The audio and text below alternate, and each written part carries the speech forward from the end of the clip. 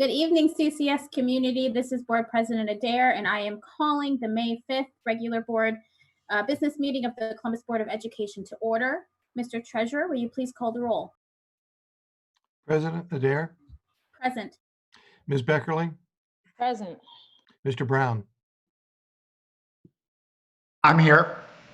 Mr. Cole, Here. Good afternoon. Dr. Pierce, Present. Mr. Ragland, Here. Vice President Reyes. Here. You have a quorum, Madam President. Thank you, Mr. Treasurer. At this time, we will have the Pledge of Allegiance given by Raina Mitchell from Independence High School. I pledge of allegiance to the flag of the United States of America and to the republic of which it stands, one nation, under God, indivisible, of liberty and justice for all. Thank you so much. Board members, you have the agenda that was sent to you. We have a regular agenda this evening. We're going to have student presentations. We're going to do board recognition. We're going to also have public comment. We do have one person scheduled for public comment this evening. We will have reports from the superintendent as well as the treasurer's office. And we have 2 board matters to discuss. And then, of course, the consent agenda with various items. We will end with board announcements, and there is no executive session this evening. Any questions or comments about the agenda? Is there a motion to approve the agenda? I motion to approve the agenda. Second. Thank you. Mr. Treasurer, will you call the roll? President Adair, Yes. Ms. Beckerly, Yes. Mr. Brown, Yes. Mr. Cole, Yes. Dr. Pierce, Yes. Mr. Ragland, Yes. Vice President Reyes. Yes. Motion carried. Thank you so much. Because we have some of our students this evening who are going to be doing presentations, we're going to take them a little bit out of order because we have one who needs to get back to her job. So I'm going to turn it over to the superintendent to introduce our student ambassadors so that we can hear more wonderful information about our schools. Thank you, Board President Adair. I am happy that we're going to have 3 schools that are going to present tonight. The students from Independence High School, Cos, and Whetstone High School will inform the board and the public about what's happening at their schools during this COVID-19 pandemic.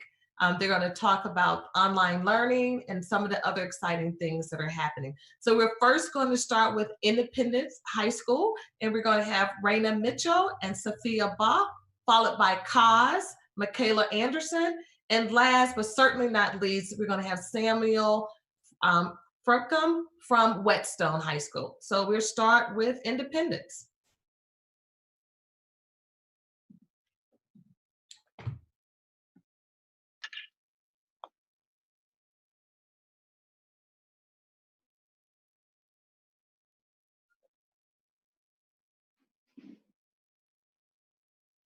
Good evening, President Adair, Vice President Reyes, members of the board, Madam Auditor, Treasurer Bahorik, and Superintendent Dr. Dixon. Today, Sophia and I are going to give a few highlights about our school, also how virtual learning has affected us during this time. My name is Raina Verde Mitchell. I'm a senior student ambassador, and a little more about me. I'm a student athlete, president of the Student Council, secretary of the National Honor Society. Some things I do outside of school: iWomen, Link Crew, and Yearbook Club. My biggest accomplishments this year would be getting accepted into the Ohio State University main campus, also winning 2019's Homecoming Queen. Hello, board members. My name is Sophia Ba. I'm currently the sophomore student ambassador at Independence High School. I'm involved in iWomen, which is a leadership program, student council, and PBIS club. I'm very involved in student life, such as volleyball and softball. I have maintained honor roll and super honor roll my freshman year, and this year I have gotten super honor roll my sophomore year. I recently got accepted into the Fort Hays nursing program, and I'm currently taking CCP classes. Our school is the only school that has a motto: integrity, intelligence, and involvement. Integrity, which is having strong moral principles; intelligence, which is being smart and getting your work done; and involvement, which is being involved in student life. Being a part of clubs or a sport or even student government helps you choose what you want your fellow classmates to do. We have so many different classes offered at Independence High School, like humanities for freshmen and sophomores, which is basically honors, English, and history. My favorite class at Independence would be African American Studies because I love learning new different things about my culture. Shout out to Mr. Ron at Independence High School. Independence High School has a lot of school spirit. Even though we're a uniform high school, we still dress down every Friday to help support the athletic department. We have pep rallies in the beginning of the year to help support the coaches and the players on the team. Our school has a lot of clubs such as Yearbook Club, LGBT, Video Games Club, NHS, Student Council, iWomen, iMen, Cultural Club, Pick It Up, and PBIS. These past couple years, students became more involved in student life. A couple of the clubs were started by students who wanted that club to exist. This year, Independence decided to let a couple members of Student Council join PBIS to help plan pep rallies, honorable field trips, and give their advice on student life. Independence recently got a new gym, and man, it's nice. Throughout this year, our school as a whole had accomplishments. A few of those was our homecoming walkout, game, and dance. We had our annual blood drive, which was led by NHS, which we exceeded 25 units the first and second time. We also had our annual Black History program. Both the blood drive and the Black History program was majority student led. Fun fact, we are the only school that holds senior speeches every Monday. To elaborate, a senior speech is a 5-minute speech that seniors present in front of the entire school. English, it takes place of an English final grade, so we don't have to take a test. It also gives seniors an opportunity to develop public speaking skills and take it on throughout life. Virtual learning. Virtual learning has given us a new, different way of learning. We students are still trying to adapt to how to communicate with each other outside of schools. The teachers are trying to adapt to the new systems such as Google Classroom, Admentum, and Clever. It's hard, but we're still getting used to it. The most difficult part about being a student during COVID would be the virtual learning. I'm a very hands-on and visual learner. I prefer learning with the teacher that are explaining what to do. So it's kind of weird because we're all getting used to teachers' office hours, work being due at a specific time, like around 11 or 12 at night. The most difficult class, in my opinion, will be chemistry because I'm still getting used to the platform, which is Admentum. Every other class I'm currently passing, but chemistry I'm not doing so fine. Virtual learning has its pros and cons. A few cons will be remembering to check Google Classroom every day. Even though Google Classroom has been a part of our curriculum throughout the year, it's still hard to check it every single day. Also, I attend Fort Hays Career Center and my homeschool, so I receive an overwhelming amount of work. So staying on top of that could get a little difficult. I'm also a visual and kinesthetic learner. So math is probably the most class I'm struggling with right now because I'm not used to asking my teacher for help every once in a while when he gets a chance. Some pros will be taking this experience and applying it to college. I know I'll probably have 1 or 2 classes online, so this will help me become a proactive college student. I also get to set my own sleeping schedule. So being able to wake up whenever I want is pretty awesome because teenagers need a lot of sleep, more sleep than babies and adults. Also, I get flexible hours at work. My peers and I, some of our families got laid off of work. So being able to help provide comes in handy. I also don't have to worry about school rules and regulations. I'm a person who likes to eat while I'm doing my work. So being able to eat, concentrate on my work without a teacher telling me to put my food away is also awesome. And that concludes our presentation. But before that, we have something else. 76er pride in the eye, Integrity intelligence. and involvement. Thank you so much for listening to our presentation. Thank you.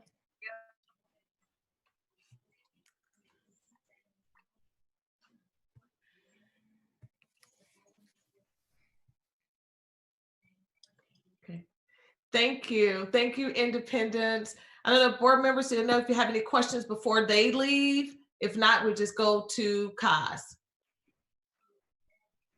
Okay, so next up, Kaz. Michaela.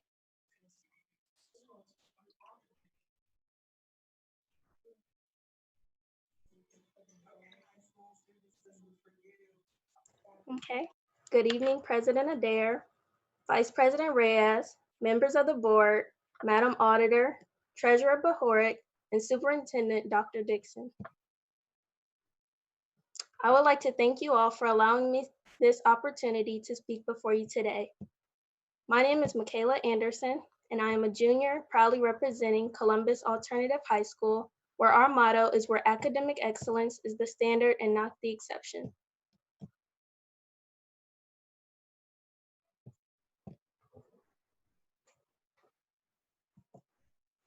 Our school is led by our principal, Mr. Daryl Sanders, along with a number of staff and faculty who are dedicated to prepare us for college as well as life after high school. The main goal of CAUSE is to be focused, rigorous, challenging, yet accepting of all students who enter our doors. Our staff values students being active participants in their own learning. As our students progress from freshmen to seniors, 98% are bound to graduate. We also have a high retention rate for those students that go to college and graduate. Unlike other schools in the district, we are the only school that offers the advanced program and the International Baccalaureate program. The IB program, starting junior year, allows our students to become open-minded thinkers who can become knowledgeable in different areas of cultures and global ideas. The IB learner profile molds us to be inquirers, knowledgeable, thinkers, communicators, principled, open-minded, caring, risk takers, balanced, and reflective. This is beneficial because it allows us to promote change in a world we wish to live in. Aside from our well-known academics, we have a diverse population allowing students to be themselves. We offer a wide number of clubs and activities and even allow students to voice their ideas for new ones. A few examples shown are Amnesty Club, our concert band and jazz band, Robotics Club, LGBTQ+, and Chorale. This slide is only a portion of the wonderful ideas our students have come up with. Due to the unforeseen circumstances regarding the COVID-19 virus, it has been quite a change for the staff and students. As I touched base on previously, the IB program has allowed a smoother transition to an online curriculum since it is guided by the IB standards. Other platforms such as Zoom, Google Classroom, Edmentum, and the student emails have made it easier for teachers and students to contact each other quickly and efficiently. This has allowed 85 to 95% of our students to remain engaged as we continue through the rest of the school year. On the next slide, I will show you a short clip of a video the teachers and administrators have put together that is filled with words of encouragement to keep us going.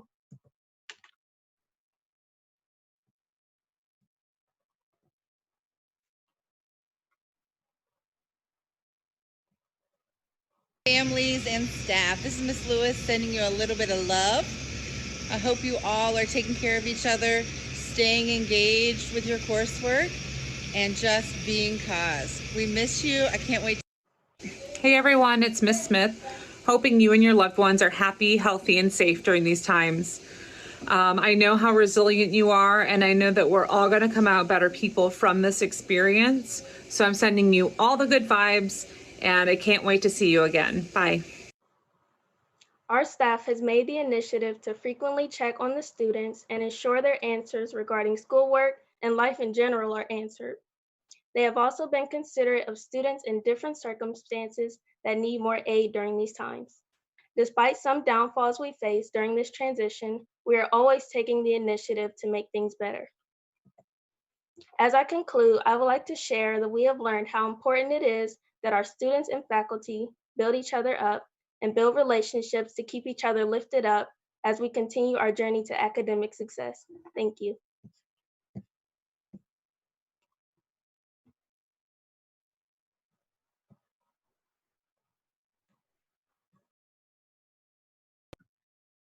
Thank you, Michaela. Nice job again. So we have Independence, Kaz, and last but certainly not least, we have Samuel from Whetstone. Good evening.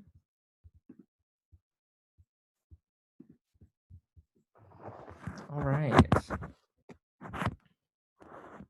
Good evening, President Adair, Vice President Reyes, members of the board, Dr. Dixon, Madam Auditor, and Treasurer Bohoric. My name is Samuel Frumkin. I am a senior ambassador from Whetstone High School, and I am here to tell you how we're doing. I'd like to start out by looking back. Oh dear.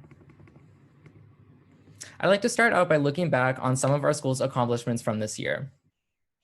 From the second quarter on, Miss Hurley's Art 3 class began a project to give our school a makeover in the form of multiple murals. The mural shown here is showcased in between the library and the main office with imagery that encompasses all aspects of what Whetstone represents: diversity, the arts, athletics, academics, and expression. There are many other murals being added to the rest of the school with concepts revolving around music, nature, and diversity.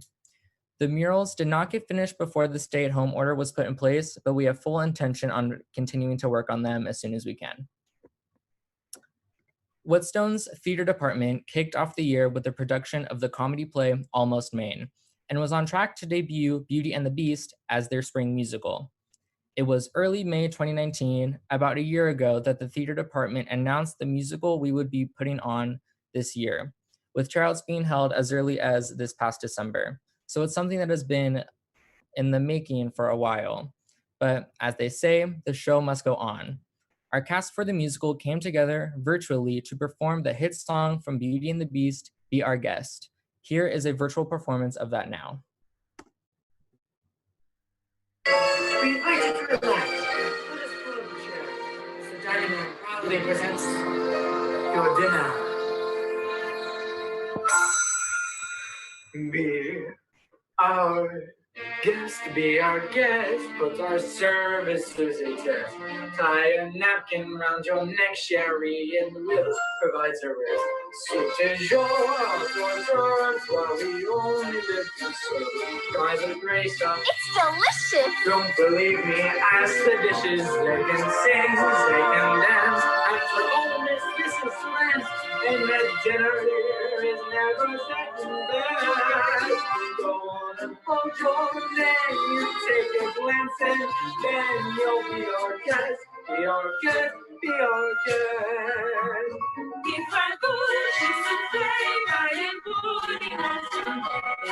Prepare and serve with flair of culinary cabaret. You're lonely and scared, but the banquet's almost prepared. You're complaining while the flappers entertain. Some do tricks with my fellow candlesticks.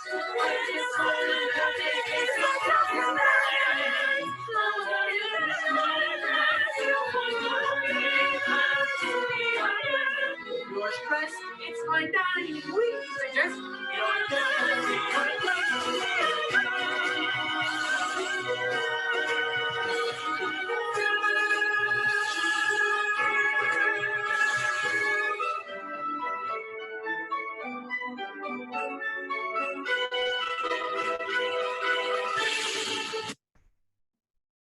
All right.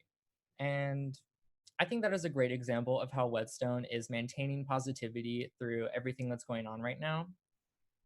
Now that CCS has shifted from in-person education to virtual learning, Whetstone has seen numerous strategies on how to keep the spirit alive. Two seniors, Hassan Sese and Niran Normand, created the Instagram page WHS Seniors 2020, which has showcased over 50 of our senior classes' decisions on where they're going to college and what they're going to be studying. The I Know I Can team reported that over 140 students are going to college this fall from Whetstone as well. When we asked what inspired them to make the account, Hassan and Niran said, "We wanted to honor the seniors due to the lack of events because of the pandemic."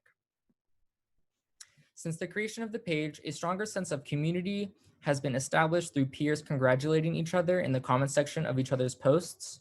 Additionally, through this account, it is easy for students to see who is going to the same school as them, which could set up friendships in the future. Another method of keeping the Whetstone spirit alive has been the social distancing events had over the past month.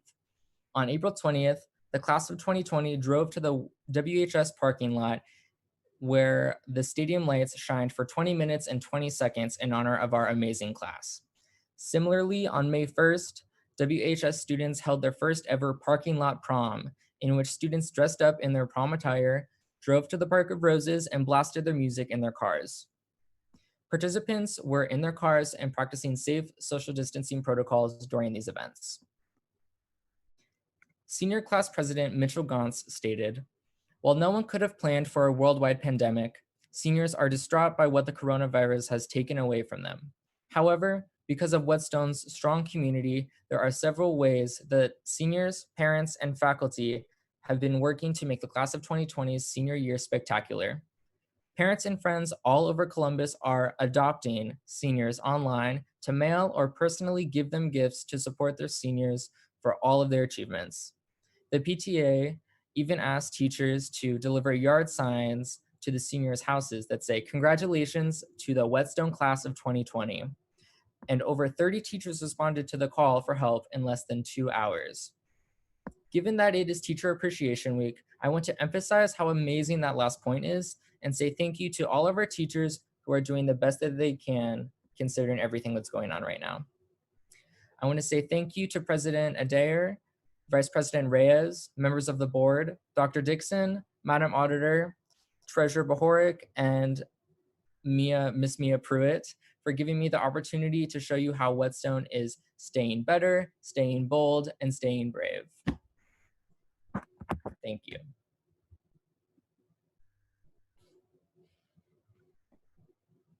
So I just want to say, I get excited when the students speak. Again, this was very intentional. Students, you did amazing. You talked about how resilient you are, how this online learning is elevating your opportunities to learn online in college. And you gave us performances and your presentations, all three of them were absolutely wonderful.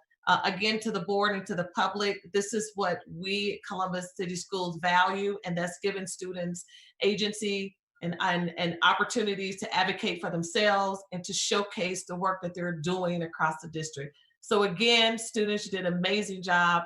I'm a happy superintendent again, and I look forward to our meeting next Monday to debrief and talk about some other things. So I'll give it back to you, President Adair, if you want to have, and the board want to have any comments before I transition. Students, as always, you did an amazing job, and thank you, Dr. Dixon, for bringing this component, especially now, of the student voice to our meetings. I think it's so important for the public to understand where our students are and to showcase just how amazing you are and how resilient you are, and all the wonderful things that are going on at your school. I know that we have a little chat going on, so students, check that out. Everyone is saying you did an amazing job here, and I know that people on social media are also commenting. So congratulations. I don't know, board members, does anyone have anything really quickly to say? Mr. Cole. Thank you, Madam President. I just wanted to say thank you so much for the student presentations. I too appreciate your voices greatly. I especially was very impressed with, I think it was Miss Bob, who shared her vulnerability and it was a couple other students who shared their vulnerabilities about what they're struggling with currently with their classes. So if there's anything that we can do to figure out how we assist that, this is what we're here for. This is what the administration is here for. I want to make sure that you don't lose sight of that, that we figure out a way to get as much supports to you as possible to help you get through this tough time. So I appreciate your vulnerability as much as your strengths.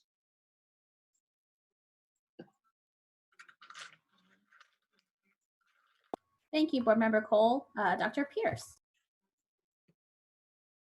Thank you, President Adair. I just want to briefly commend all of our students. What these presentations showed is that we continue to have learning during our online academy, that we have a rich diversity of courses that we offer at our schools, of clubs. So as I heard our students talk about their Black Studies courses, and I'm sitting here near my Black Studies books that I teach my college students, and I heard about our LGBTQA+ groups. It just warmed my heart. So again, I commend you all. I commend our Columbus City Schools for, again, the rich diversity of what we do both in and outside of the classroom. Great job. Thank you so much, students. We're going to now move into board recognition. And as one of our students mentioned, this is Teacher Appreciation Week, but we also have a lot of other weeks and days to appreciate. So the board decided we would put together a thank you video to say thank you to all of our wonderful CCS grown-ups, professionals who are every day working on fulfilling our mission. So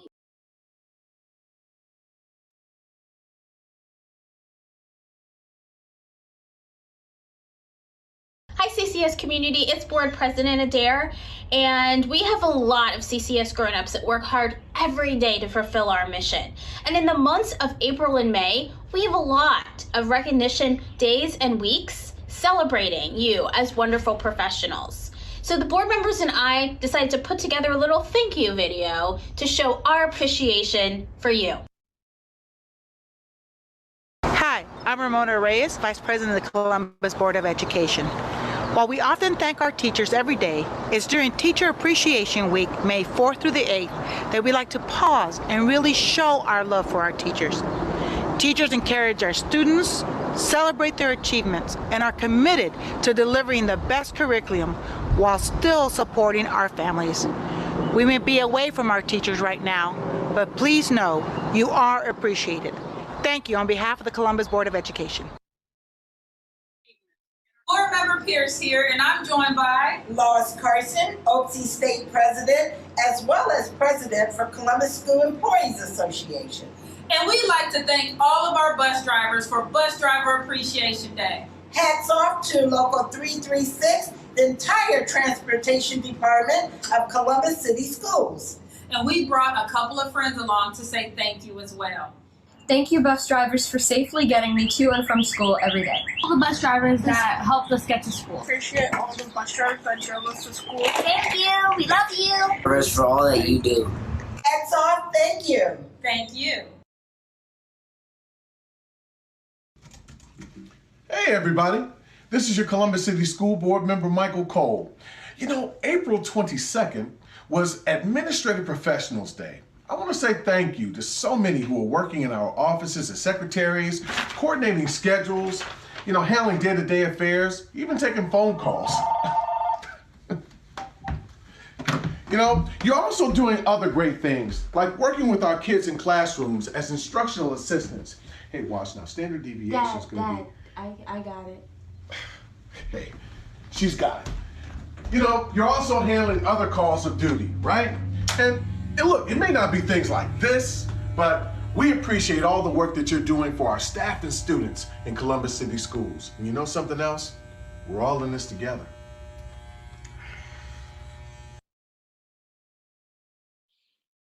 May 4th through 8th is Substitute Teacher Appreciation Week, and we sure do love our substitute teachers here at CCS. Whether you are a one-day sub or a long-term substitute, you are vital to how we provide education to our students. You give our teachers an opportunity to do professional development, have a sick day, or just take a mental health day. We love you so much and thank you for being a vital member of our team.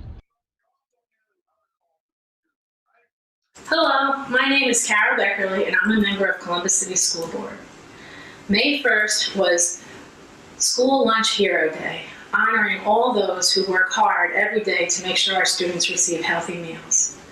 When I was teaching, you all were my heroes, not only because you worked so hard to make sure our students received healthy meals, but also because you took the time to get to know our students, to care about them, to welcome them, and set a positive tone for the day. Never underestimate the positive impact you've had on so many of our children's lives. During this pandemic, you've continued to inspire us, risking your own health in order to make sure our children don't go hungry. Our community owes you a debt of gratitude. Thank you. Does anyone know what important birthday we celebrate this Saturday, May 12th? Florence Nightingale was born 200 years ago that day. Hello to our wonderful nurses, our hardworking, smart, compassionate school nurses. I'm Eric Brown, and I'm honored and excited to celebrate, recognize, and thank our CCS school nurses on National School Nurse Day, held each year on Wednesday of National Nurse Week.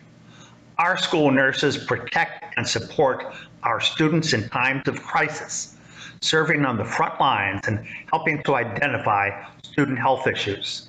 Our current pandemic highlights your critical importance. Kathy, you and your team are magnificent and we love you. For all of us, our parents, students, staff, and community, thank you. Hi, I'm James Ragland, here today to give special recognition to all of our principals.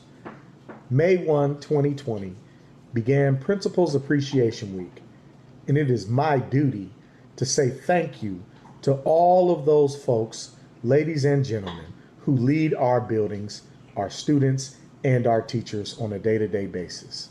You all do yeoman's work in making certain that our schools are up and running, they're safe, and our academic programs are not just functional, but are moving young people forward throughout this district.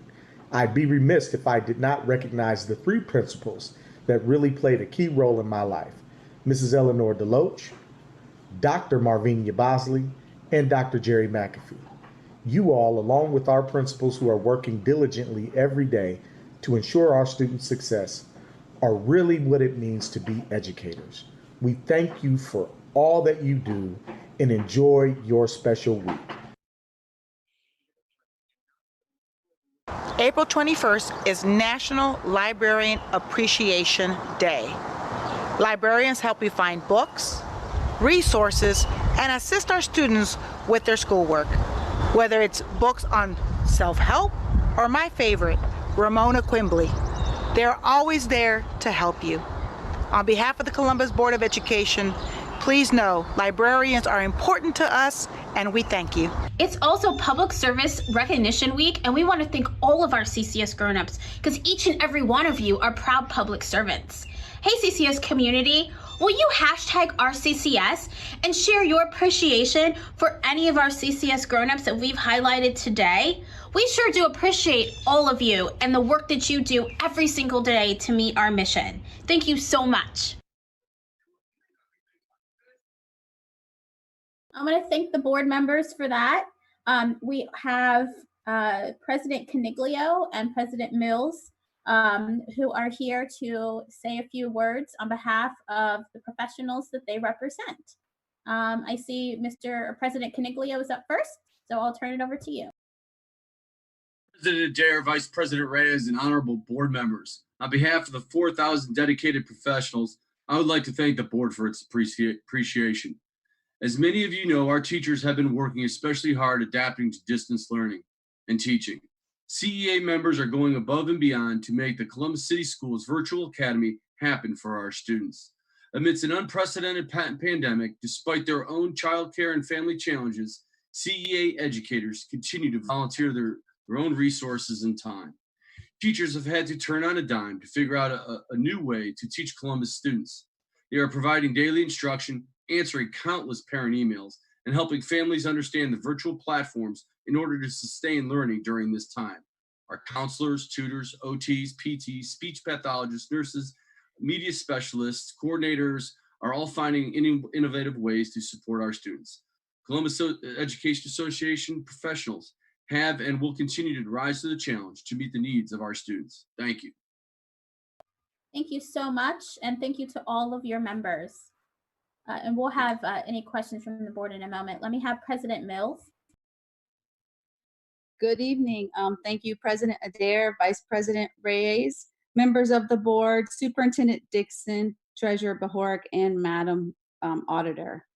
On behalf of all of the administrators in Columbus City Schools, I'd like to thank you for this recognition. That was a fantastic video, and all of your support of our work. It is especially meaningful during this new era of education where we are redefining how to lead from a distance. Thank you so much, and to all the members of your association as well. And I know that we have State President Carson, who was not able to join us today online, but I know that she sends her thanks, and she appeared in Dr. Pierce's video. So we thank President Carson and all the members of her association as well. Any board members want to add any comments? Okay, well, thank you so much. And everybody, please do hashtag RCCS, and let's thank all of these professionals for the work that they do for us every day. Thank you so much. Okay, we will now move on to public comment. We are taking public comment during our virtual meetings. Notice was put out, and we have one participant. She will have 4 minutes to speak, and her name is Leanne Rubadoo. And the topic she will be speaking to us on is the grading policy for final grades. Board action requested. She would like the board to come to a final decision for the final grade. And I will turn it over to Board Liaison Nichols, who I believe has Ms. Rubadoo on the phone. President Adair, the speaker is on the line. Ms. Rubadoo, you have 4 minutes. You can go ahead. Thank you. My initial concern was that the district had a grading policy in place at the start of the school year, and teachers communicated to our students and parents how the final grade would be determined. But then it appeared the district was going to switch to percentages only, which would have negatively impacted many students, especially those who may have experienced trauma and done very poorly one grading period. Ultimately, some students would have gone from having passed a course to failing the same course. While I know these are unprecedented times and we, along with all other Ohio school districts, must make changes, I think it is very important to make sure anything previously communicated to parents would still hold up. For this reason, I believe Dr. Klein and her committee got it right when they stated teachers could still determine grades with an adjusted quality points calculation, which still includes having to pass a minimum of 2 grading periods. I know some staff members and board members are concerned with students not having the option to count their 4th quarter grade and their GPA and quality points calculation. I would point out, however, that students who have been consistent all year would not need this option, and those who had a bad grading period always have had the option to work with their teachers and complete flex assignments to improve a previous quarter's grade. Therefore, I'm not sure this needs to be an option. However, I'm sure most staff would be open to this, provided students still have the option to receive the higher of the 2 grades, percentages, or quality points as calculated from grading periods 1 through 3 only. While this was never officially adopted into board policy, most staff did not realize that and communicated this to their students. I believe if we do not offer this option, there will be a lot of complaints from the community. To those staff who want students to be able to count their 4th quarter P as one of the 2 passing grading periods for quality points, I would again mention it may make more sense for those students to complete flex assignments and improve a previous grade instead. Under the new quality points calculation for 3 grading periods, a student could essentially pass with a D and a D minus, where over 4 grading periods, they would need to obtain a minimum of a D and a D plus. In order for the P to count as one of the 2 grading periods, a student would have to have passed the 1 grading period with a minimum score of a C minus, Otherwise, the students would need to opt to take a letter grade for these quality points to be calculated. Therefore, I'm just not sure this option is really needed when the students could complete flex assignments. I feel the more options we create, the more money the district will be spending to have Infinite Campus write the codes to calculate all grades correctly. And I do believe we must spend this money in order to reduce human error. Ultimately, whatever the decision, I urge you to please make it tonight so that staff can communicate to their students accurate information in a timely manner regarding their grade, and so that Infinite Campus can create the necessary reports before it is too late. I also urge you to make sure there is a clear document sent to all teachers, counselors, and administrators directly from Dr. Dixon at the same time, so there is no confusion or misinterpretation of the policy from building to building. Please include in this document clearly outlined the number of quarters which must be passed in each situation, 2 for quality points, but only 1 for percentages. Show the quality point sliding scale that was in board policy at the start of the year so staff can clearly see a student does not need a D and a D plus, but rather a D and a D minus to obtain enough quality points to pass a class. Explain all 4th quarter grading options. Give a clear deadline for students to state if they want to earn a letter grade, if we are going to allow that option, and indicate if Infinite Campus can determine the final grade in all scenarios, and verify that the district will set up all teachers' grade books in Infinite Campus to eliminate possible error. In the interest of time, most of my examples were focused on passing versus failing, but there are similar examples for all levels of work. Thank you for your time. Thank you so much, Ms. Rabideau. Board members, do you have any clarifying questions or comments? Madam President. Mr. Cole. Thank you so much. My question is more to the administration. What flexibility are we offering at this point in time that helps give clarity? And I do realize that as per our last board meeting, we did extend the 3rd quarter, but I do realize that there was an issue with time challenge to really get that information out on a broader scale so that folks knew that we offered that and offered the opportunity to make up flex assignments or make up previously missed assignments. I even tried to utilize that with one of my students. So if you would, please feel free to give us some clarity on what exactly are we offering as flexible terms to raise a GPA, improve a score, so on and so forth. Thank you.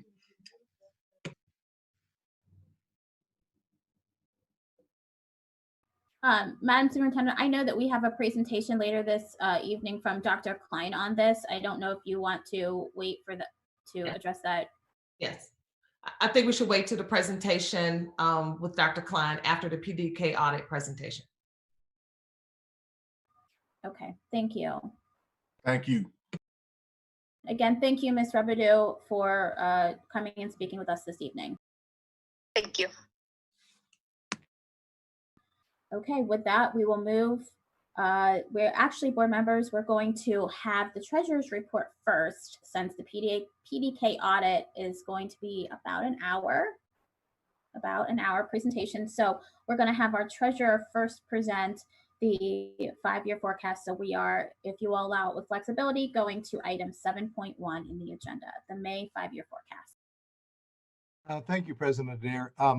Just as a matter of point of order, if you will, I was able to see the screens and Dr. Pierce was waving and I don't think you saw her hand. So if I'd be glad to wait a minute if you want to recognize Dr. Pierce. Thank you for that. It is challenging watching all of your pretty faces and watching the chat. So I apologize, Dr. Pierce. Go ahead with your question. Thank you, President Adair. So my question is simply, and the communication that goes out to the teachers, are they given various examples of how grades can be calculated based upon the comments that were shared? Is there a scale that they're given? How is the policy actually communicated to them, and are they given examples?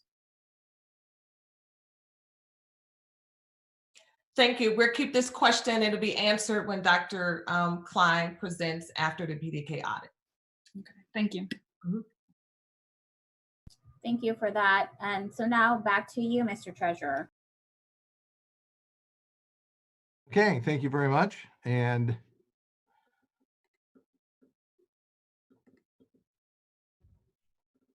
I will begin.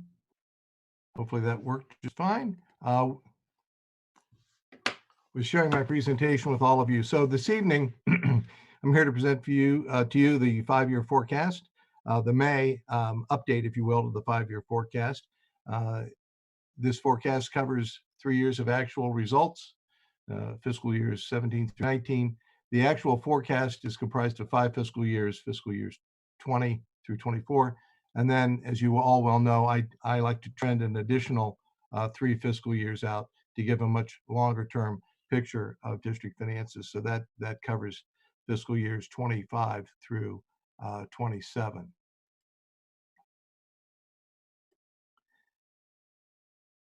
I always begin my forecast presentations trying to lay some context around forecasting and the environment within which you forecast, to some of the challenges that we face. And this May forecast and the environment that we're in right now has definitely presented some challenges. This is one of my favorite quotes, that the forecasting is always very difficult, especially if it's about the future. You know, our legal requirement is to adopt a forecast by November 30 of each fiscal year, and then update that forecast between April 1st and May 31, which is what we're doing right here. And the update is comprised of certain events, significant events that occur between those 2 periods of time, and just give you a better picture of what that forecast would look like. From the Ohio Department of Education, they provide some guidance on how you read a forecast, and I always like to share that. These are some of the, I thought, noteworthy points that they make. This is truly, we're making a painting of the future based upon what we know today, just a snapshot of what we know today. And the further out we go, the more likely it is that our projections really won't come true, that actual results will deviate from what we see into the future at this point in time. Many events can occur that impact later years, and you'll hear from me in just a minute that in fact it can impact the very year that we're in. And this process is designed to help and encourage district management to engage in looking out into the future and identifying when challenges will arise. And you'll hear me later talk about some of the leading indicators for us in terms of calling us to action to make some financial changes to the projections for the district. Lots of variables are involved, from what's going on with property taxes and state revenues and local revenues to expenditures in terms of inflationary expenses and programmatic changes, and just numerous variables that we have to make some assumptions about. And we have some good processes in place on the expenditure side relative to what we do with a 5-year budget that feed into this. But there are a lot of assumptions that we have to make. And I always close this section by saying a snapshot our forecast is a snapshot of what we know today, coupled with a long list of assumptions about the future. And this is all subject to change, and probably never more so than today. At the governor's 2 p.m. conference, press conference today, he announced that there will be state budget cuts. And the one that we focus in on is obviously the budget cut that has been requested in the K-12 funding line. He announced today that there'll be a $300 million reduction in K-12 funding. And during that conference, I and Dr. Roush, while we were watching the press conference, began to run some very quick calculations, and we all got together and put our heads together, Dr. Roush, me, the controller, Mike McCammon, and our budget director, Scott Gooding, to begin to look at, what would be our best guess as to the impact for fiscal year 20. They have not told us yet a district by district breakdown, but I can say that if you look in the aggregate of what the state funds K-12 education, which is about $8.5 billion, and of that we receive a little over 366 million. So 4.3% of that is what that's our participation in that funding. So if you look at the 300 million and believe that just simply if it was done on a pro rata basis, that would be an impact of reducing our funding yet this fiscal year between now and June 30th of pretty close to $13 million. We don't know that that's the number yet, but again, we have to make some assumptions and some guesses and begin to think about how that might impact the district. We don't know anything about fiscal year 21 yet.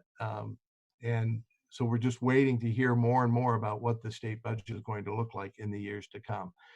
So I just wanted to give that rather current update to what happened this afternoon at 2 o'clock and how that has set in motion some conversations within top administration to assess the impact of that and decide what, if anything, we need to do in reaction to that reduction. So a lot of conversations yet to have, but I just wanted to let you know that with that announcement, we did focus immediately on trying to make some guesstimates, if you will, as to what that impact would be for the district. And on to the May 2020 forecast.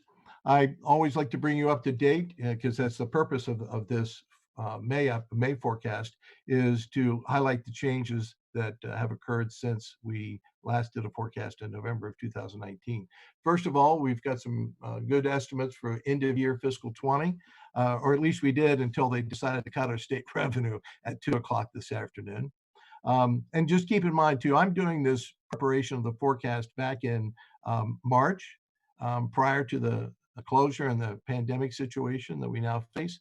I presented this to the Finance and Appropriations Committee on April 15th, and you get to see it now on May 5th, and then it will come before you for an action item on May 19th. So we are at least 2 months from when I first began to prepare that. So anyway, we've got an end of year estimates for 20, and we made some adjustments to the future years based upon not only the end of year estimates, but also the budget process that was just completed. And again, that budget process, may be thrown into some turmoil now that we're looking at some harder data on what's going to happen in the future relative to state budget numbers. So, but in any case, we got through the budget process and those numbers feed in on the expenditure side.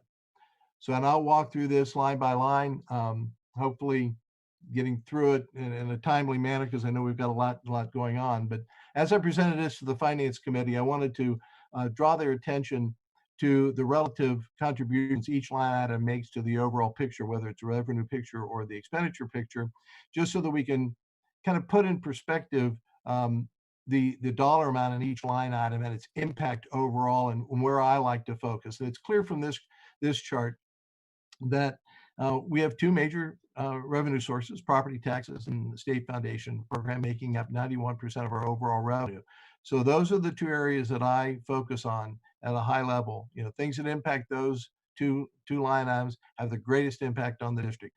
Not that the other 3 or 4 categories aren't meaningful, but their overall impact and changes that occur there aren't nearly as significant as what might happen in these 2 line items. And to try and quantify some of that impact, I presented to the committee kind of this picture of what the contribution is on a percentage basis, but also if there's a 1% variance in those line items, what's the overall dollar amount impact, either positive or negative, that would be contributed from a variance in those categories. And as you can see here, that this revenue forecast could be 99% accurate and still have about a $10 million variance one way or the other, depending upon the direction, but it would still have a $10 million variance even if it's 99% accurate. For each line item that I felt were represented some changes from the November forecast, I shared with the committee, and I share with you now, several different displays. This one brings together the 19 actual numbers, what was in the 20 spending plan, fiscal year 20 spending plan, and that is the month-to-month spending plan against which we measure our monthly results and are reported out to the Finance and Appropriation Committee in terms of our monthly financial report. What we included there in the November five-year forecast, where we stand year to date, and this is through March, and then what we estimate for the end of fiscal year 20. In terms of property taxes, you see that not much variance at all, but probably most noteworthy is we actually believe we're going to end the year a little under what our original plan was. That's typically not the case Typically in our conservative forecasting, we tend to end the year overestimate on most of the revenue lines, but in this case, very close, but still under. This highlights the changes in this line from the November forecast. So you can see that there was on average, a couple of $1 million decrease in each one of those years. Not significant on a percentage basis, but still an adjustment that I've made based upon the most recent experience we've had. And I also provide in the corner there just a pictorial representation of this line's relative contribution. Again, focusing your attention on the big line items. So you can see here, property taxes contribute about 54% of our overall revenues. Graphical display of what this line looks like in terms of the projection. You'll see back here in 2017 and 2018, back here in 2017 and 2018, that kind of bump in the graph is due to the 2016 operating levy. But other than that, very flat growth in property taxes over the life of this forecast, primarily due to the impact of House Bill 920. Moving on to state aid, as you might recall, when we received state aid for this current state budget for fiscal year 20 and 21, the basic state aid remained flat at FY19 levels, and the additional dollars we received were the Student Wellness and Success Funds that were actually being recorded in a separate fund outside of the general fund. So you can see here that we're running at about just under $360 million in the forecast in November, and that's what we estimate we'd be pretty close to that to the end of this fiscal year. I did make one adjustment that is actually COVID-19 related. Because we know the state revenues will be down, we are anticipating a reduction in the state. Actually, that's been confirmed now. But what I did back in March was decide to pull out the $2.5 million that we receive in casino revenue due to all the closures, and I felt that was at least a small item that I could remove to reflect the current situation that we're in. Other than that, not much in the way of adjustments on state revenue since November. Very flat line projection for state aid. This is pretty much in line, at least back in March when I was preparing this with some of my colleagues. None of us anticipated any increases in state aid throughout their forecast. And now that we've got the 2 p.m. news today, we were talking, and those forecasts they're all over the place, but we don't, until we hear from the ODE, we won't know exactly how to adjust this line going forward. Property tax allocation is the rollback and homestead exemption that we received through the state. This number, I changed my modeling on this number a little bit, but it's generally in that $30 to $36 million range. Looks like we're going to end the year just under $36 million. Some downward adjustment in it, just in some of my modeling. Again, not largely significant in dollar amount, and this, as a reminder, represents 4% of our overall revenue.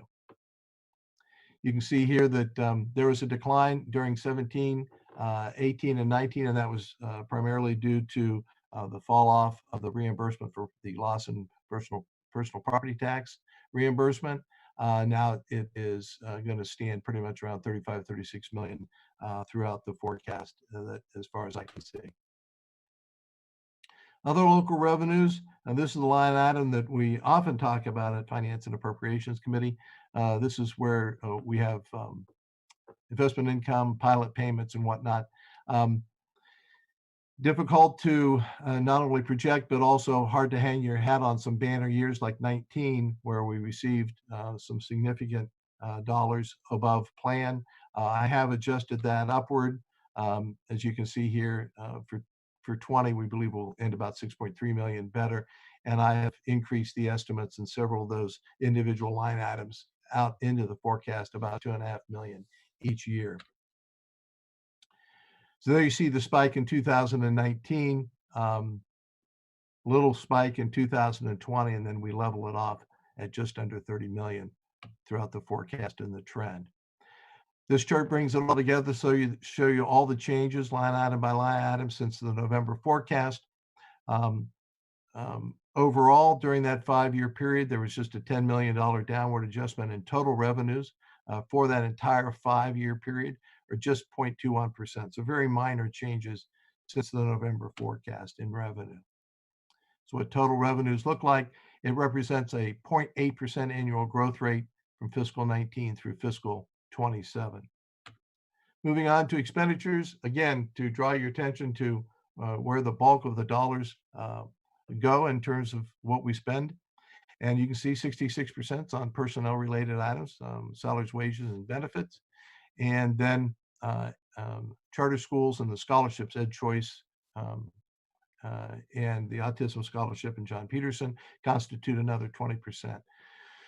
So you'll see there that just under 90% of our expenditures are in those two categories, and that's pretty much where I focus my attention on looking at variances and their potential impact on our bottom line. Again, looking at what a 1% variance in these line items would represent, you can see that if this expenditure forecast is accurate at 99%, it too would generate just under a $10 million variance. So if you couple the two of them together, you can see how during a forecast in just 1 year, we can see a $20 million movement in cash balance one way or the other, just because actuals don't match up with what we projected, and a very small variance range of only 1% in both categories. We look at personnel. You see this number, interesting to note here, in November of 19, we hadn't yet decided on how we were going to handle the student wellness and success funds. And since that time, the decision has been made to recode expenditures from the general fund over to the student and wellness and success fund. So you'll see the difference here between the November 2019 forecast and what we have estimated here for the end of the year. That's in part about 16 million in expenditures for student wellness and success funds that we're going to recode. I've also in personnel removed 5.8 million a year in the Cadillac tax that was in the previous forecast, and the Cadillac tax has been revoked, so we don't have to include that. And that crossed over all the years. So you can see here that coupled with the 11.8 million in FY20, and then 5.2 million additional in student wellness and success funds in fiscal year 22, plus the 5.8 million coming out for Cadillac tax, it all adds up around the 22 million reduction that we see, and then that, due to some growth factors, carries forward into the future years and results in probably it is the largest change since the November forecast. Still see here the personnel numbers will rise over time. It's about a 4% growth rate from fiscal 19 to fiscal 24.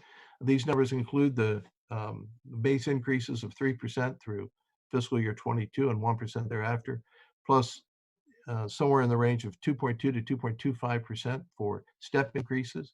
This forecast also includes as parts of the staffing plan with an increase in FTE. It's 92 certificated positions and 67 classified positions in fiscal year 21 and 5 certificated positions in fiscal year 22. So that's all encompassed in this forecast. On the purchase service side, this is exclusive of charter and Ed Choice and the scholarship numbers. You can see that we had a plan of about 64 million and we're coming in at a couple million less than that. And when this is charter and Ed Choice, you can see here pretty much in the 200 to 210 million range. We're going to end this year at about 203 million. Put them all together, see how those changes have occurred over time, but still pretty steady, just in that 250 million range. These are the changes by line. Purchase services show the without charter and scholarships show the largest change, the drop in expenditures of 9.2 million in fiscal year 20. 21, 22, 23, and 24 are based on the budget numbers that came out of our budget process. I did adjust them for historical spending patterns. So on purchase services, this represents about 80% of what was in the budget items that will be appropriated in June, or at least we think they'll be appropriated in June. So I wanted to make this a little bit more like a cash document. So this does reflect those changes there and indicate some of the reductions from the November forecast. Very little change in charter since the November forecast. And again, this represents about a 4% growth rate through that same time period. Supplies and material, very small portion of our overall budget. You can see we've dropped down on the scale to tens of millions of dollars, and this is running right around 18 million. Interesting thing here is that what we projected to spend in fiscal year 20 is almost identical to what was spent last year in fiscal year 19. Supplies materials, 2% of our overall expenditures, some minor reductions there, but again, running in that about $23 million a year, at least forecast. That bump of $5 million is due to a line item for textbooks that's been plugged in for each one of those years at about $5 million. So you can see that jump demonstrated right here as we go from 18 million in 20 up to 23 million in 2021 projected. I did supplies and materials too, just as a reminder. The historical spend on that's about 90% of budget, and I've adjusted these numbers for that as well.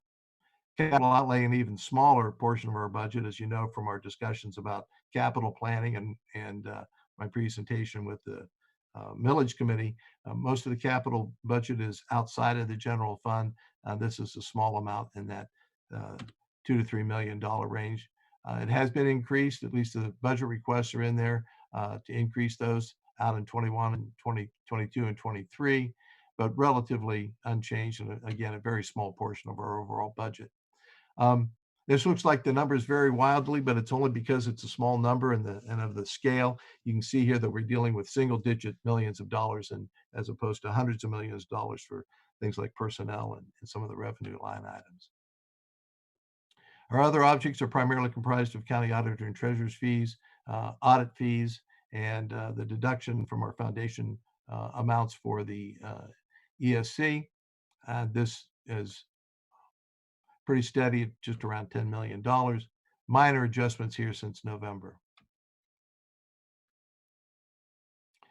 Nothing noteworthy here, just an upward inflationary growth factor. Operating transfers out. Thing to note here is that you should remember in fiscal 19, we made a couple of transfers. One was $30 million for the Dominion North Brookhaven realignment, and also a little over $800,000 for support of the radio station WCBE. Changes since November. The only thing here is that I've included in the out years the additional transfer for WCBE of about $700,000 a year, and we're under discussions about the future of the radio station during our budget discussions. Just graphically what the forecast looks like. Obviously, you see the bump in 2019. When we get out to 2025, $3 million in debt service that's included in this number that we transfer from the general fund over to debt service to pay for bus purchase debt. That ends in fiscal 24, so it drops down in 25. And the drop here in to 26 is that I only ran the subsidy for WCBE out to 2025. So it drops off there in 26. Like with the revenue, here's all the line item changes and their contributions. You can see that the personnel item is the majority of the changes that have occurred. Overall, through the 5-year period, we reduced those expenditures, those 5 years worth of expenditures, by $140 million. $125 million of that's in the personnel line item, and just under $100 million of that is due to the treatment of student wellness and success funds that we handled differently, or we didn't know how we were going to handle them back in November, and now that we do, we've made that adjustment.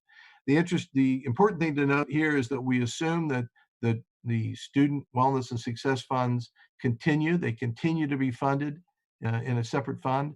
They continue to be funded at least at the levels that we received this year and next year. And should anything happen to that funding mechanism, the impact on the district would not be really on a revenue side. It would be on the fact that those expenditures would roll back into the general fund. And the question would be is if they change the funding mechanism, will revenue also come with those expenditures? If not, if for some reason the funding for the Student Wellness and Success Fund activities ceases, and in 21 we don't receive those revenues but are still carrying those expenditures and they have to come back in the general fund, it would cost the general fund forecast about $84.5 million in this forecast period. This graphical representation indicates that we're growing at about 3% from fiscal year 19 through fiscal year 27, which is a compilation of all those line items I just discussed. This attempts to bring it all together and show you, most importantly, down at the ending cash balance in the right-hand corner, that in November we had projected about an $84 million deficit position in fiscal year 24, but as a result of these changes, the vast majority of those are related to expenditures being reduced. And as I mentioned, it's the Student Wellness and Success Funds. We're slightly positive at $46 million.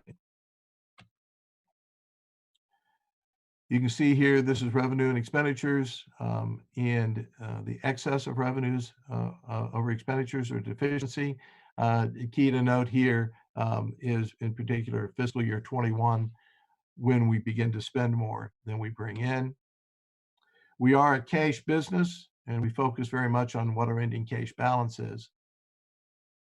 And we have some key points that are kind of like our leading indicators.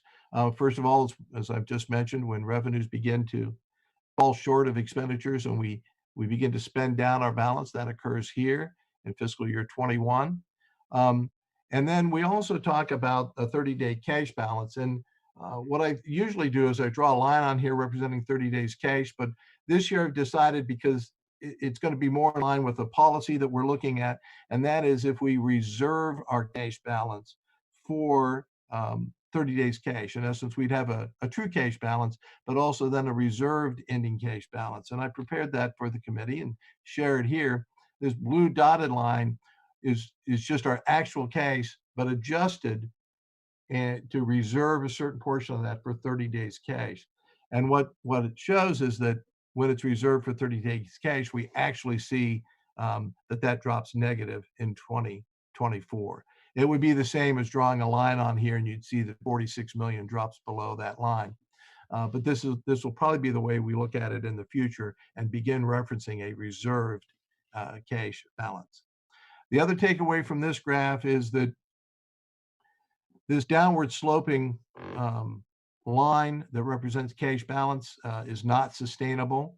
We really can never experience this over here where we go negative. We have to do something between now and then to prevent that from happening. And that line is curved, which means that the deficit accelerates, the growth in that deficit accelerates. So it's the same as the graph that I always present. It seems that we do inevitably head towards that declining cash balance. As I mentioned, some of our early warning indicators expenditures begin to exceed revenues in 21. That was the same situation for the past three forecasts in October of 18, May of 19, and November of 19. Our ending cash balance drops below 30 days cash in 24. That's 1 year later than in November. It dropped in 2023. But with these adjustments that we've made, we picked up a year in that. In this forecast period, which is 20 through 24, there is no negative ending cash balance. Fiscal year 24 was negative back in November, as I told you, and 25 is the projected year that we'll first have a negative. And this is a good reason why I trended out 3 years to get a longer term picture to see, when do we hit that negative situation. So now what are some of our unknowns and uncertainties and what isn't included or considered in this forecast? As I told you, really the only thing I've adjusted for is casino revenue. and that's very minor. It's $2.5 million out of state funding. When I wrote this, it was before today's press conference, but certainly what isn't included in this forecast are reductions for fiscal year 20 or 21 or any year beyond that in terms of state funding. There was some conversation or rumor out there that we might lose student wellness and success funds, that would represent a reduction.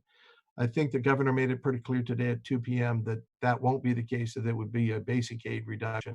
And again, my estimate for that's 13 million this fiscal year, but we have to wait. Apparently we're going to hear within 24 or 48 hours, we should hear from ODE or the governor's office what those numbers actually are.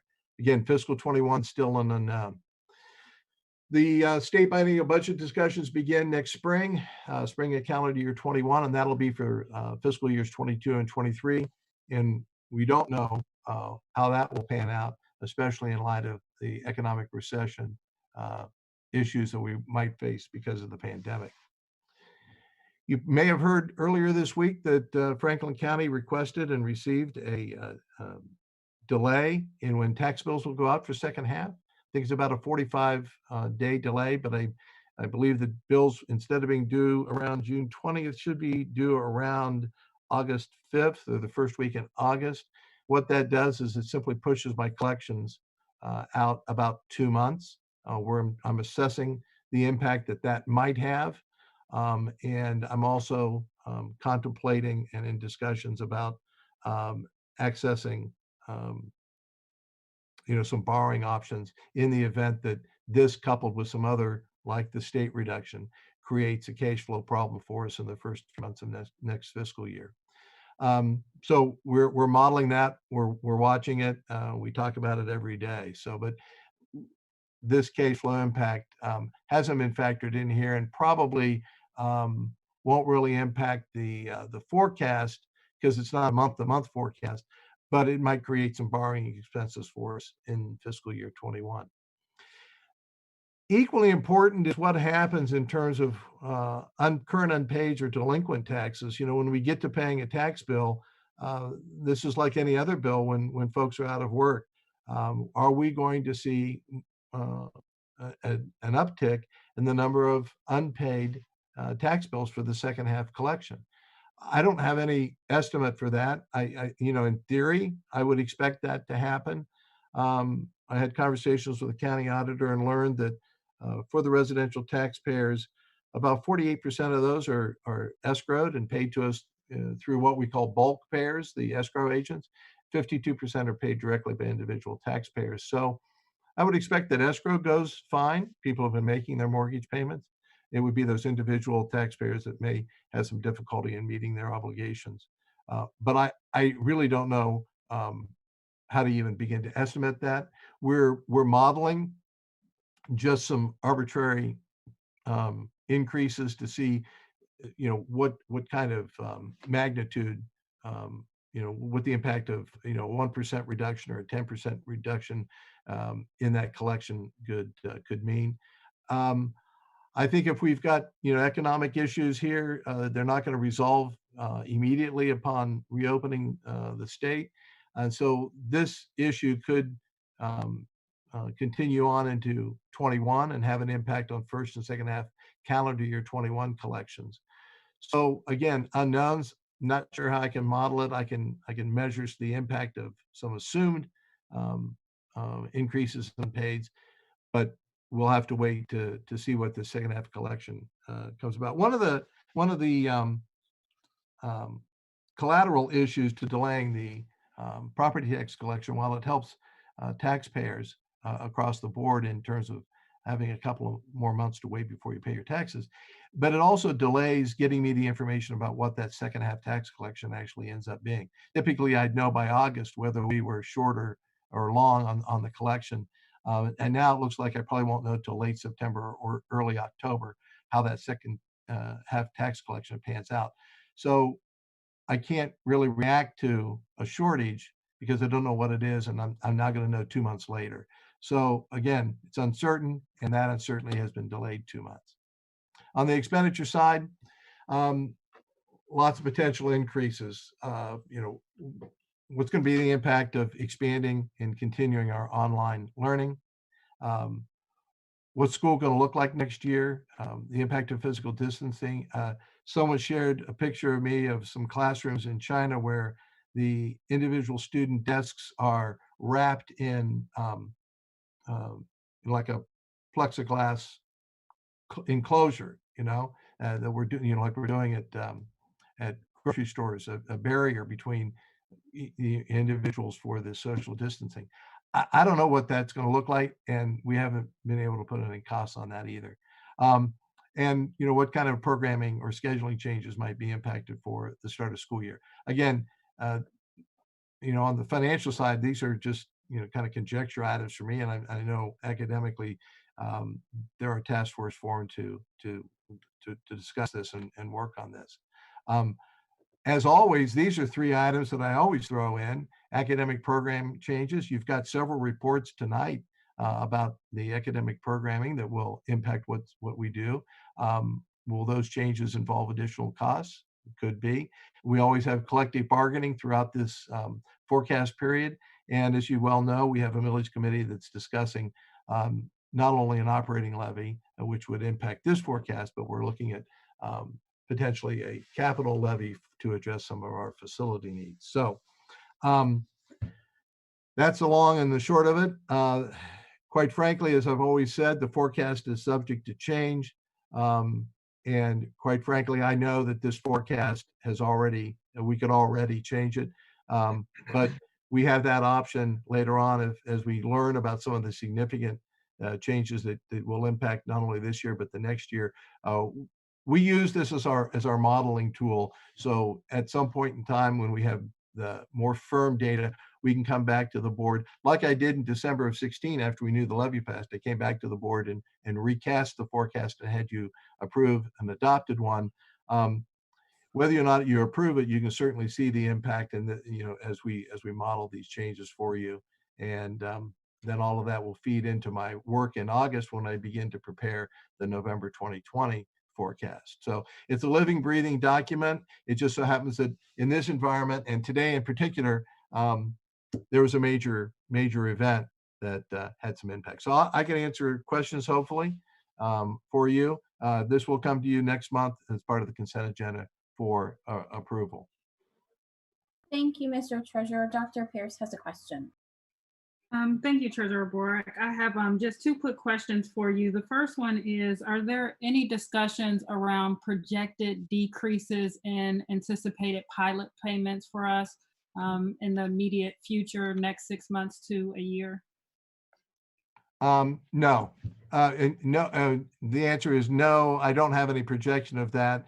And quite honestly, that is a line item I really haven't thought about that being an issue. It would be a good question to bring up with council. Those are typically at the corporate level. You know, they're corporations, not individuals that are engaged in that. But great question. I quite frankly, I haven't really thought about looking into that, but I can.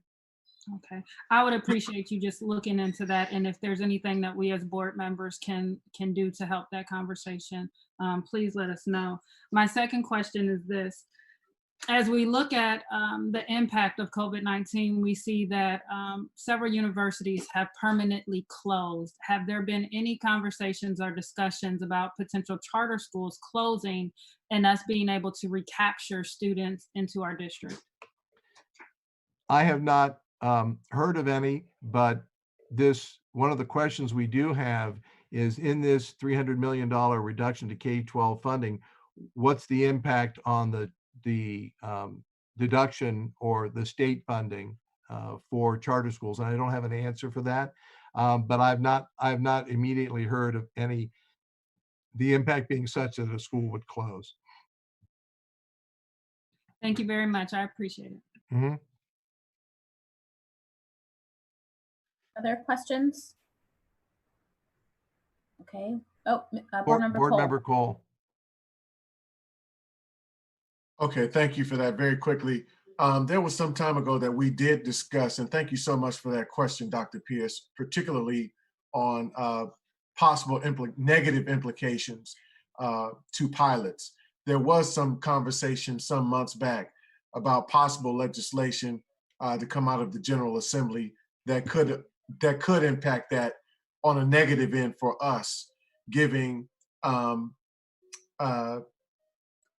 enterprises, if you will, commercial enterprises, the opportunity to change their tax valuation, and creating a very stringent process for us to be able to go after those payments.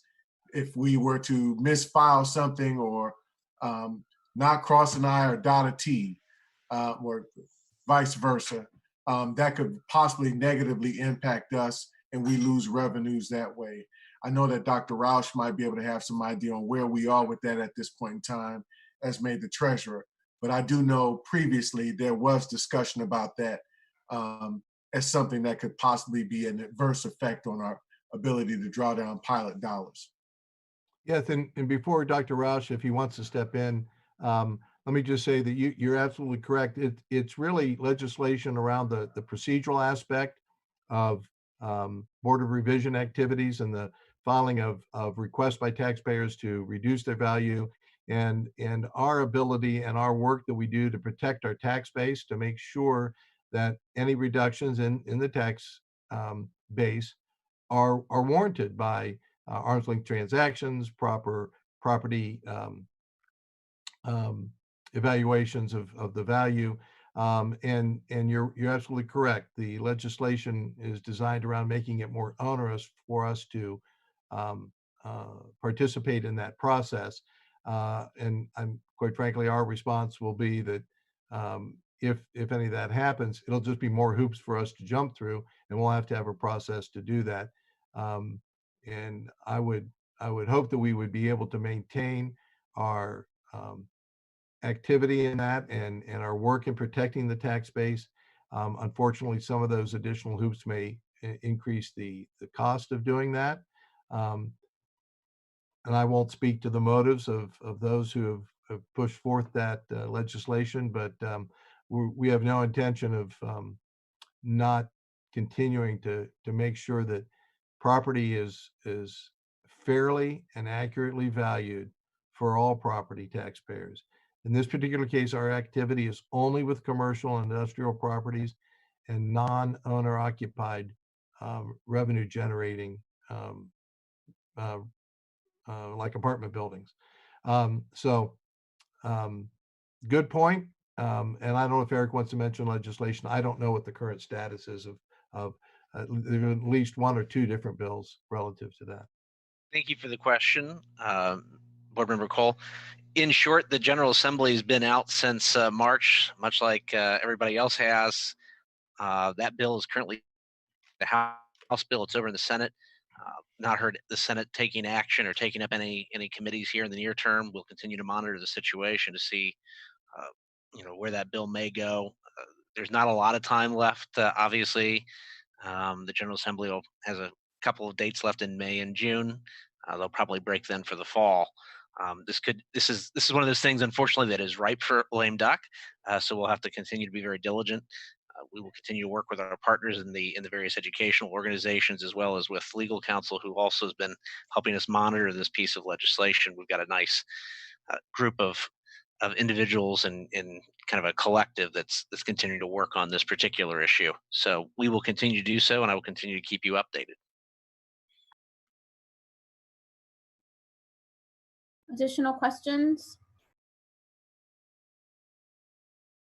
Okay, thank you, Stan.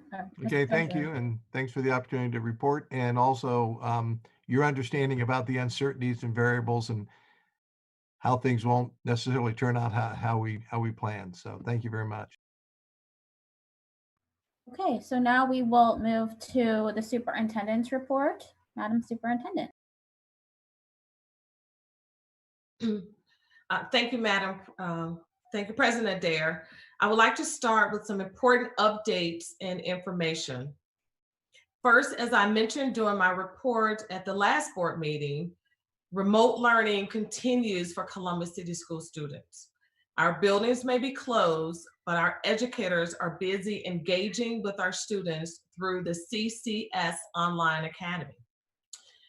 This may be Teacher Appreciation Week, but we don't need an official recognition to understand how absolutely critical our educators are to keeping students connected to the classroom virtually. This is certainly not an easy task, especially when many of our teachers and families, teachers and staff have families of their own to care for. To all of our teachers, we see you and the amazing work that you're doing, not just during the current crisis, but throughout the school year. Our teachers are the heart of the district, be it in the classroom, online, and for sure that I say a heartfelt thank you. Heartfelt thank you. I also encourage our students and families to send a message or a note of encouragement to our teachers to show how much you appreciate their work. Sometimes a small gesture can go a long way, and we want to show our teachers that we care.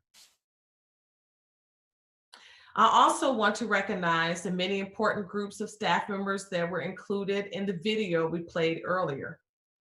Our bus drivers for getting 40,000 students safely to and from school each day. Our school nurses and health services for looking after the health and well-being of our students. Our administrative professionals for the unwavering support they provide on a daily basis. Our librarians for supporting our students and teachers and making sure they have the resources they need to teach and learn. And our principals for providing leadership and creating a welcoming student-centered environment in each of our school buildings.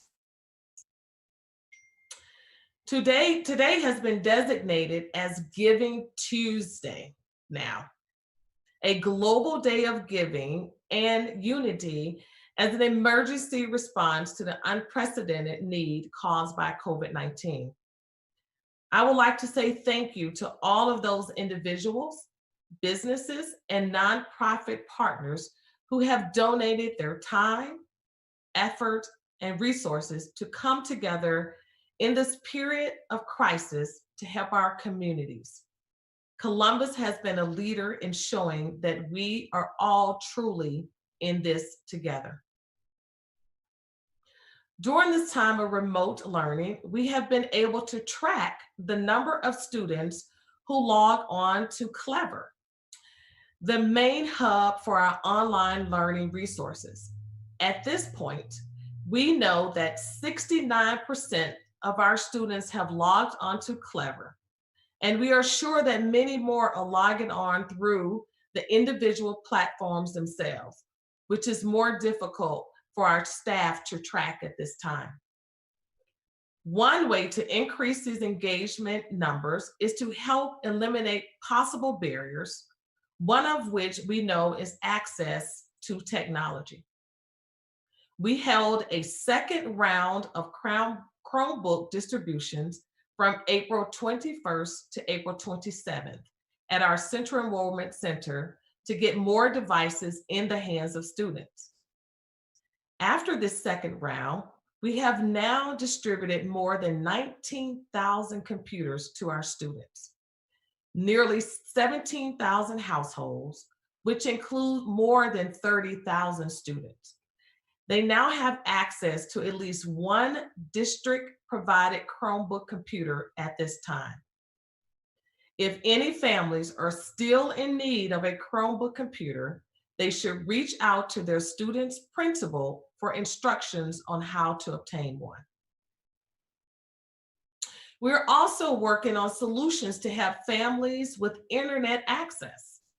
On the agenda tonight for the Board of Education to consider is the purchase of additional 1,000 hotspot devices from AT&T. Last month, we purchased 600 hotspots from Verizon through our partnership with I Know I Can. Tonight's additional purchase will allow us to reach more families who are in need of reliable internet access during this time of remote learning. If any family is in need of a hotspot device, they should reach out to their student's principal for more information. Also on tonight's agenda is a new endeavor with industry partner Air Force One. Our Career and Technical Education Department and our Adult Education Program are working with Air Force One to develop the first multi-generational commercial HVAC training program in the state of Ohio.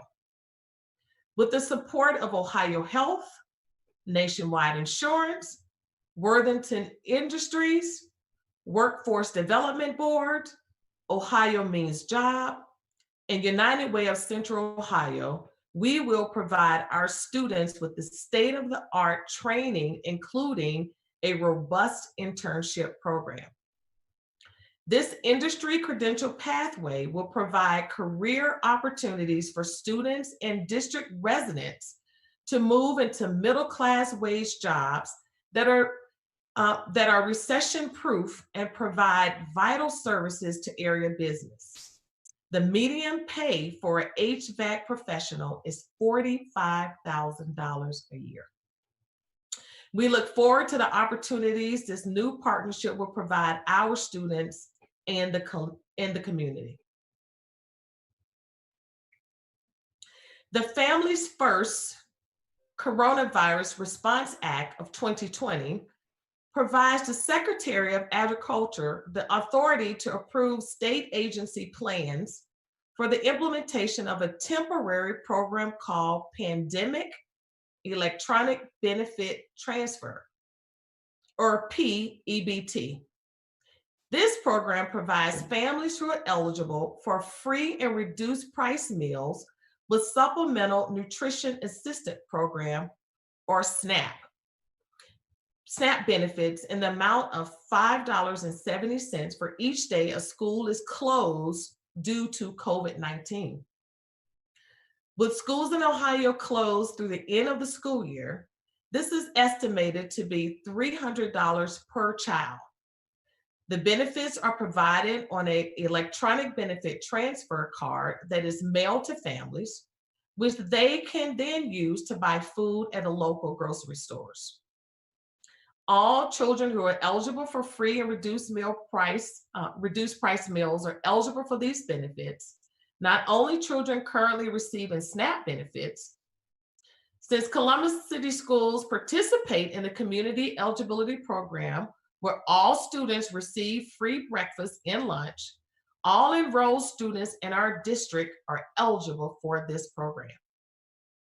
The PEBT cards will be mailed to the families of our students, or if the students are already members of a SNAP household or part of another program issued on an EBT card, the PEBT benefits will be issued on the household's current EBT card. Tonight's agenda includes a resolution before the board urging you to support the need and request for additional funds from the federal government. Last week, I signed a letter along with 61 of my superintendent colleagues from the Council of Great City Schools to urge Congress to approve new funding for local school systems in the next coronavirus supplemental appropriations bill. My colleagues and I have asked the federal lawmakers for financial support to help offset the unexpected costs our districts are incurring in the wake of school closures during the COVID-19 pandemic. In the letter to Capitol Hill, our organization called for additional federal allocation of $175 billion in education stabilization funds to be distributed to the local level through Title I. The letter also urged Congress to provide additional $13 billion for IDEA, this Individual with Disabilities Education Act, $12 billion in additional Title I program funding, $2 billion for E-rate and emergency infrastructure funds that include public schools. Our community relies on the tireless efforts of our teachers and staff to educate and grow our students. We need to be proactive in seeking the critical funds necessary to support the needs of our students and staff as we move through these uncertain times. Last week, we hosted an online town hall to address questions from the class of 2020. District leaders and I answered questions by our student ambassadors and viewers on social media regarding graduation requirements, senior fees, prom, commencement plans, and more. The full video and written transcript are available on our website at staysafeccs.org.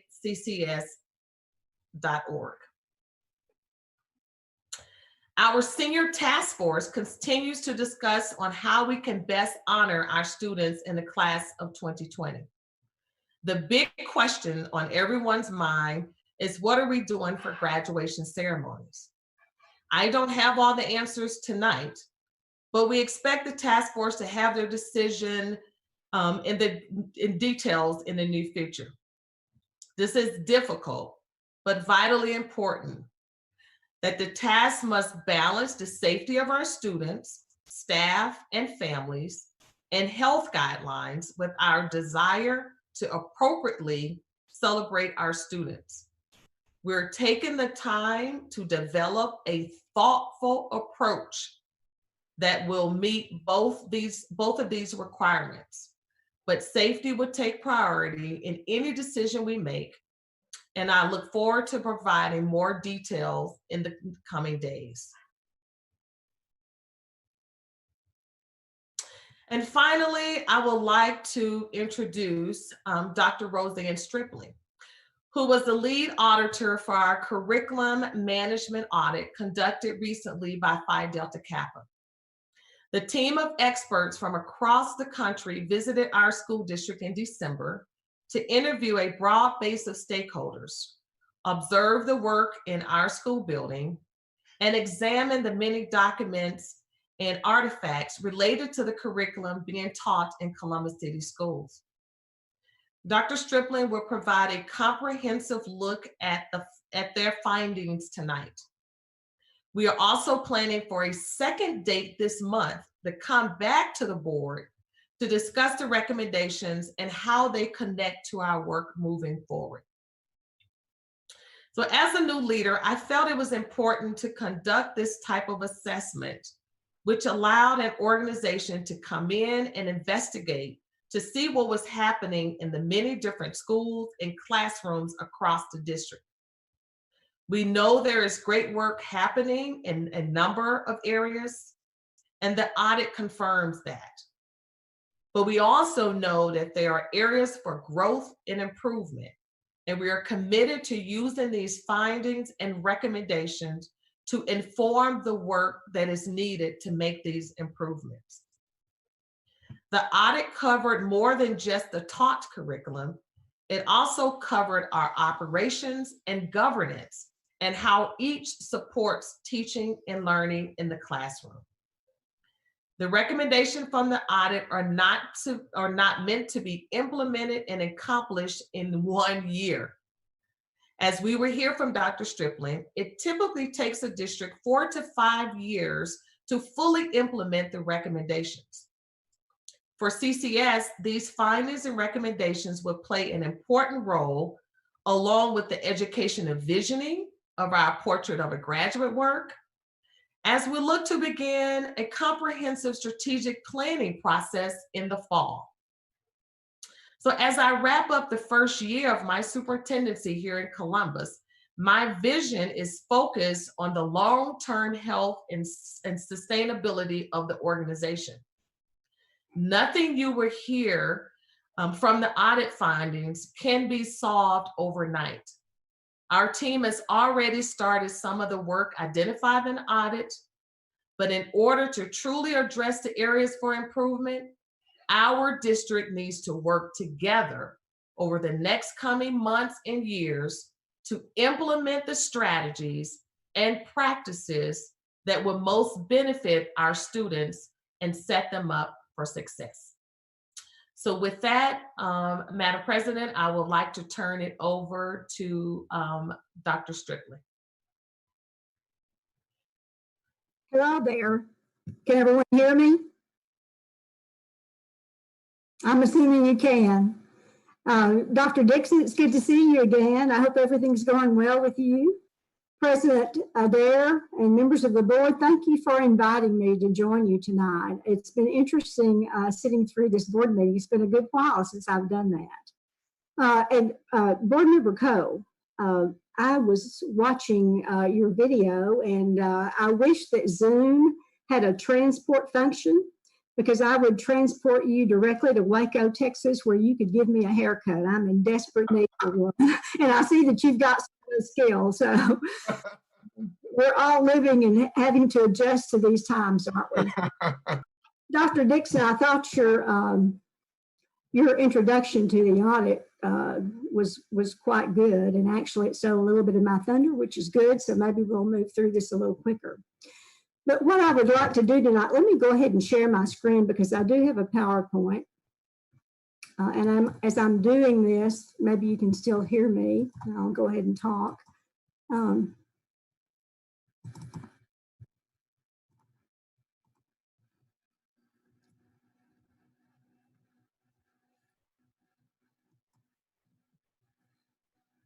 everyone see my screen? Yes. Okay, yes. Great. What I would like to do tonight is to give you kind of what I call the Cliff Notes version of the curriculum management audit. Hopefully you've had a chance to at least read the executive summary of the audit, if not the entire 430 something pages of the audit report. Maybe our conversation tonight will connect a few of the dots for you. But before I start specifically on your audit pieces, your audit report, I'd like to share some important points about the audit process. I know this was agreed upon before some of you were even elected to the board. So number one, I want to reiterate what Dr. Dixon has already said. This is a curriculum management audit, meaning that we didn't just look at curriculum per se, but we looked at all functions of the district. Everything that the district does to promote teaching and learning for students. Second, the audit report is an exception or deficit report. That's important for you to recognize and for you to hear now. You won't find a lot of accolades, and you probably won't find any accolades in the report. That's not our intent. Only findings that reveal gaps between where the district is and the desired state of condition.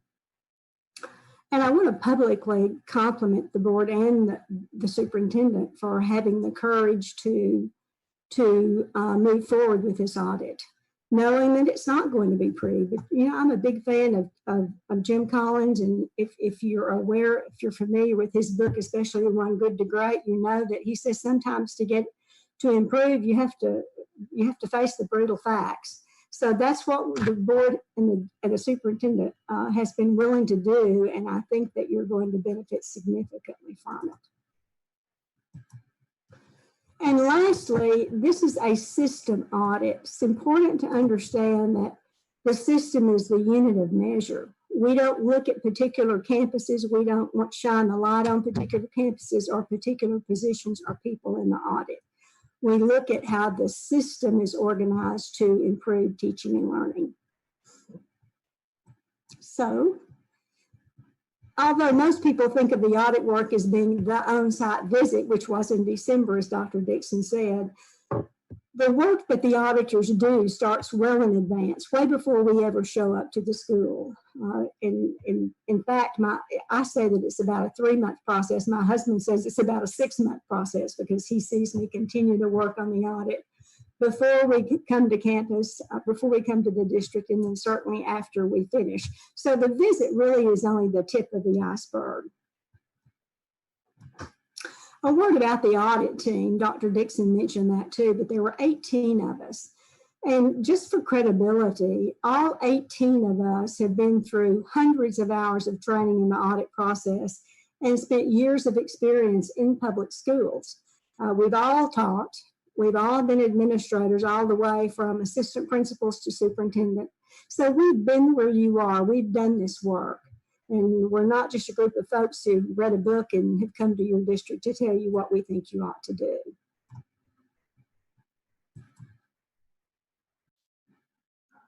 People often ask, well, what actually is a curriculum management audit supposed to do for us? Why do I need it?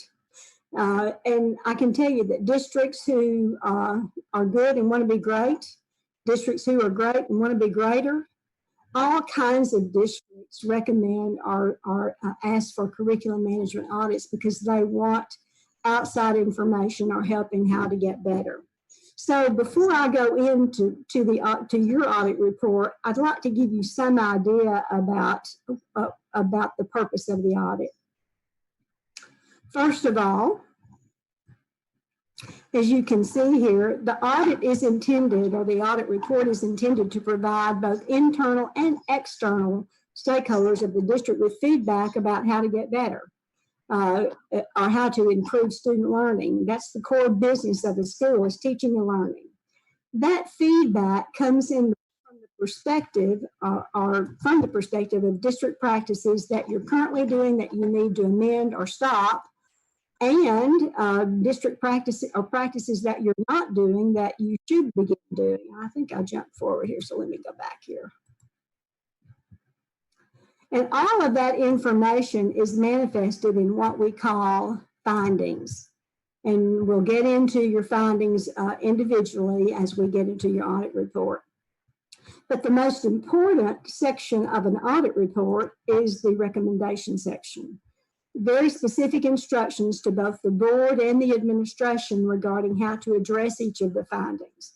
And as we go through the abbreviated findings tonight and recommendations, and they are very abbreviated, I want to focus at Dr. Dixon's recommendation. I want to focus on how you fit into this. A lot of it is going to be the administration's role, and I know we have administrators who are joining us tonight too, but a lot of the responsibility in moving this audit report on is the board's. So those are going to be recommendations, and we'll address those. So how do we go about determining these findings? What do? Auditors collect and analyze data from 3 major sources, and you can see those on the screen. We look at documents, 500 plus, and really I would accent the plus, policies, curriculum, meeting minutes, memoranda, unit plans and planning, efforts of planning. We interview folks, critical people to the function of teaching and learning are interviewed. And then we conduct site visits. And you can see the pink text on the screen indicates specifically, and some of these are not specific, sometimes they're just close to the number, approximate numbers. As I said, we looked at over 500 documents. We interviewed face-to-face 187 people while we were on site. And we even had follow-up conversations, cell phone conversations with some folks after we got home. We conducted online surveys for which we had 1,176 responses. Those were surveys of campus administrators, teachers, and parents. And we conducted 836 classroom visits in 61 campuses. So you can see we got a lot of information. I'm sorry, this is moving, has a mind of its own. So we collected a lot of information. And what we did though, and this is an important point, before we came to conclusions, we triangulated the data before we transported that information into findings.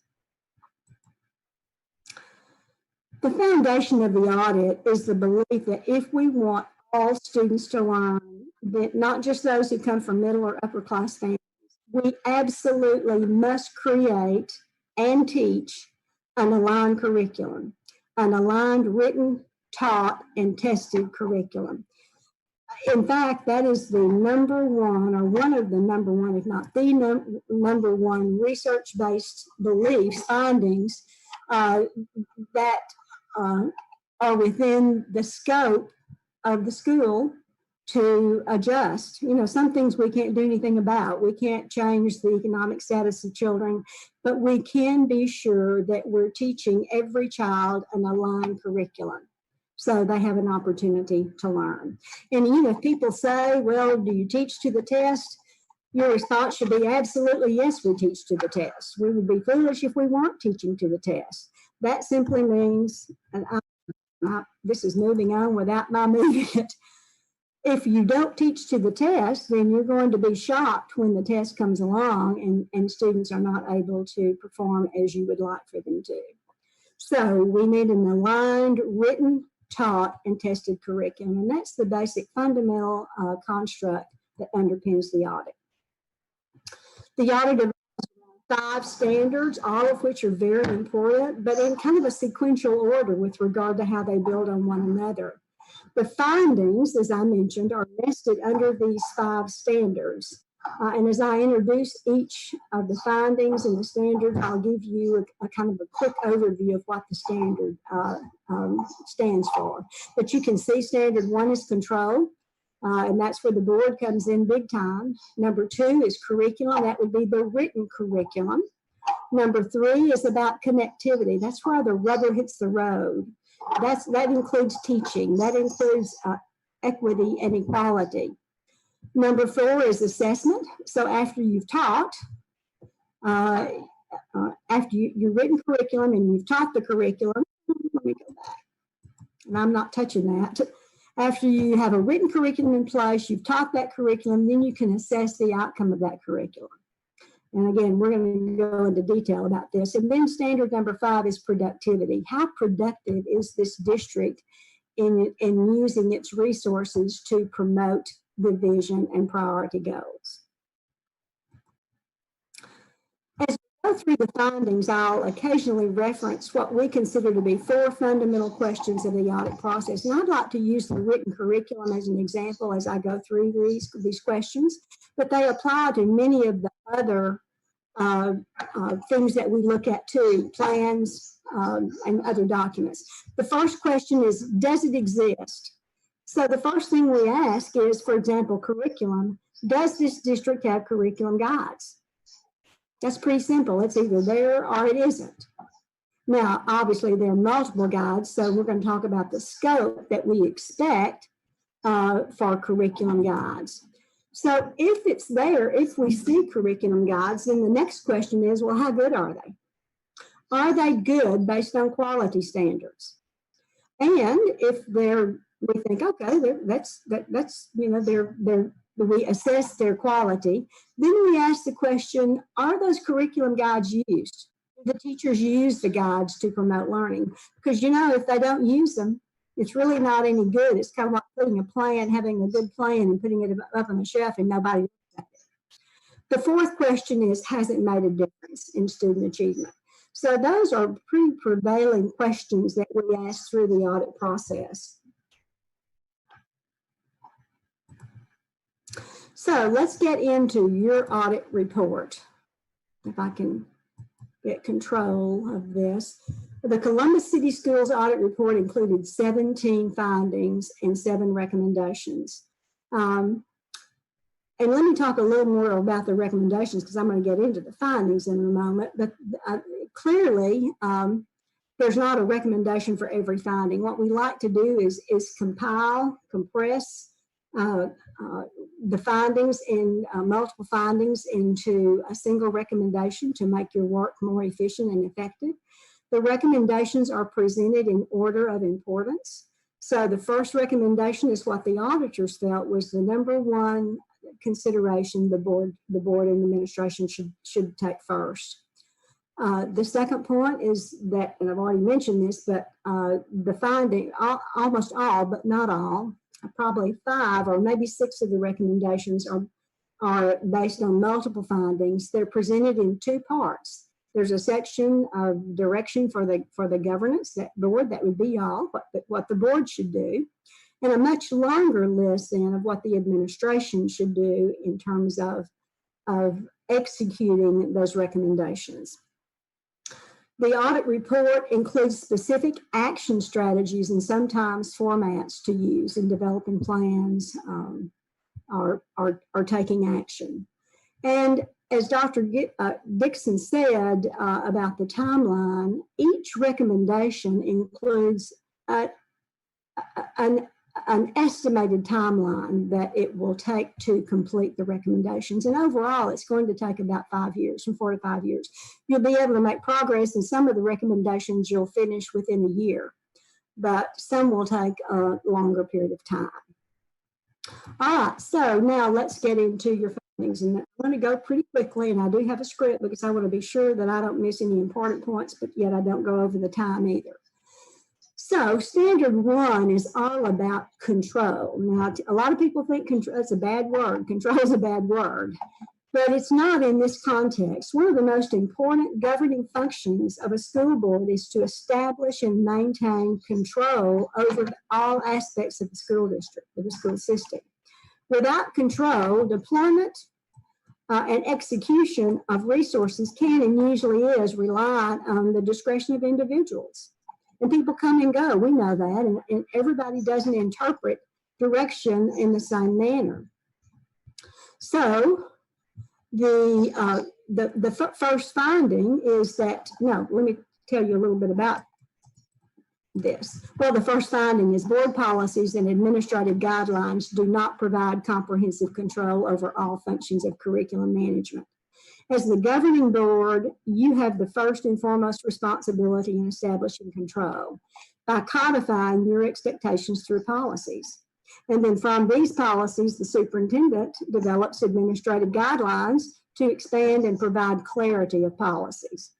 Without written policies and administrative guidelines, expecting everybody to be aligned in achieving the board's goals and holding them accountable for such is virtually impossible. So there you see that first finding. Now, what we found in this, to give you just a little snippet of underpinning of the finding, we found that the district's policies are legally compliant. There's nothing, I mean, your policies are great legally and very compliant, but they're not detailed or comprehensive enough to support curriculum management at the level necessary to communicate the board's expectations. For example, the board does not have a policy that requires alignment of the written, taught, and tested curriculum. And you might say, well, everybody knows that we expect that. Well, not so. Further, although everybody we spoke with, especially in the C&I department or on the building's principals, agreed that monitoring classroom instruction is important, the board has no policy related to monitoring. So, as you would imagine, everybody's doing his or her own thing. People are monitoring, but the who, why, where, when, how, and how much of monitoring is left up to the individual. So you have a fragmented process that could really help in tightening your learning across the district. We also found several board policies requiring administrative guidelines that haven't been developed yet. And finally, the district has not developed a clear process for distributing and communicating policy and administrative guidelines to the super users, or really to others in the district. Therefore, they're not broadly used in decision making. When we question people about where do you go, how do you use board policies, some didn't even know where to go to find the board policies, because you don't have a system for disseminating those policy changes after they're approved. Sorry, we moved on. There's a poltergeist, I think, in here.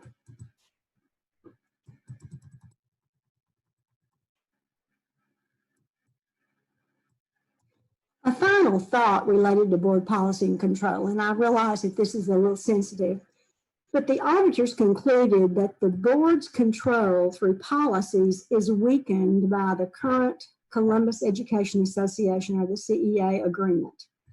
And at some points in the agreement may inadvertently, obviously not purposely, but inadvertently serve as barriers to student learning and or create inequities across the district.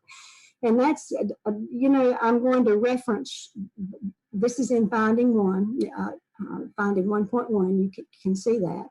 One example is the section in the CEA agreement on transfer of teachers from one campus to another campus, in our opinion, facilitates the potential transfer of marginal teachers. And I don't think you want that. That's not good for children.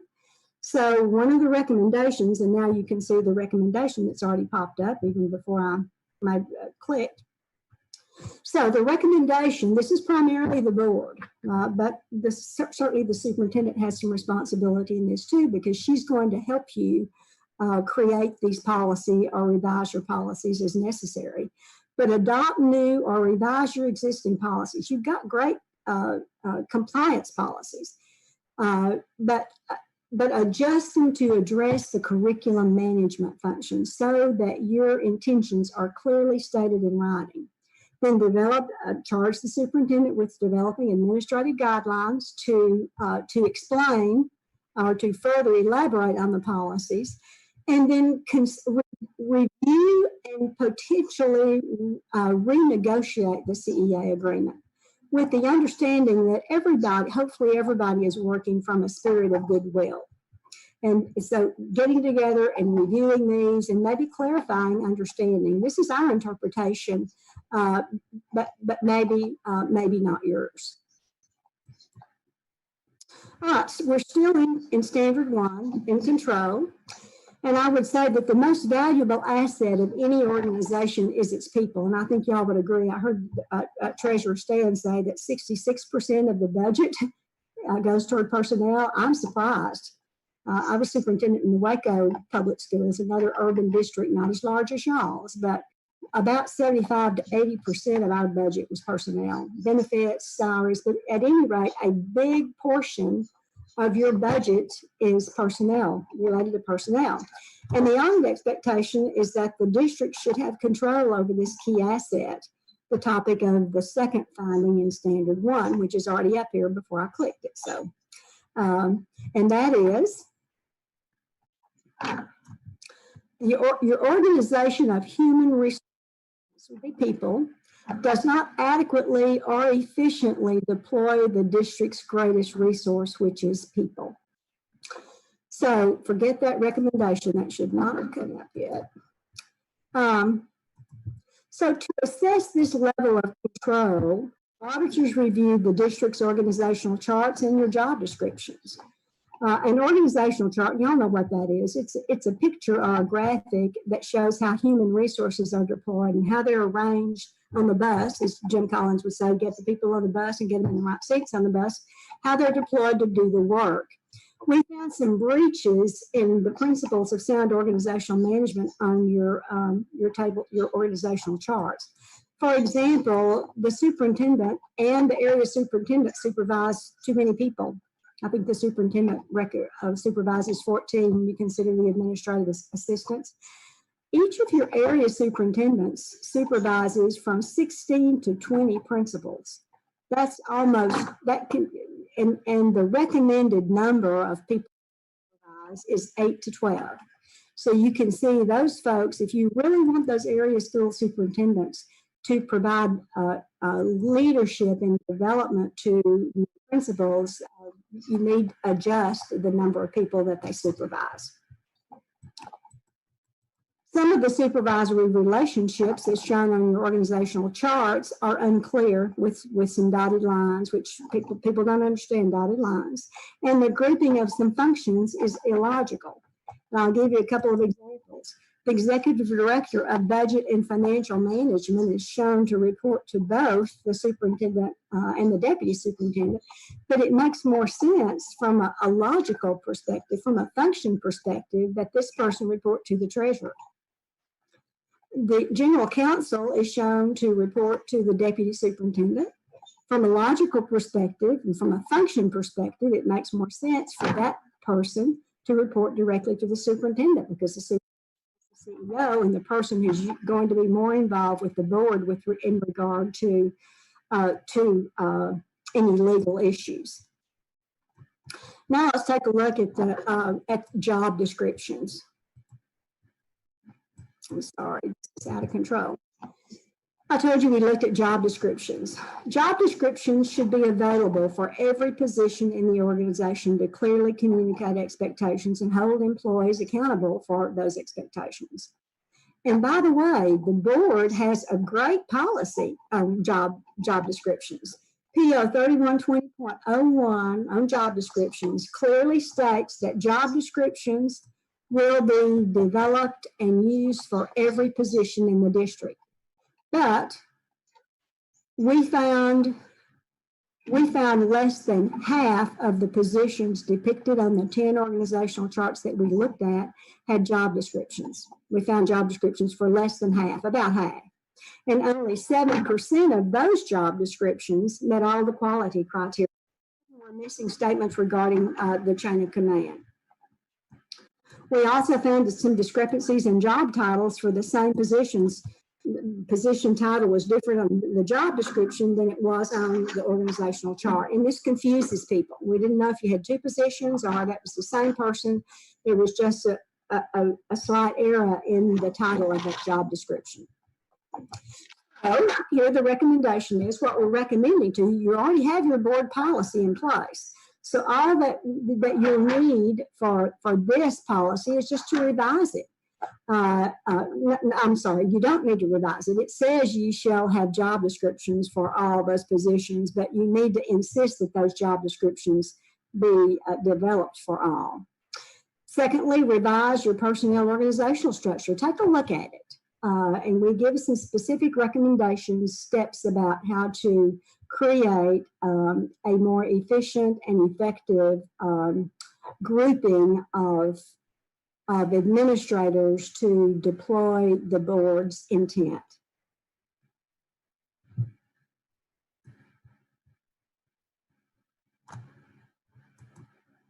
All right, still in control, still in standard 1 under control.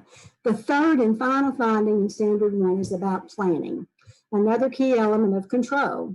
Planning and plans in any organization are critical in keeping human and financial resources focused on achieving the goals in a timely manner without detour.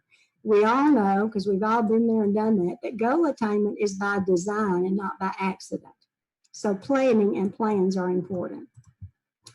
So auditors looked at planning and plans throughout the district, and what we found is that planning is in transition, and we love that. We love for our new superintendent to come in and make some changes in planning. We know that your strategic plan was put in abeyance. That's great. Hopefully you'll use some of the findings in this audit report to drive or to inform that strategic plan. We also found that some important plans are missing, and existing plans, so there is the scope isn't there. So we found you do have some plans, some are missing, so the scope is not complete.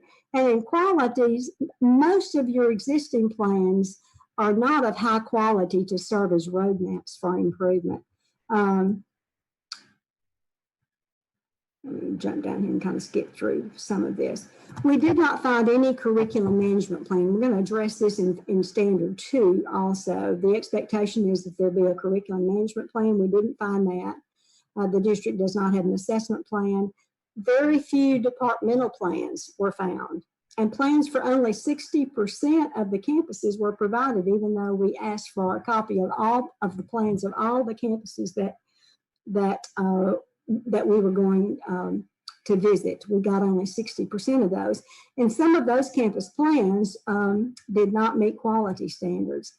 And I can tell you just kind of in summary, existing plans, we evaluated existing plans as to be more artifacts of compliance than true guidance documents.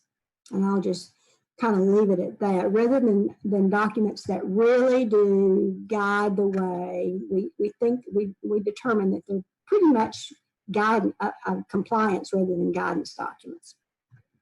So our recommendation here, again, is to institutionalize a clear planning process. I think the superintendent has that in mind. She's already talked a little bit about that tonight. Go ahead, move forward with your development of a long range or a strategic plan, and require aligned department and campus plans. Now, your policy, we have specific instructions or recommendations for what you need to place in policy.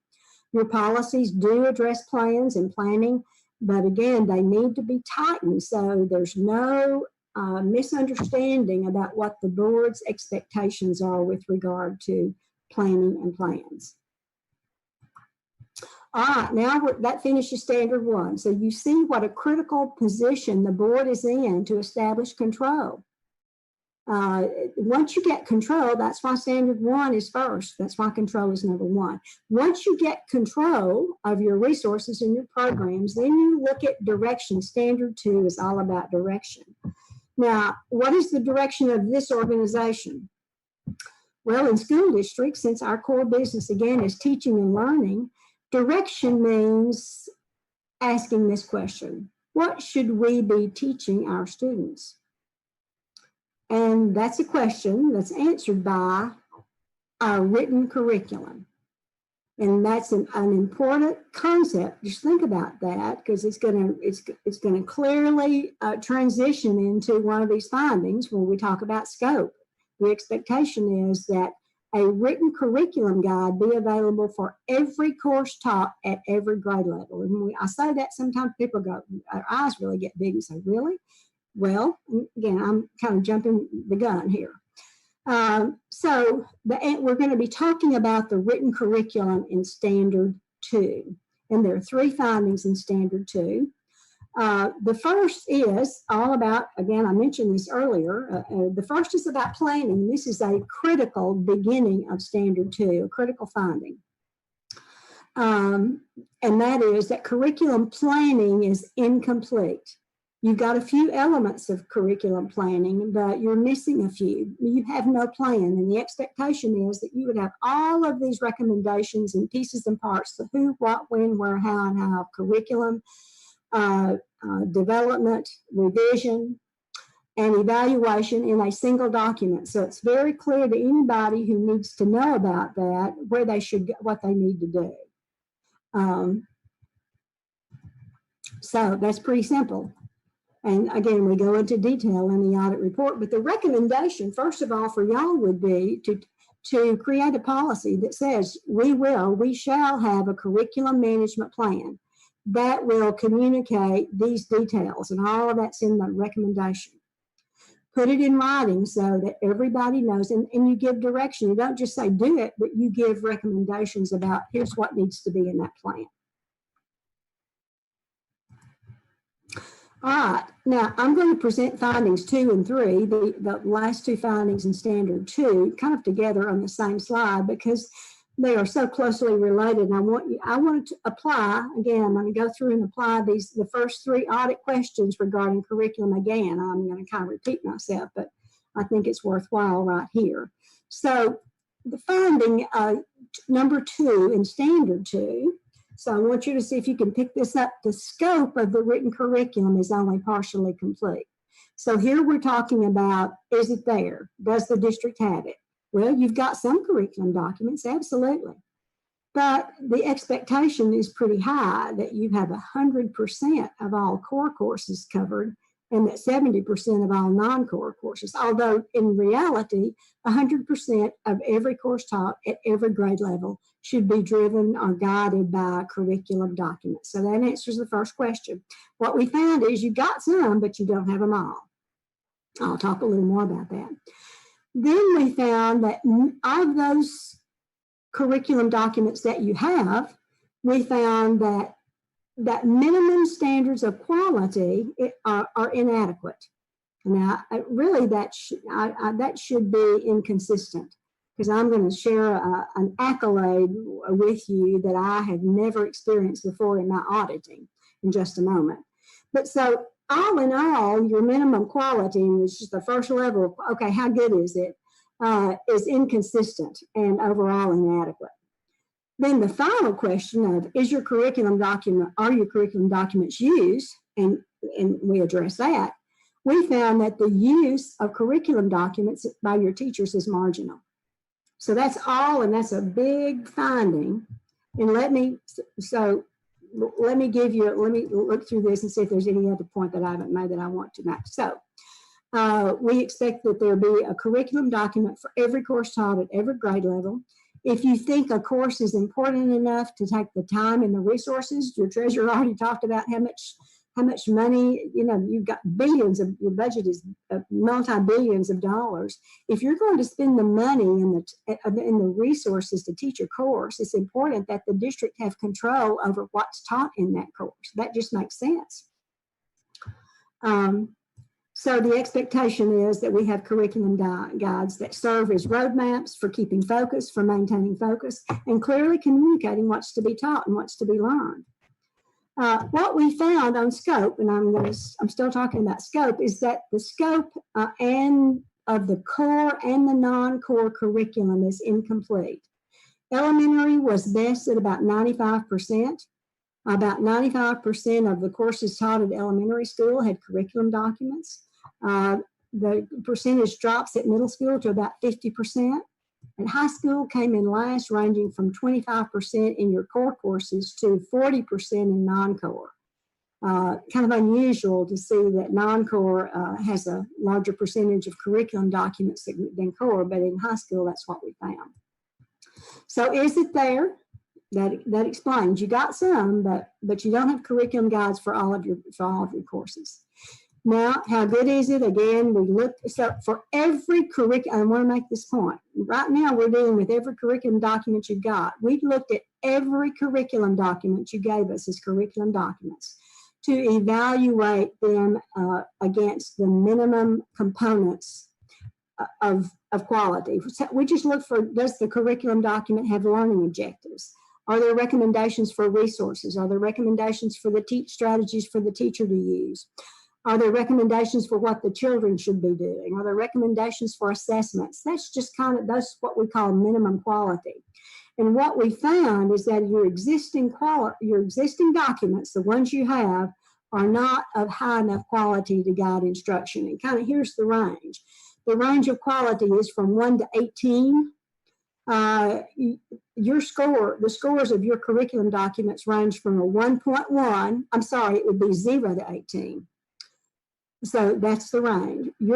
Your curriculum documents ranged in quality on this first level from a 1.1, and I'm not going to, you can look to see which courses got the 1.1, to a high of 18, which is a perfect score. And here comes the accolade.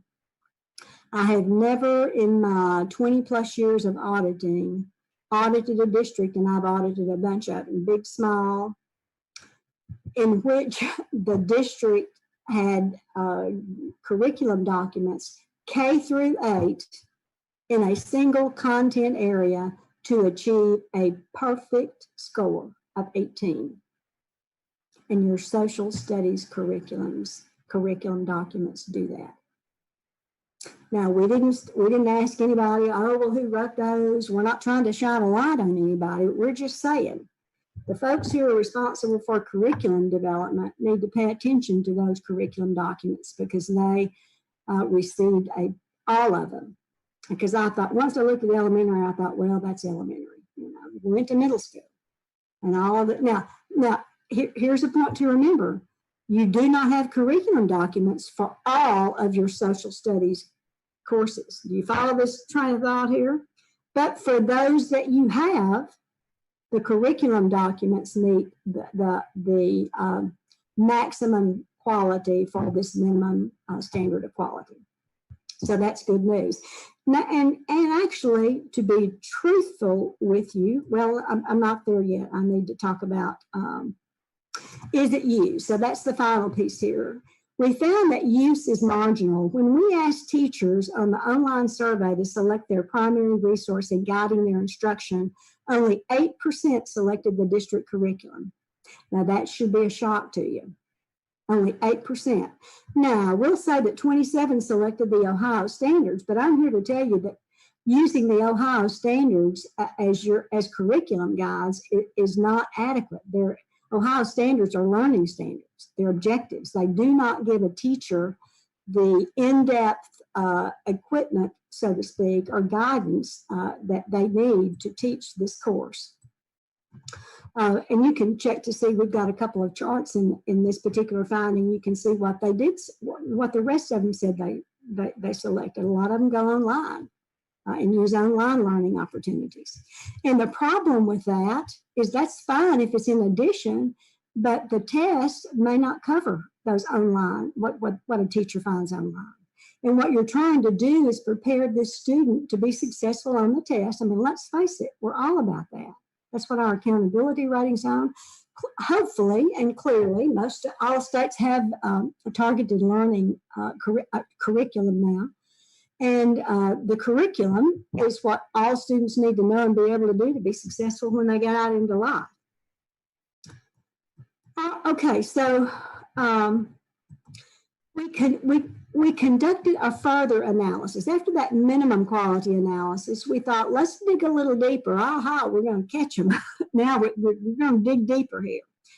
And some good news. And again, and this may be the best standard 2 I've written in a curriculum audit in a long time, if ever. What we found, we're looking at internal alignment. How do the pieces and parts of these curriculum documents fit together, and are they aligned? What is the likelihood, for example, that if I use the strategies that are recommended in this document, what's the likelihood this child would learn and master that curriculum? So now we're digging a little deeper. What we found is that the internal alignment, the deeper quality, between the strategies, teaching strategies, and objectives, which y'all call ICANN statements, and Ohio standards is pretty consistent.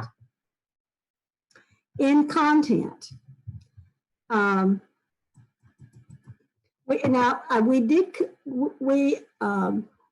we analyzed only a selection of course documents, curriculum documents here, and I want to make sure y'all understand. We just took a smattering. This takes so much time. There's no way we could analyze all of the documents we had using this approach. But we showed you how to do it, and one of the recommendations that you conduct this evaluation for all of your curriculum documents. I mentioned that we found that it's inconsistent. The internal alignment is inconsistent, but the good news is they were mostly aligned in content and cognitive demand, with the exception of K-8 English language arts.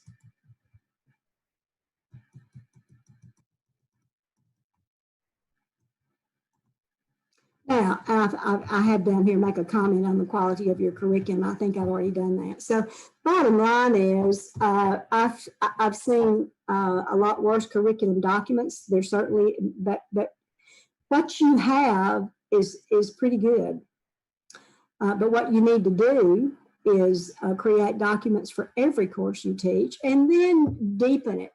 Now, one of the problems in your curriculum documents, and we found this as we got into this deep analysis, is that the Ohio learning standards don't go beyond the DOK level 3. And I know that may be rubbish for some of you folks, for the board members who don't think about DOK, but dimensions of knowledge, which is cognitive demand. The documents we looked at in finding 3, none of those went beyond the 3rd level. And what the board has said in a number of documents, including your philosophical statement, some of your board policies, is that you want rigor and cognitive demand. All right, let's move on now. So the recommendation is pretty obvious here. The board should adopt a policy requiring high quality curriculum guides be developed for all courses, taught at all grade levels, and require teachers to use them as guidance in their teaching. Because right now, the understanding is that that's not a requirement. And then, of course, you monitor to see that if this policy is implemented or not. So that finishes standard 2, the written curriculum. So let's move to standard 3. And as I said, it's where everything comes together, where the rubber hits the road. It's where the written curriculum takes legs in the form of the taught curriculum. And there are 4 findings here. And the first finding is that in your instructional practices, what we saw when we went into classrooms, do not meet district expectations. I'll talk a little bit about that. The second section, the second part of this is instructional monitoring expectations are not clearly defined. And therefore, this process of monitoring, which could be very effective in improving teaching and learning, does not meet its intended goal. So our approach to this first finding in Standard 3 was to visit the classrooms, and I told you we visited 836 of them on 61 campuses. And we spent about 3 to 4 minutes in each room. So I want to be clear that you understand, we didn't spend enough time in there to calibrate if they're teaching on level a particular course. We were, and the finding does not include that. We don't presume to be able to determine whether or not the content was being taught on grade level or not in that short a visit. But we found that instructional practices do not reflect what we found to be the district's expectations for rigorous and engaging instruction. We saw that throughout a number of your documents. We expect rigorous learning, rigorous instruction, and engaging instruction. Well, engaging instruction means you got the kids involved. They're with it. They're moving. We also found that that monitoring practices are inadequately defined and, of course, implemented inconsistently across the district. And to give you a few details on both instructional practices and monitoring, teaching practices observed during site visits revealed the most common teacher behavior was teacher-centered whole group instruction. That's not too engaging. Now, that's not to say it could be, but we didn't find much. The dominant level of student thinking was at the lowest level of cognitive engagement. At that very low level, that's not rigor. We found very little differentiation. Although we found evidence of instructional monitoring, as I said, everybody talks about it, and yes, we monitor, and we saw lots of documents that are used for monitoring. The district has not established clear expectations, and so the intent of monitoring is not fulfilled. So that's a big finding. It's a long finding. It's probably 30 pages long and gives you lots of details about what we saw when we went into those 836 classrooms. So again, your recommendation here, the recommendation for that is, first of all, the board needs to have a conversation about what your expectations are. And I don't mean detail, like you need to use Socratic questioning or something like that, but define what your expectations are for teaching. And then hand that over to the superintendent to train and hold teachers accountable for those expectations in teaching to mastery. What we saw, and I can tell you this, and again, we're not putting shining a light on anybody. We see a gap, board and superintendent and guests. We saw a gap in the written curriculum and the top curriculum. If I were to gauge those, the quality of your written curriculum, in our opinion, is better than the quality of delivery of that curriculum. I'm not putting blame anywhere, I'm just saying that's an observation. And the next finding that you're going to see in Standard 3 corroborates that. If you do expect to have rigorous and student engaging instruction. And then develop and institutionalize written expectations for monitoring curriculum delivery. Put it in, I did a word search in your policy and I couldn't find monitoring instruction. So you need a policy. You don't have a policy on monitoring instruction. So that's one of the recommendations we'll have in policy development. And then again, it's up to the superintendent and the administration to implement it with fidelity to the design of the policy. All right, now, so we're still in Standard 3. Finding 2 in Standard 3 is very closely related to what we just talked about in terms of instruction.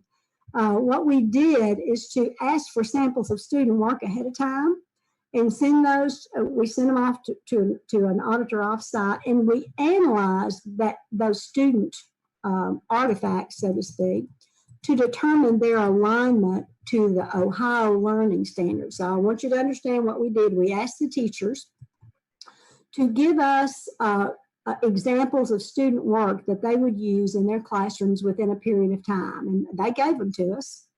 And we sent those off, and we had experts to analyze those against the Ohio standards in content, context, which is how what the student was doing, the activity of engagement, and cognitive type. And here's what we found, and this is the finding number 2, that the student work was generally aligned in content. That's good. So what the students were working on the content that was aligned pretty closely to the Ohio standards, and this is general. And again, I think I made a mistake earlier when I mentioned K-8 English language arts. I think mathematics was the weakness in the quality of curriculum documents.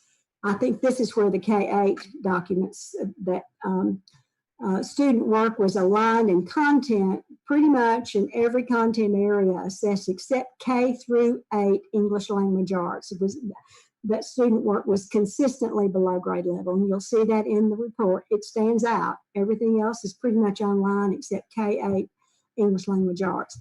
But here's the deal. Those documents were written at a very low cognitive level and low student engagement level. That means they were not rigorous. They were not engaging the students. Many times it was at the low, that it was more of a test-like situation or a classroom activity, not a project or something that was in real life. That they would do in real life, for example. I've already covered all this, so let me. Oh, I just said here, most of the work was at the least engaging type. In other words, pretty boring. So our recommendation here is that when you begin to write or revise these curriculum documents, incorporate aligned for content and cognitive type and student engagement work activities within the written curriculum. So the teachers wrap that into your curriculum documents. Examples of student work that students could be doing, how they demonstrate that they know something.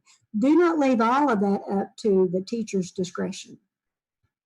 And so the point I want to make here, and I realize I'm kind of, hopefully I'm not rambling, but your taught curriculum needs focus, both instructional practices as well as the student work, which is an artifact or a manifestation of the taught curriculum.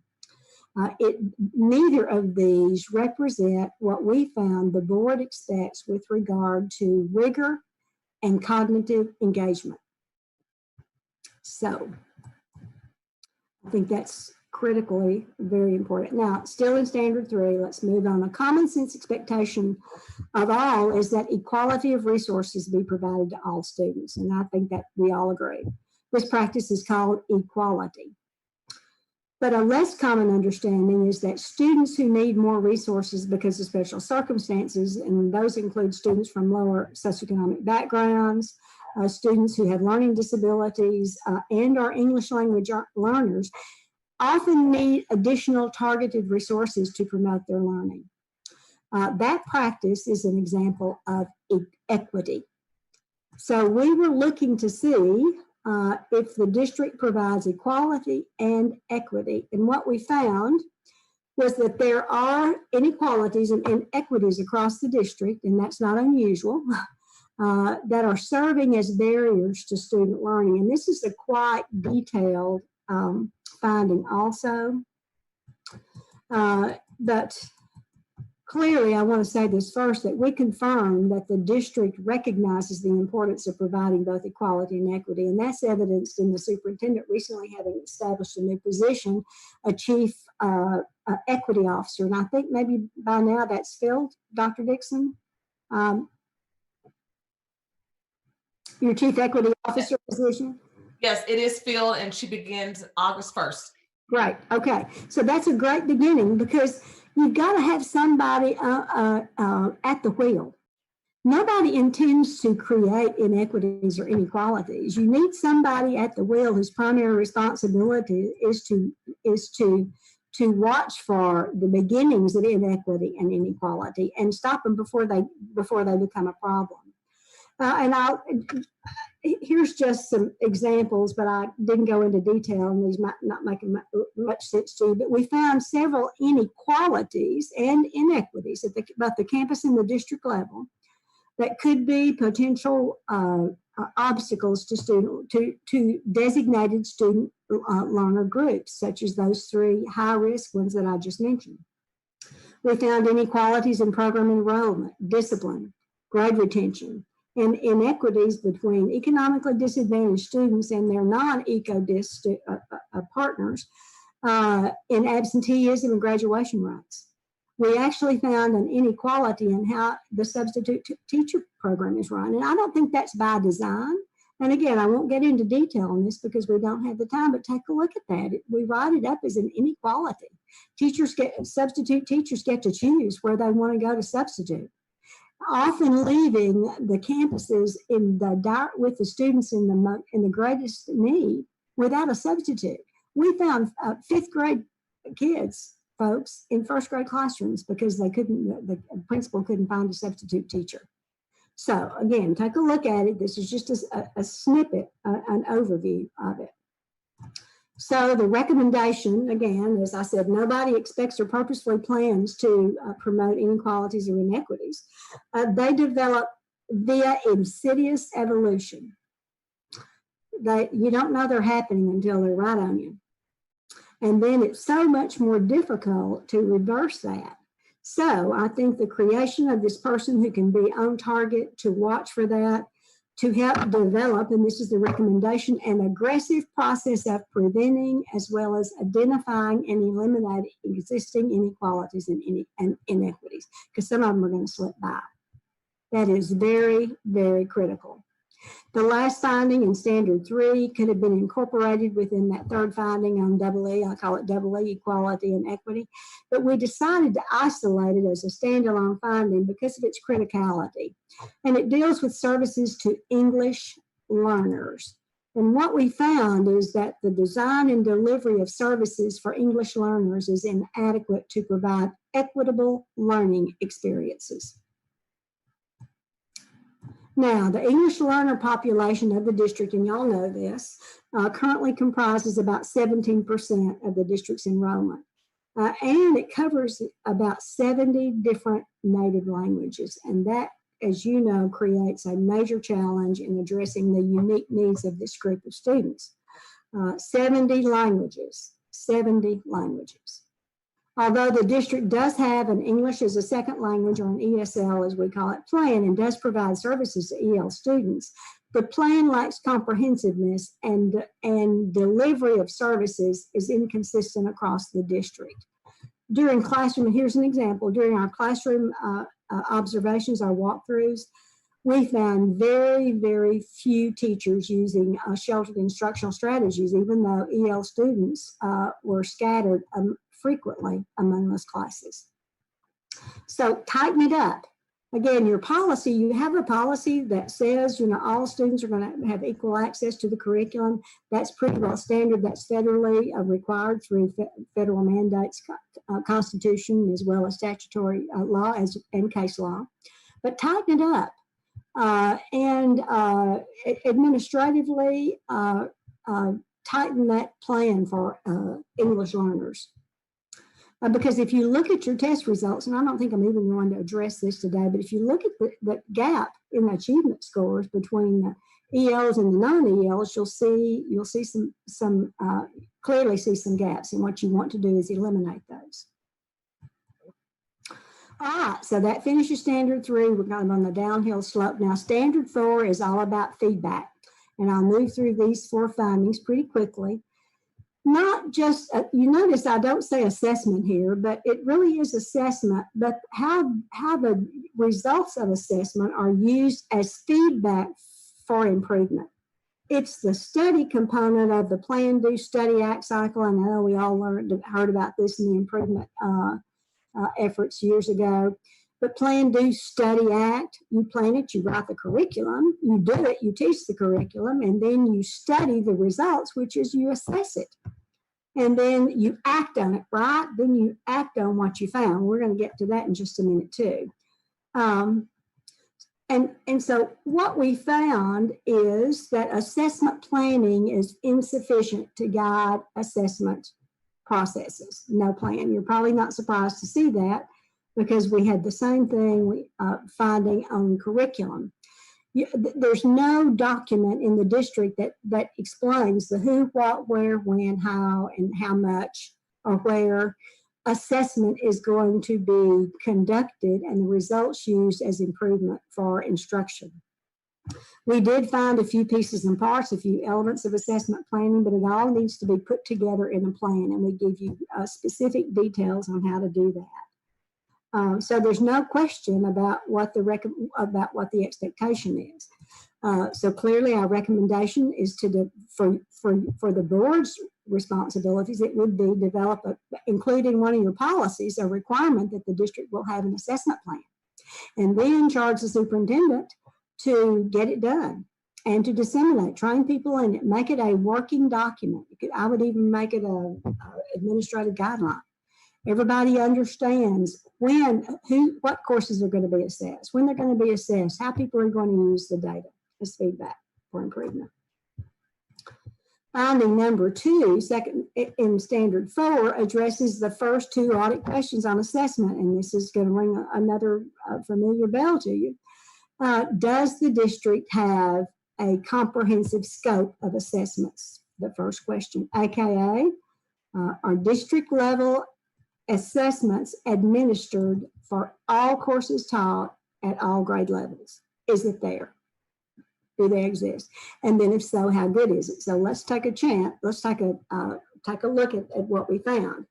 The scope of assessment is incomplete. You don't test, you don't have a district, a comprehensive district test, which could include a state test. But when I say district test, I mean a test that's given to all students in the district, with maybe some exceptions, for every course taught at every grade level. And the second part of that, and the alignment, which is the quality issue, how good are the ones that you have. We look at alignment. The alignment of those existing assessments with Ohio Learning Standards is inconclusive. We were unable to determine that because we weren't unable to get copies of the MAP assessment, which is what y'all use for your benchmark test. Now, I've kind of summarized. Let me see if there's anything here I want to say. Well, yeah, let me give you some details on that. So you understand why we expect an assessment, a district level assessment or a formal assessment for every course taught at every grade level. Don't you want to know if students have mastered the content of that course yet? What we found is only 64% of core courses are assessed, and only 4% of non-core courses are assessed, and that's K through 12. Now, there's some other up here.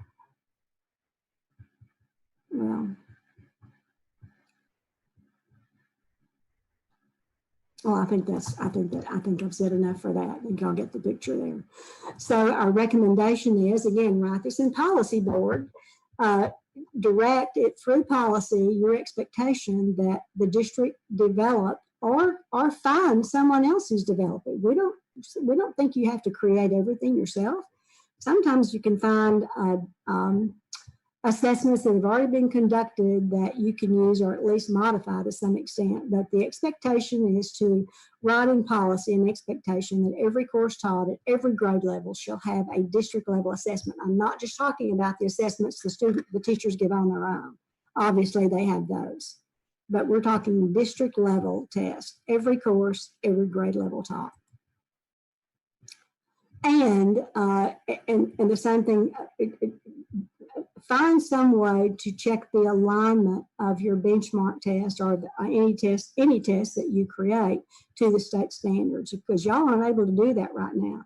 I do want to go back though. There was a final, what we did find, even though we couldn't validate alignment of the MAP to the state test, we were able to determine, and this was with help from your folks, your administrators, that there are gaps between the MAP progress goals and the achievement on the state test, because the MAP, it kind of gives you a prognostication of what's coming, and there's a gap between the percentage of students who are expected to pass the state test and those who actually pass that test.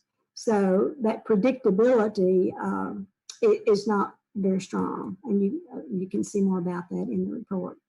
In Standard 4, we emphasize that the overarching purpose, this is kind of where we're coming to fruition here, the overarching purpose of all this assessment that we think should be occurring is to acquire data for use as feedback for decision making. This approach helps us answer the question, is it used? And what we found is that a formal process for using assessment data as feedback has not been institutionalized. Therefore, efforts are fragmented and fail to attain the intended purpose. So everybody understands the importance of assessment. And virtually, when we talk to teachers, administrators, everybody agreed. And people are looking at data. They have lots of data reporting tools. A lot of those are in place at the district, and people are talking the talk. But what we found is there's no system-wide process for exactly how this should be done, who should do it, when it should be done, what should be used, and therefore, and there's no follow-up to evaluate whether or not the cycle is complete. This is an important point. And the cycle being complete means that those assessment data are resulting in changes in the classroom. Does that make sense? So we've got the plan, do, study, act. The plan is you write your lesson plans, you do it, you teach it, you study it, you assess, and then you act on the results of what that assessment told you.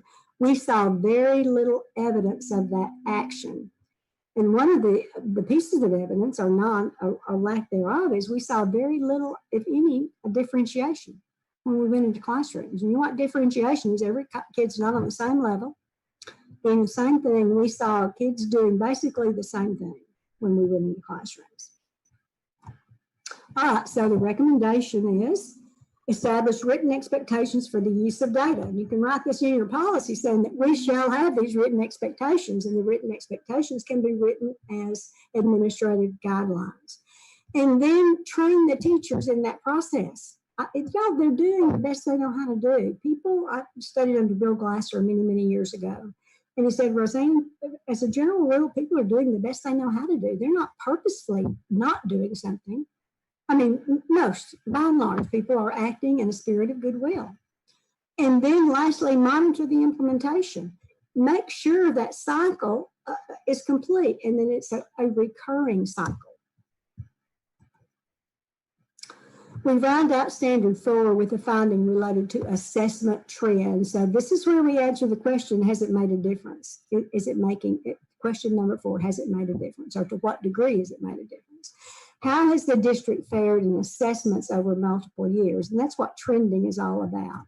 And what we found is that assessment trends, your assessment trends, do reflect small increases over the last 4 years. That 4 years was all we were able to do to use in a trend analysis, because when they change the testing or the state changes something, it breaks that cycle and we can't compare apples to oranges. So we have a 4-year trend analysis, which is not great. 10 is wonderful.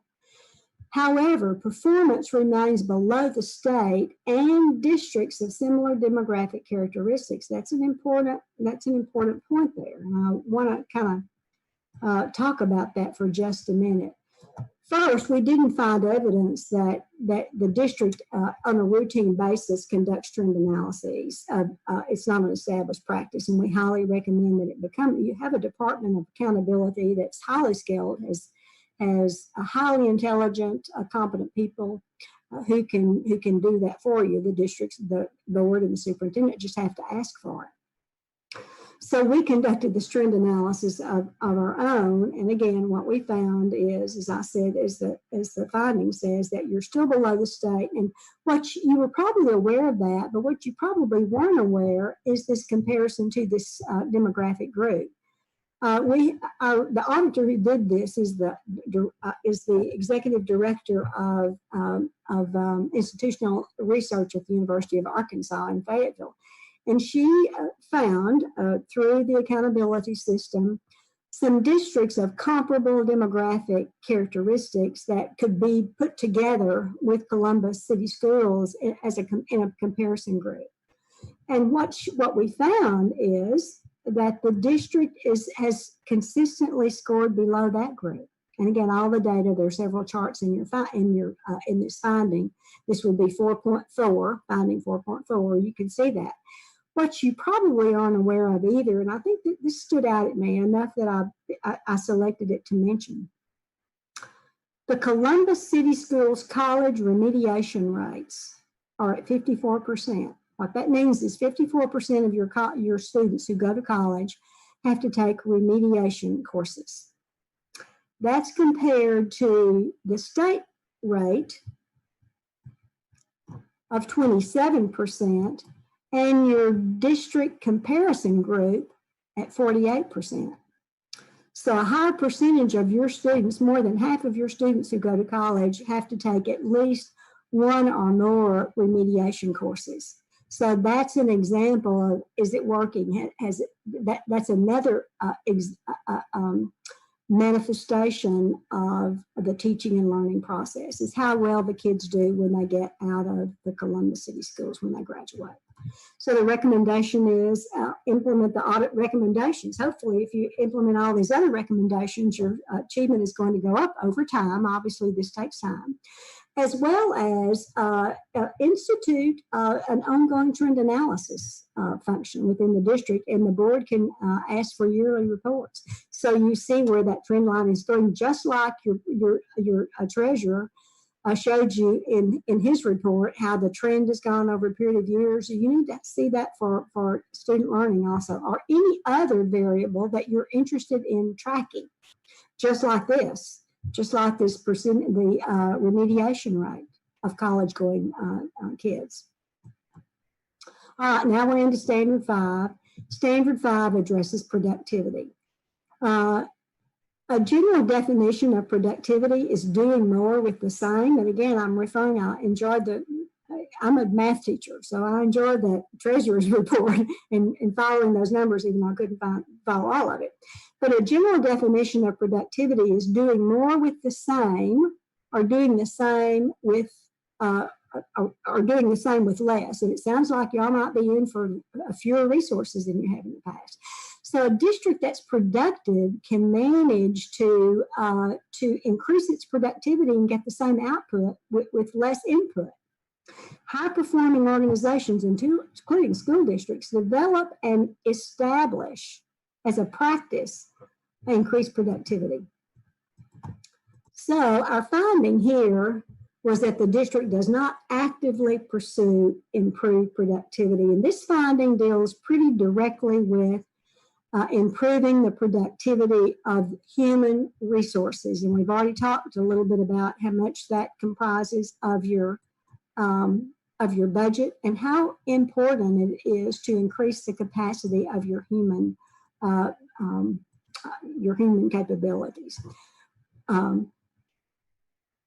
Let me see, I'm kind of trying to summarize this.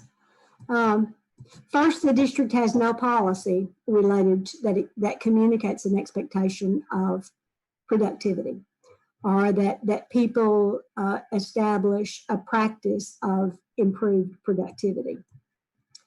Within the lens on personnel, which is what we're talking about here, improving human capacity involves a repeating cycle of training and development, monitoring performance with feedback, and then summative assessment, that continuous cycle. You know, you're developing, you're monitoring, you're helping, you're improving, then you do the snapshot of assessment, that formative assessment at the end of the year, and then again, that plan, do, study, act, you take action on that. What we found is that there is little, if any, connection between professional development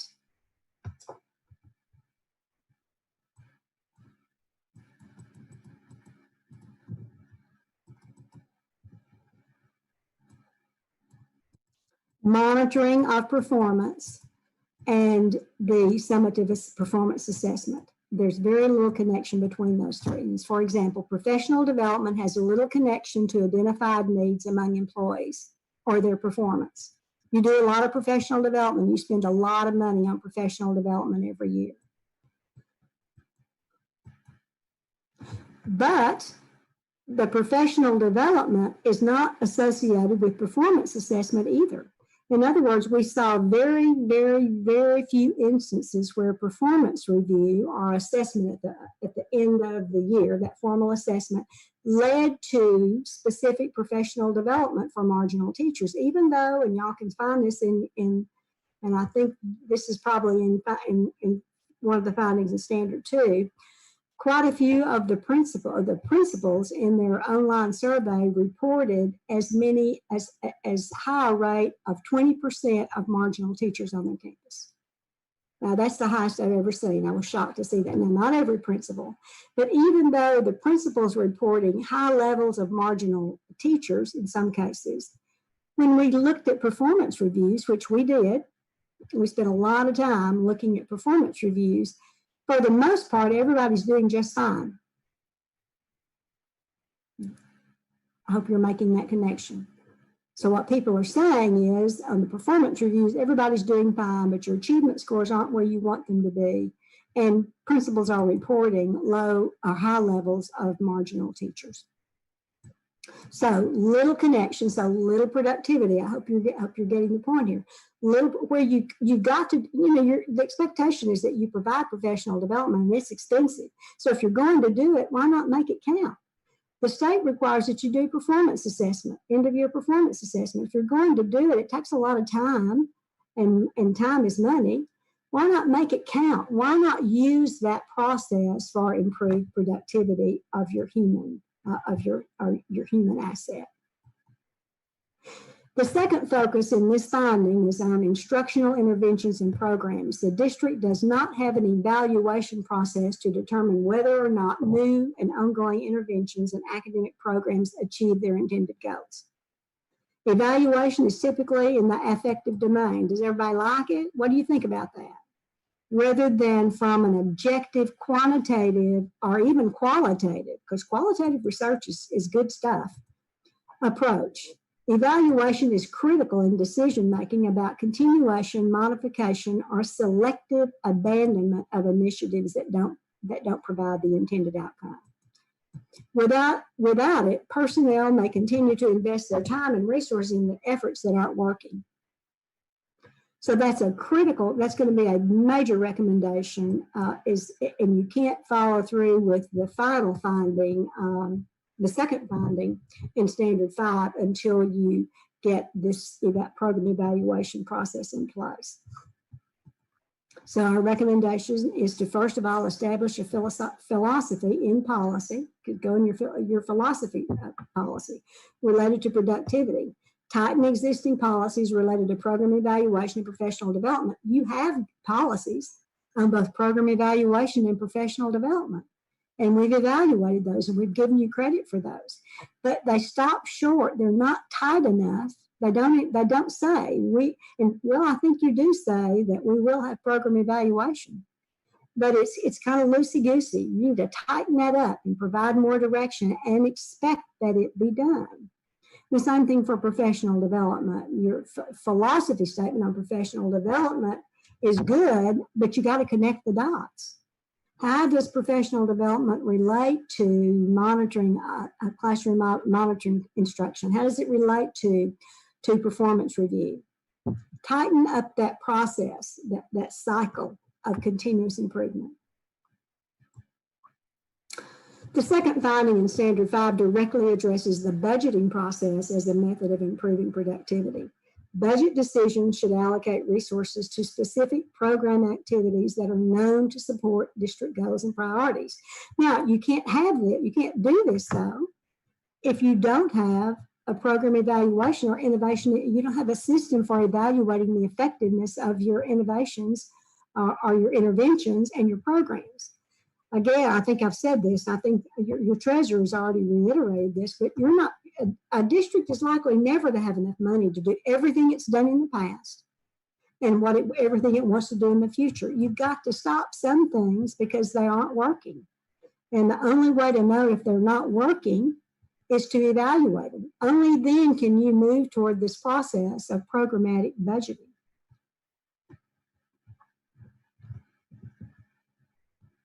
And what we're talking about here is cost, and I guess I ought to pick this up. The district's annual budgeting process, this is the second finding in Standard 5, is not based on cost benefit data. Not adequately based on it. It's not tight enough.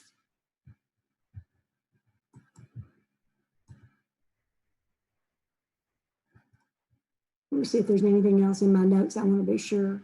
Well, your current budgeting process is based primarily on enrollment and a day-to-day rollover design. It's not adequately linked to program effectiveness and therefore doesn't consider cost benefit analysis because you don't have that, you don't have those data. This is what I was talking about a minute ago. You can't implement this recommendation until you get that program evaluation piece in place.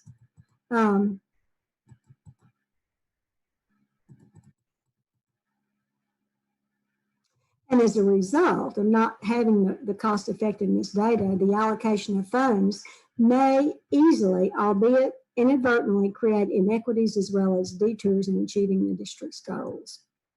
So what we're recommending, this is the very last recommendation because you can't do it until you get some other things in place, is that you begin a performance-based budgeting process after you get your program and innovation evaluation system in place. And you're probably looking at a 3 to 4 year implementation process.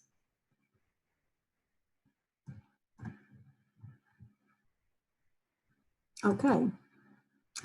The very final finding in Standard 5 and of the entire report is focused on increasing productivity through the provision of quality learning environments that promote improved performance across the district. And our finding here is that the quality and utilization of learning environments across the district are inconsistent, creating inequalities as well as some inequities for some student groups. Like most urban districts, your campuses range in age from relatively new to pretty old, like from 3 years up to, I think, 150 years. And that's just fine. We don't expect new facilities. That's not required. However, all buildings, regardless of age, are expected to be safe, secure, conducive to teaching and learning. And what we found when we visited some campuses is that in most cases, your campuses are providing adequate learning environments. But a few detailed in the report, and I won't name them here, are in disrepair with inadequate heating and cooling systems, missing or dirty ceiling tiles, overcrowdedness, and unsafe conditions. So you can check that out. I won't name campuses. Further, your space utilization is inconsistent, and there we have a chart in this finding that you may want to take a look at. Some facilities are underutilized while others are way beyond capacity. And I know you know this because you've been making efforts to adjust the numbers to move those overcrowded numbers to campuses where you have space through your voucher system. So our recommendation here is that, first of all, you revisit and revise the district's long-range facility plan. To address equality and equity in learning environments. You've got a pretty good facility plan. It comes pretty close to meeting the quality guidelines, but our understanding is even though there's some plans in place, some of the schools that really are in disrepair have not had those repairs completed. So basically this completes it. And I know that's a lot of information. And I know y'all are tired. You've been here for 2.5 hours. I'm tired too. But I hope that gives you a smattering of the report.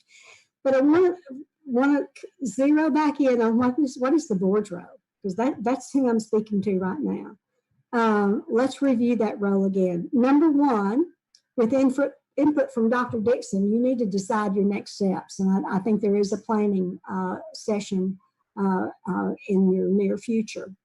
What recommendations are you going to implement and in what order? You may want to change the order based on your resources, what you consider to be important. Incorporate these efforts into your new strategic plan and y'all put legs on that plan. Make it work. Don't just write it out and say, okay, now we're done. Make it happen. Develop PERT charts with each important initiative. Put somebody in charge of it. Now, this is really for the superintendent, not the board. But the board needs to help in concert with the superintendent develop the plan. Then once that plan is down, then the superintendent takes it and puts legs on it. And I would recommend that somebody be assigned as the champion for each major effort. If you don't, they will drop through the cracks. and require regular reports, Dr. Dixon, and then you can provide regular reports to the board. So y'all will know, but this is this is not an event. This audit is not an event. It is a continuing process, and hopefully for y'all, it will be a process that you will incorporate in your priorities over the next 4 to 5 years. Then get about your policy. That's the first thing you need to do, is get those policies in place. That's all about control. That's going to be pretty easy. You might even do it in one new policy. I mean, we give you pretty specific instructions or pieces that need to be in policies. People have even asked, do you have an example of a policy? Well, yeah, we do. We typically, because every district functions differently with regard to policies, we don't provide a copy of an example of policy, but I can send you one if you want one. But we are pretty specific in telling you what needs to be in those policies. Third, fund, and again, your treasurer has already mentioned this, but fund through the budgeting process your recommendations. Not many of them, guys, require a lot of money. I have recommended some changes in the organizational structure, but if you decide to implement those as you move through attrition or however process you want to do that, you can move monies from one section to another. You know how to do that. But most of these recommendations do not require any new resources, and I think that's good news. It's just a matter of redirecting efforts, time, and energy, pardon me. Number 4, charge the superintendent to get the work done and monitor progress via schedule reports to the board. And I incorporated this in one of my other comments. So basically, that's your role. Keep your eye on the ball. It is easy to let it slip. It's called that institutional slippage, where you get COVID-19 or something else comes up, and it's easy to put this important initiative on the back burner. And I'm asking you to keep that in mind. If you're not careful, it's going to happen. Now, I'd like to close with a challenge to you, both as a board and as a group, as well as individuals.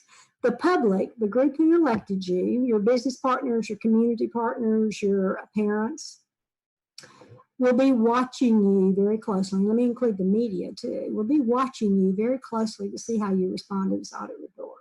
I told the administrators when I met with them in February the same thing, that with the top administrators, I'm telling you, the way you address this audit and the attitude you take with others is going to communicate very clearly. It's going to be important in how others decide they're going to approach it.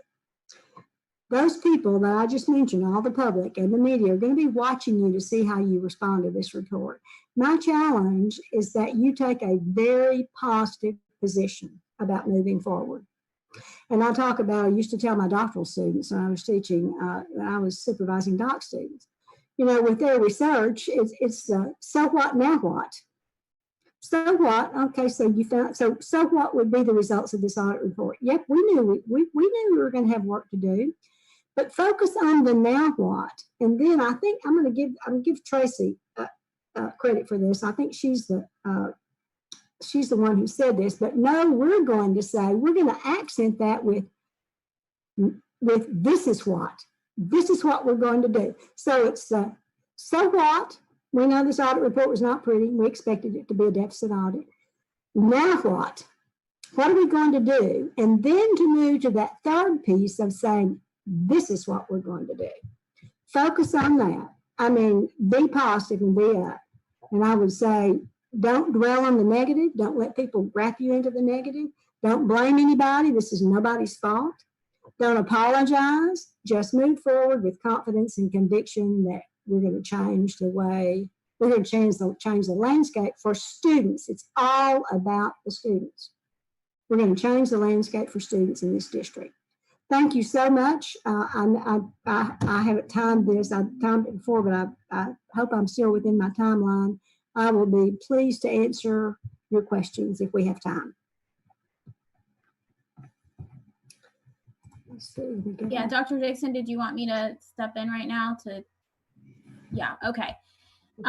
So first, thank you so much for that presentation. And as you alluded to, because of the importance of this and the seriousness the board takes, for moving forward, as you said, in a very positive way, we actually are setting a special board meeting that we're announcing on May 14th, starting at 5 p.m.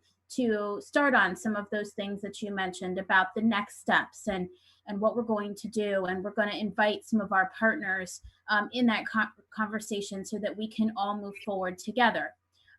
There were some questions about will this report be published and shared with the public. I believe it's every intention of the board to make that happen. The superintendent asked for this done. We were supportive of it. We knew, as you said, it wasn't going to be pretty, but we just got to get it out there so that we can move forward. And I think that we have a board that wants to move forward. We have a community that wants to move forward. We have teachers and staff that want to move forward. And that's what we're going to start to work on next week. So, but we do have some questions from board members about your report and presentation. So I believe the first is Mr. Ragland. Thank you, President Adair. And can you repeat the day of the special meeting? May the 14th? Yes, May the 14th at 5 p.m. Okay, thank you very much. And Dr. Stribling, thank you so much for sharing everything that you shared. And thank you and your team for engaging Columbus City Schools in this endeavor. I have just been bombarded with text messages of thanks and notices of thanks and rah, thank you very much. Word of encouragement to myself and to this board that we take the items that you've given us today and take them to heart and produce for the benefit of our young people. One of the early things that you mentioned early on was around the contracts that we have in place with our CCS grown-ups, as our president so fondly calls them. And we know that they have been a part of this process from day one as well. And some of the things that you mentioned that you felt were contractual deterrents to student achievement, I am interested in knowing in as much detail as you are willing to provide for us what those things are, because I think, and you've alluded to this frequently, that a lot of those issues kind of permeate through the remainder of the report. And so when we come back on the 14th, if there is a way that you can, in a very detailed manner, tell us which elements of the contract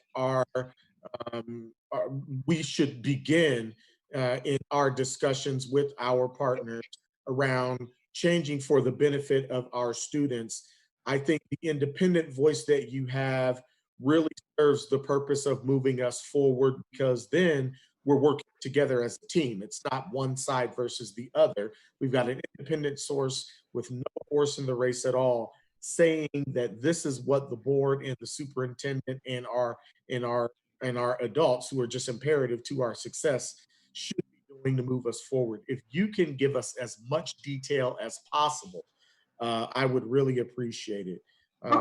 There's quite a bit in the report, and the one that I mentioned is there's a section in there, and we know how critical teaching is.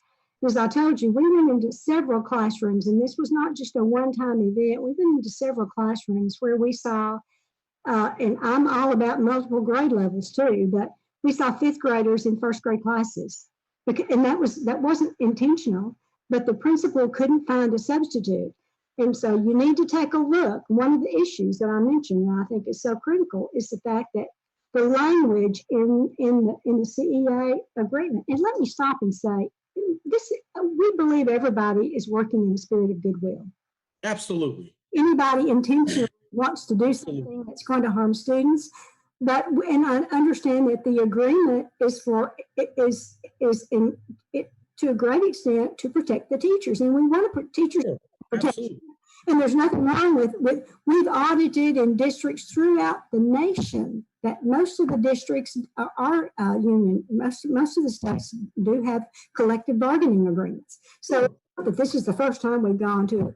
But I will tell you, in my experience, which is limited, I mean, I'm not the only senior lead auditor in the group. Others go to, and I don't go in every audit. But the agreement, the teacher agreement in this district is the strongest, and I'll use that word, agreement in any district I've audited. And I've audited in districts 3 times as big as this district with union agreements. So all I'm saying is just take a look at that. Here's another one. Here's another issue. In talking about planning and how important planning is, the CEA agreement does not allow, it prohibits principals from asking teachers to see their lesson plans. So it's not permissive. It doesn't just say, well, you know, it's between the principal and the teacher or whatever. It actually, well,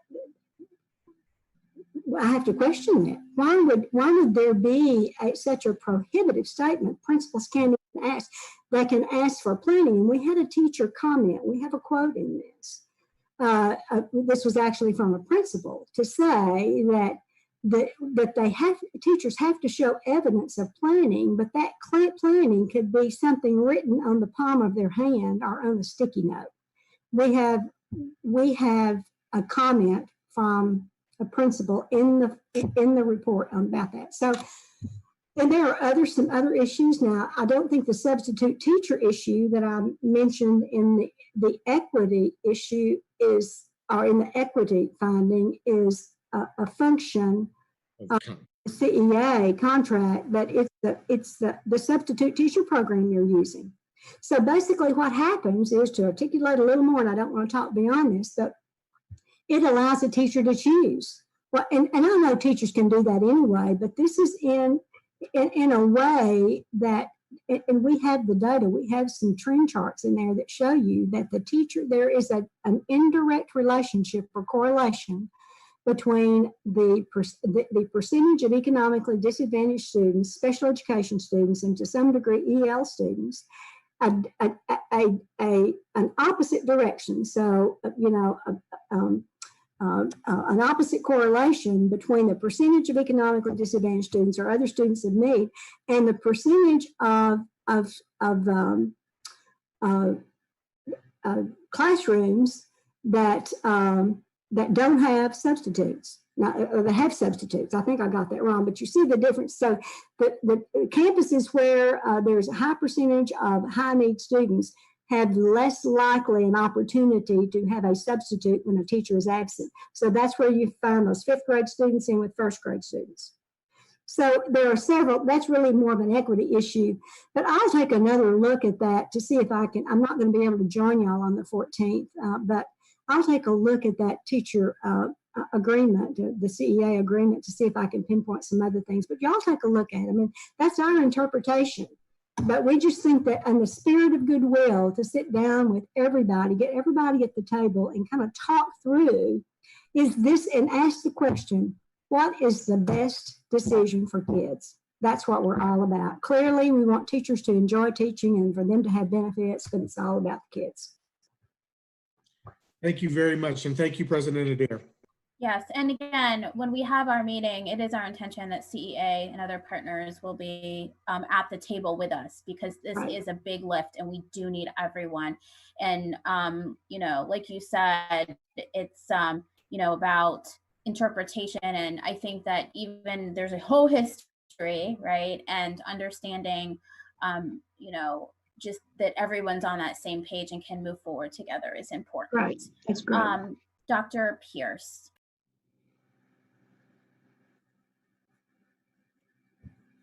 Thank you so much for this presentation. I appreciate it because the framing of this is more about how we can improve, and again, not so much about expecting deficiencies, but how we can improve. So I have a number of questions that are really related to the procedures and the process of your assessment.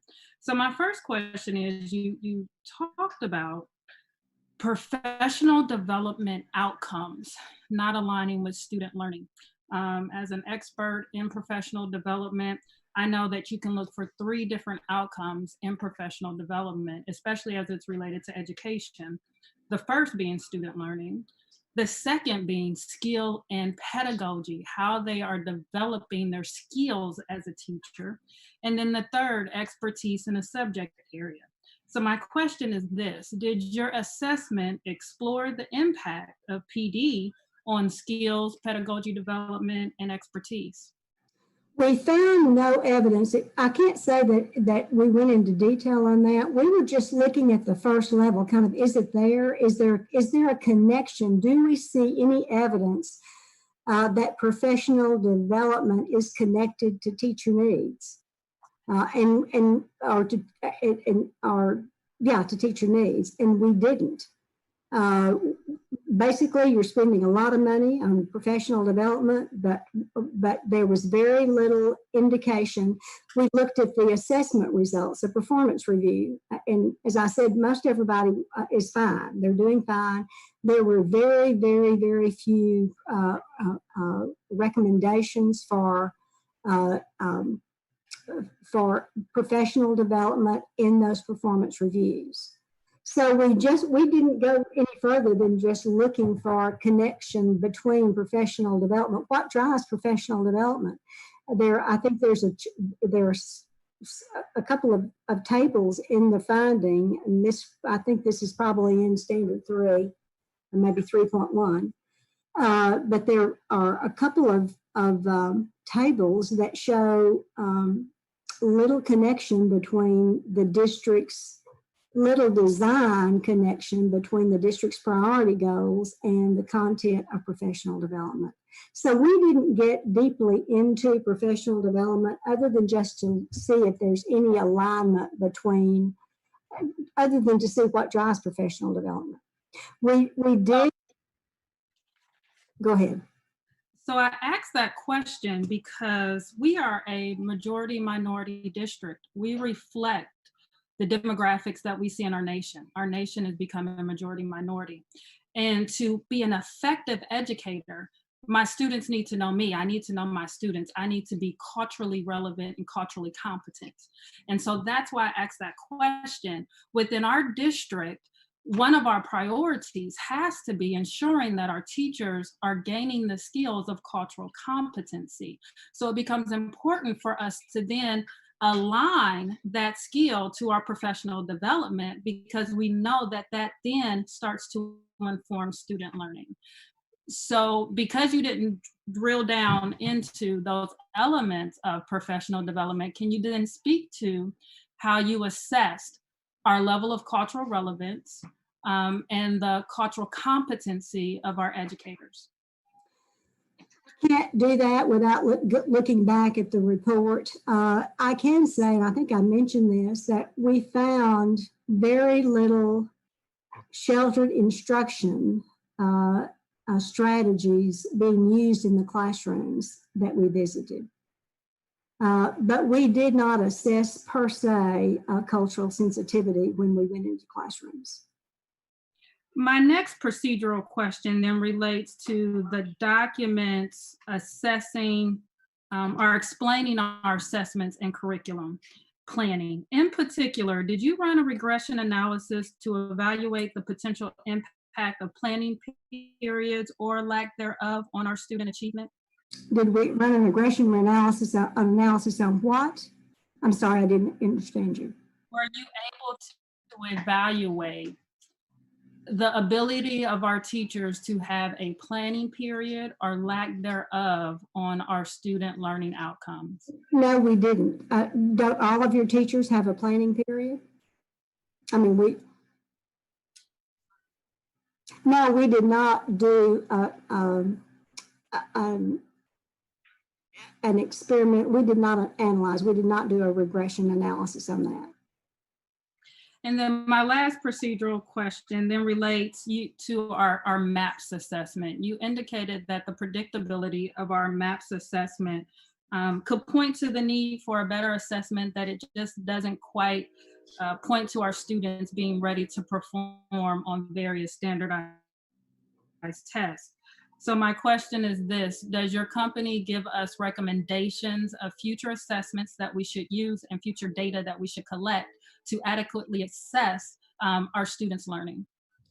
Well, what we found, and really your folks, the district personnel told us, they reported that when we had discussions with them about the MAP, that the MAP is supposed to predict. You give the MAP test at periodic times, and there is a predictability quotient that predicts whether there are going to be any surprises on the high performing, on the high stakes test or not.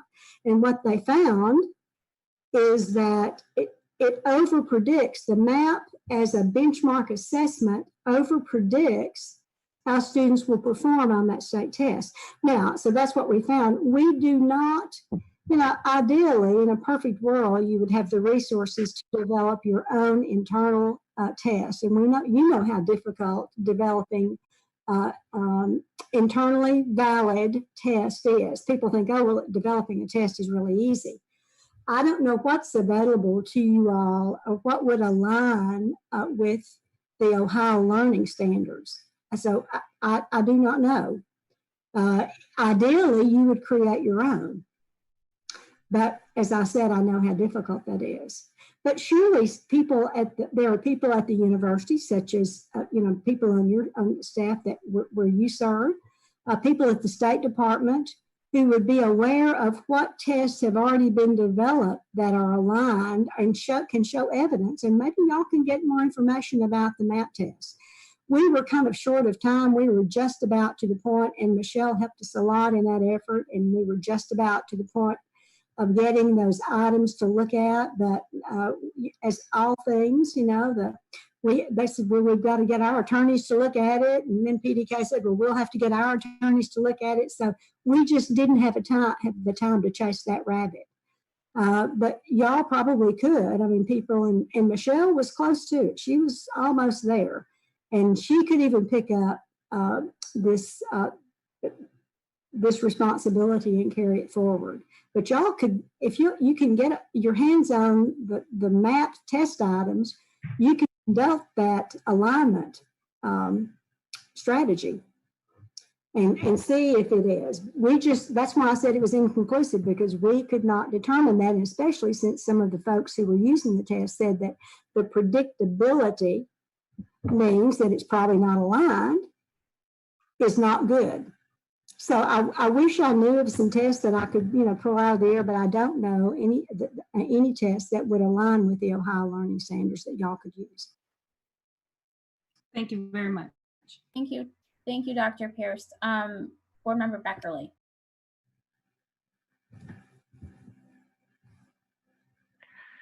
Okay. Thank you very much. I don't know if you recall, but I was a teacher in the district up until a few years ago. I remember you came to one of the meetings we had in February too. Right. And truthfully, very little, if anything, surprised me about your findings. So I feel grateful exactly for so what, now what? Because this is what we need.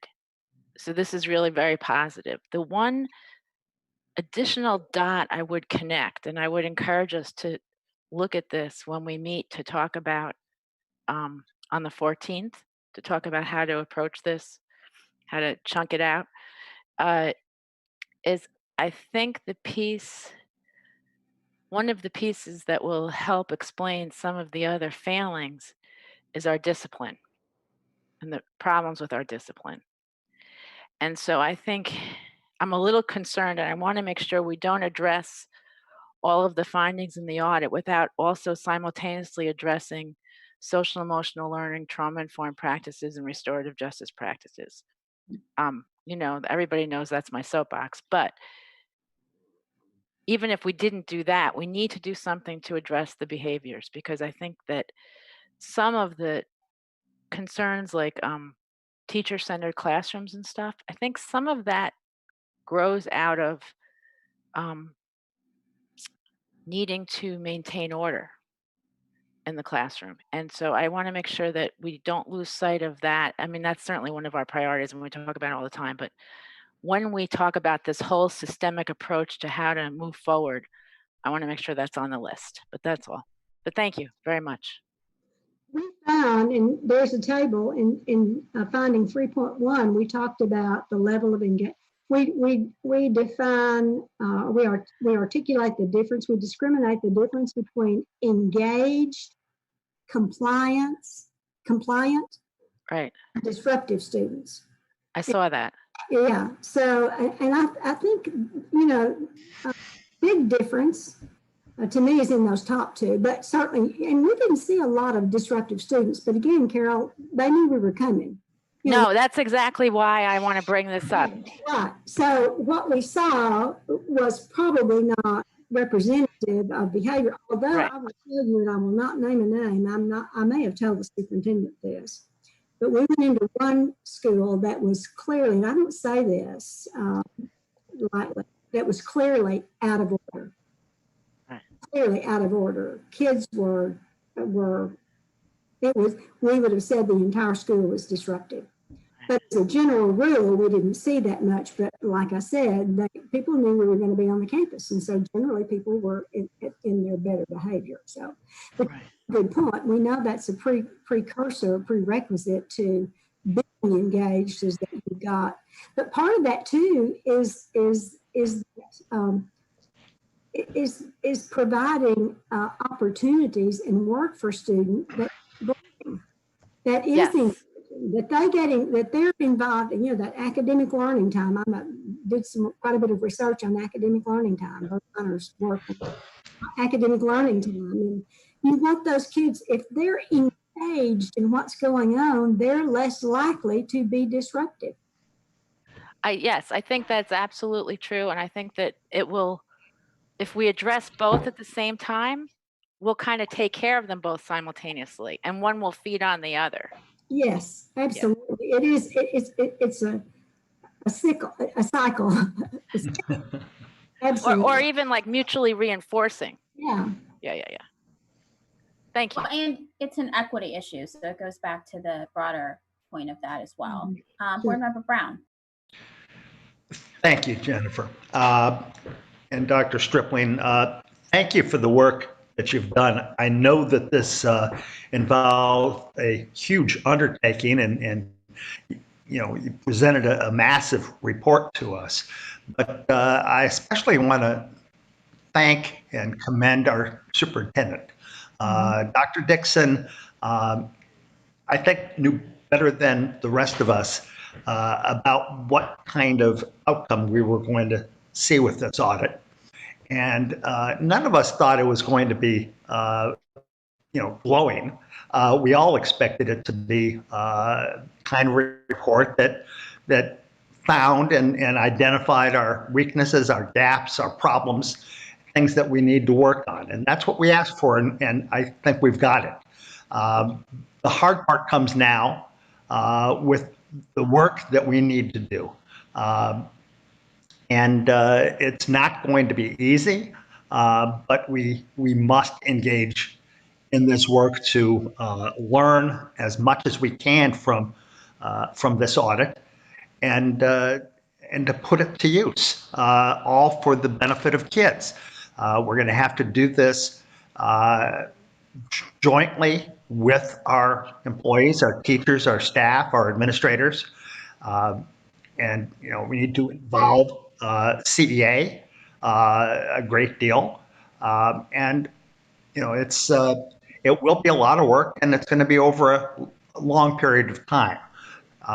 But that's what we all signed up for as board members, and I think I feel good that we're going to be able to start work on this next week, and figure out path forward to getting our hands on this and taking the necessary steps. I think that our students are the ones that are going to benefit.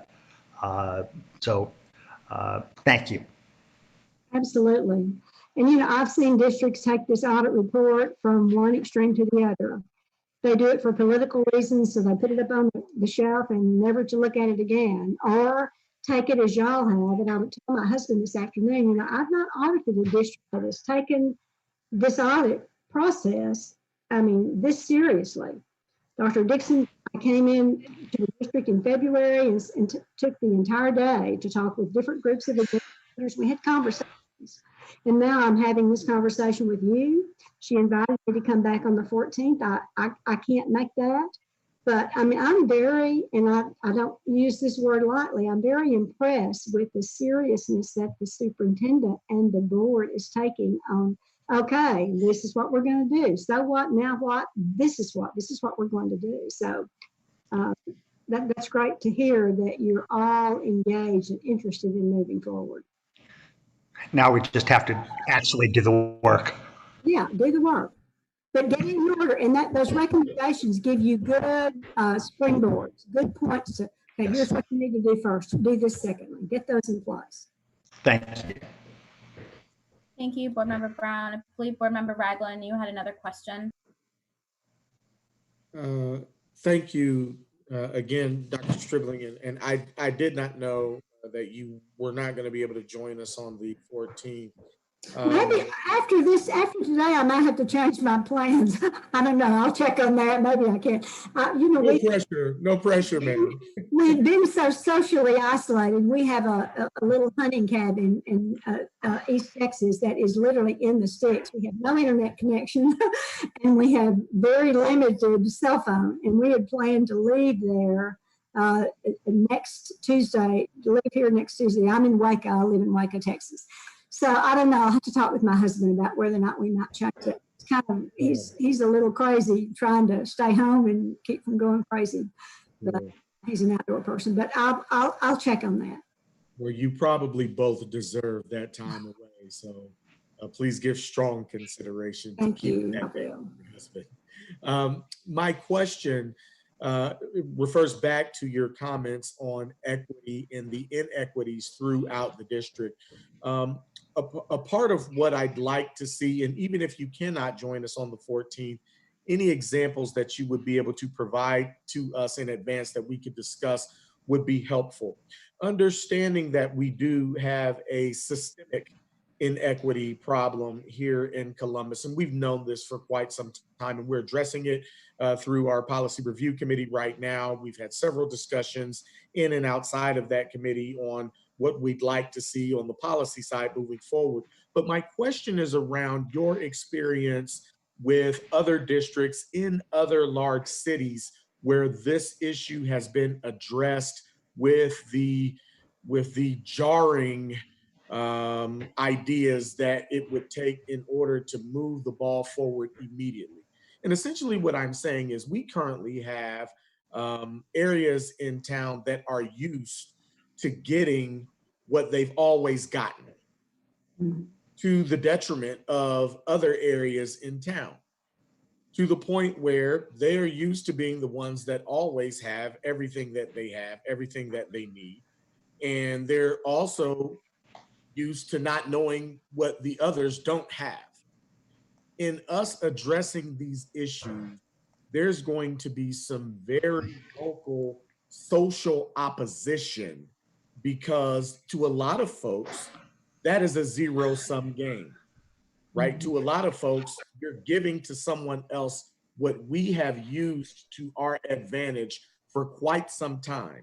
And my question to you is, are there examples of other school districts or cities? Because I think that this is not just a product of Columbus City Schools addressing inequities, but the city of Columbus and the greater Columbus area addressing inequities.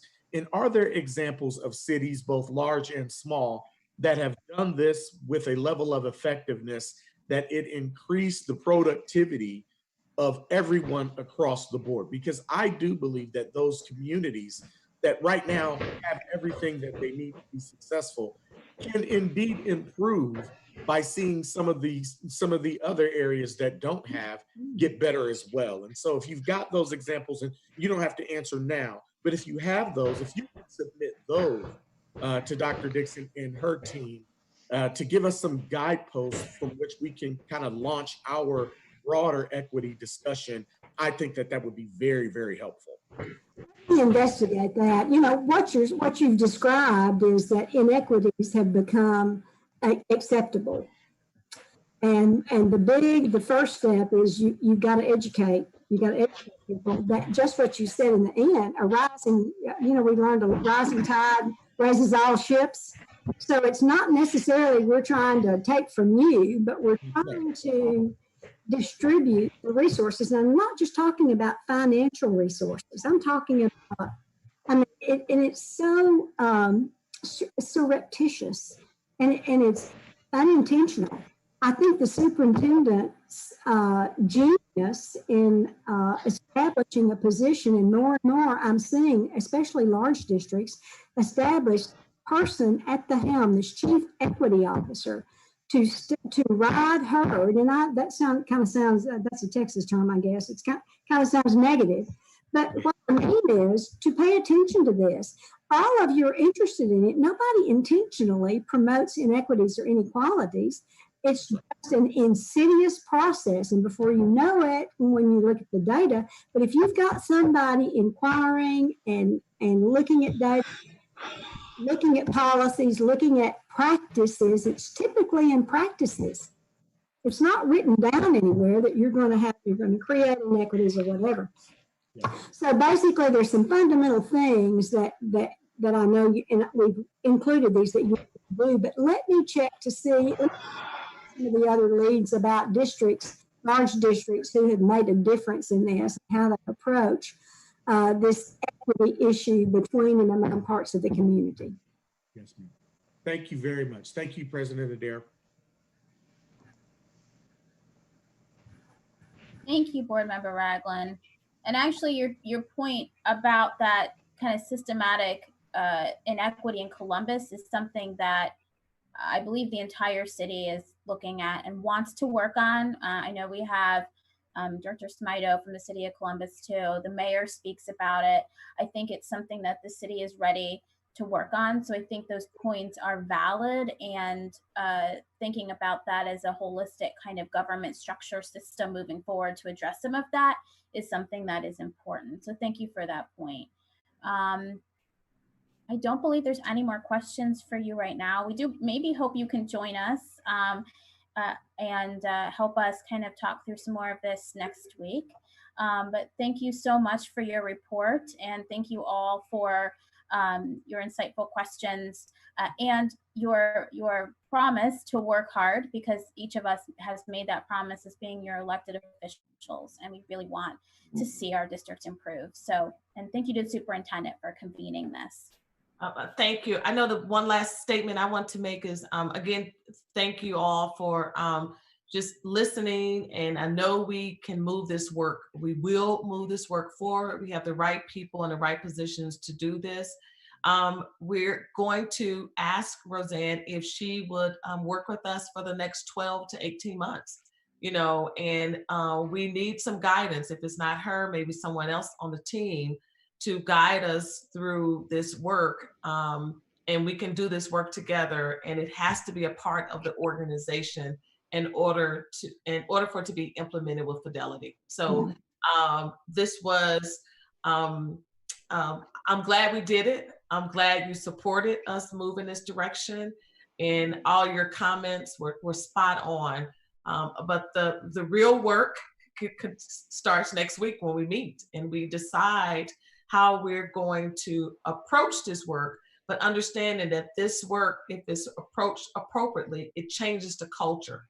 It changes everything that we do, and it changes who we are and who we focus on. So I'm excited, and thank you again, Roseanne, and we look forward to hearing from you about some next steps. Okay, well, thank you for having me, and good luck. All right, thank you. Yeah. So at this point, I would like to turn it over to our Chief of Accountability, Dr. Michelle Klein, and she's going to provide an update of our fourth quarter grading policy and also show you how our virtual enrollment process is working. So Dr. Klein.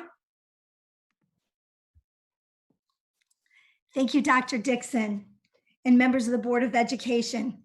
Dr. Chapman's, Dr. Ocasio, Dr. Roush, and I have one additional grading guidance option for your consideration and a clarification of a component to our modified Board of Education 5421 as it pertains to this school year only. In light of the ordered school building closures, our transition to the online academy model for instruction, stakeholder input from parents, teachers, students, suburban and urban counterparts, we would like to submit an additional consideration. As educators, we understand the need for both differentiation of instruction and evaluation to meet the needs of all learners.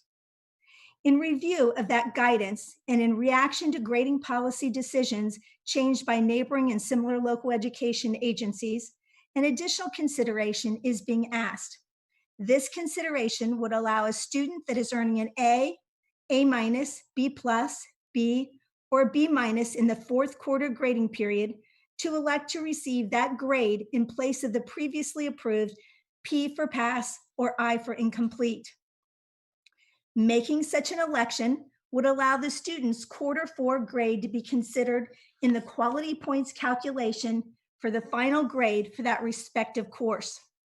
This decision would have to be communicated from the student via email to their teachers and principals' district email accounts by May 11th, 2020 by 2:30 p.m. for each class that they wish to apply this option. We believe that this option would acknowledge the hard work and resilience of many of our students without causing any undue hardships for those who continue to suffer the digital divide. We have also confirmed with our student information management system, Infinite Campus, that based on the board decision, that the final grade for secondary students would be automatically calculated by the average of quarter 1, 2, and 3 percentile grades. As has been in the past, we have a support tool for quality points. This calculation tool will provide for teachers whether the quality points final grade will be higher than the calculated percentile grade and allow for the teacher to override the final grade for all affected students at a single time, thus giving the student the higher of the 2 grades.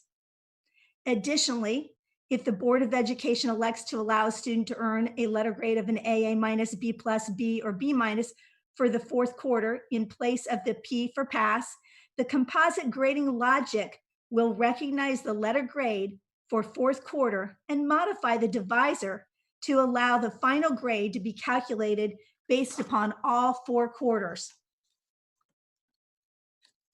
In accordance with the previous adoption, the suspension of a portion of Board of Education Policy 5421 due to our unique year, we wish to clarify that the fourth quarter grade of a P for pass would count as one of the 2 quarters required for passage of a course. To Board Member Cole's question, academic grade changes are part of our administrative guidelines and are permissible during any academic current school year based upon completion of work aligned with the curriculum scope and sequence of that respective quarter and course. These are all completed through the Columbus City Schools distributed application software, known as the CCS DAS, so that they are properly documented according to the internal auditor. Academic grade changes are permitted throughout each academic school year by the teacher of record. Academic grade changes that span beyond the current academic year must be documented by a teacher, counselor, and approved by the principal, area superintendent, and the chief accountability officer. Upon your approval of this additional guidance, Dr. Chapman will be communicating this information in detail to all building principals and teachers for immediate distribution. And finally, in closing, we feel that our previous guidance, along with this addition, meets the needs of all students. Our goal remains to ensure the rigor while providing grace. Dr. Ocasio, Dr. Roush, and I would be most happy to answer any questions the Board of Education may have. Thank you. I believe Board Member Cole has a question. Thank you, Madam President. Thank you for the presentation. Why is there an opportunity to make the time limit longer for a student to be able to provide information on whether or not they can opt out of this incomplete or pass option. The rationale is, and I certainly like to get an idea, a deeper idea of your rationale around the May 11th date, but Absolutely. and what your drivers are for that. But Sure. at the end of the day, I think the challenge is that getting this information out to principals. So how quickly do we turn this around to principals, and then principals subsequently turn this around to their teaching staff? I think that there's a considerable lag time there. And not for anyone being lackadaisical, just in terms of how information is transmitted. So my concern is that not enough students may capture notice of this information in advance enough time to be able to make a decision. So can you share with me what the drivers are for the May 11th date? And is it at all possible, because I think it's important, to extend that date a little further out? Thank you. President Adair, to Board Member Cole, thank you so much for the question. That question was actually just asked a couple days ago, and there was nothing magical about that May 11th date, but we felt that sufficient time and commitment in the face of this adversity needed to be given for the academic integrity of letter grades, and in some cases, weighted grades. This allows both students and teachers to have enough processing time while still being cognizant to our senior students and their graduation timeframes. Remember, our first planned ceremony was May 27th. And so when you look at the time between May 1st and May 27th, we kind of took the middle of it. But to answer your question completely, Board Member Cole, that does not have to be the date. We just wanted to make sure that we've given it sufficient time. Thank you. I know that now COVID has changed our timeline for graduation. I do know that graduation date finalization, and to that effect, Madam President, Madam Superintendent, I would love it if you gave us some sort of timeline, very specific, on at least when you plan to have a hard line date for graduation. But all that being stated, I'd like to see this time, Madam President, Madam Superintendent, extended for the sake of making sure that enough students are informed in advance enough time to be able to take advantage of this opportunity. I thank you again so much.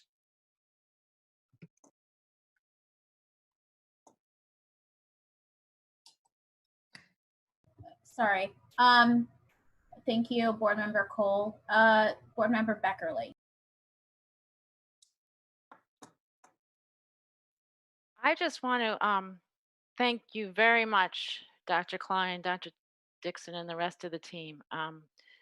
This has all been so hard, and there's just been so much, and you have done so much and worked so hard. And I know that it's a huge process. I think this is a wonderful solution. It addresses my concerns.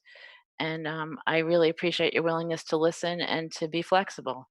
And I would like to ask the community and the rest of the, both the external community and our within the district community to be patient, because this is all taking time, and this is a huge crisis we're in. And, you know, the timing was going to be not scrambled, but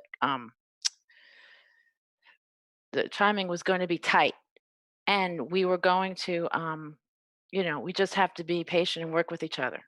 I appreciate all of your efforts. Thank you. Thank you, Board Member Beckerly. Vice President Reyes. Thank you, President Adair.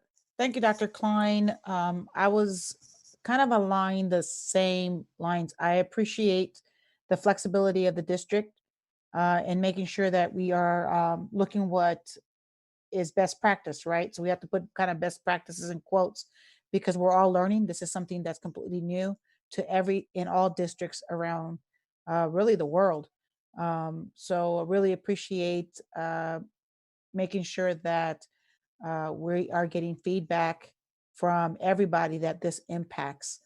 I also appreciate that you have somewhat of a deadline, but as you've stated, and as we are experiencing COVID, there is a need for flexibility, and that continued flexibility.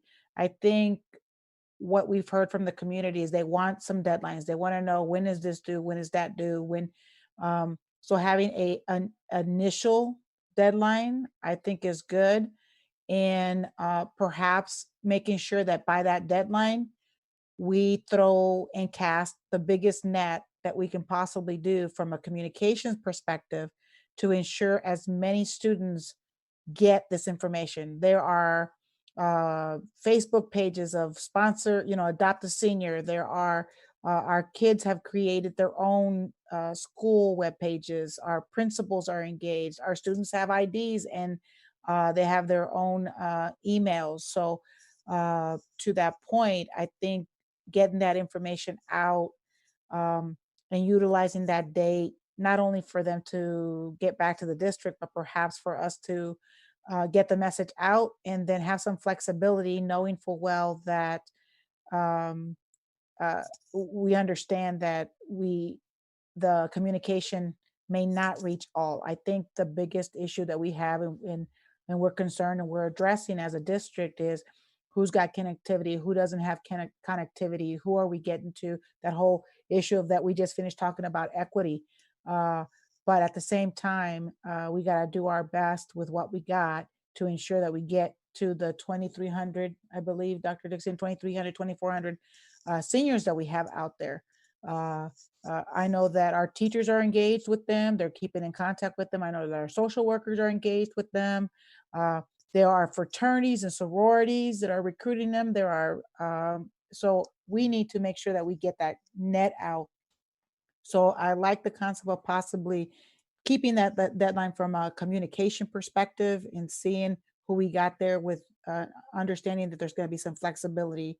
And maybe by the next meeting, we can get another date. But to your point, I think we need to ensure that we're getting the grades in depending on ODE standards or anything that like that may be impacted. Maybe that's my question is if as you explore and look at when these grades have to be in, and I'm going to assume that other entities outside of us, ODE and all these other places that we have to do reporting are also going to have some flexible standards and dates.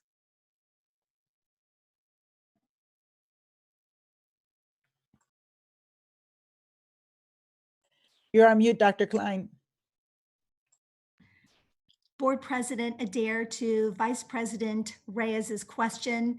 As far as deadlines for ODE, the deadline is not by the time we end school. It is actually after that we report final grades.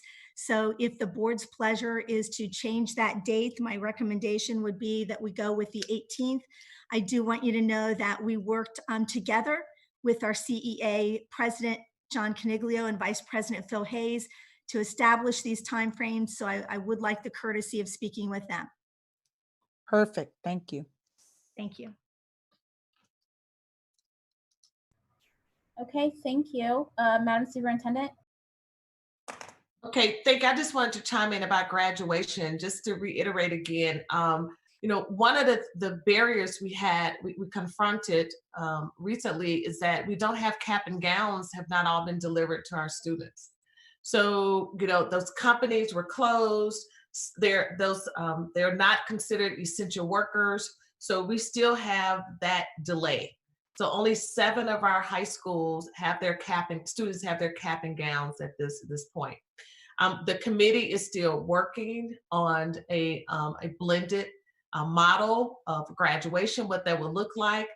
The logistics are large for a district our size. And making sure, for example, that we have enough camera crews who can be at each location as we have, if we adhere to those guidelines of 10 students and their families at a time coming in for pictures. So the team is working on it. They share with me that we hope to have a date we want a virtual date. So there's a date for the virtual graduation, but there's also a date for when the process or the marching and giving under diploma and taking pictures will happen at the individual school. So I know everybody's eager for a date, but logistics and making sure our students have what they need is very important. If you want, I could give dates today, but it would mean a lot of schools wouldn't have cap and gowns.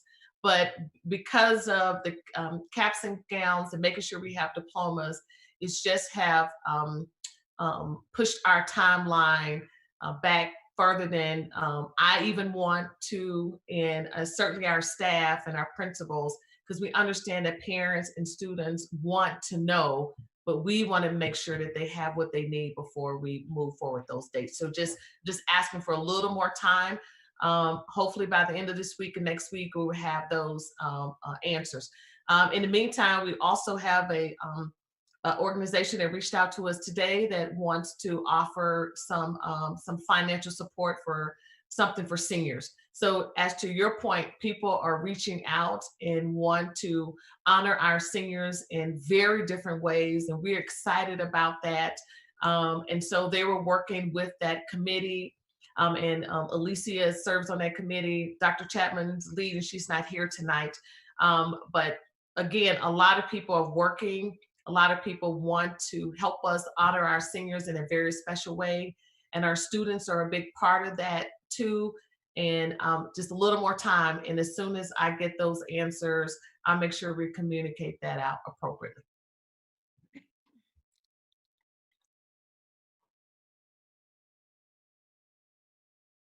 Okay, Dr. Klein, you want to go to the next piece? Are we okay with it? Okay.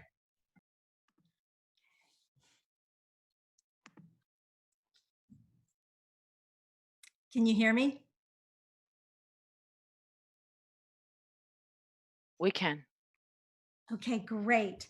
So during the April 7th Board of Education meeting, we had shared with you that the district began offering virtual enrollment appointments. So when Dr. Stripling was talking about so what, now what, I wanted to share with you the exciting news we have with virtual enrollments.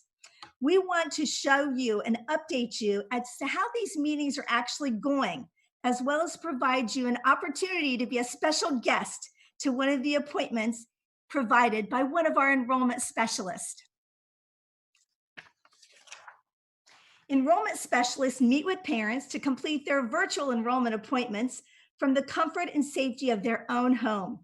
An immediate automated email and text message is sent at the time the appointment is initiated.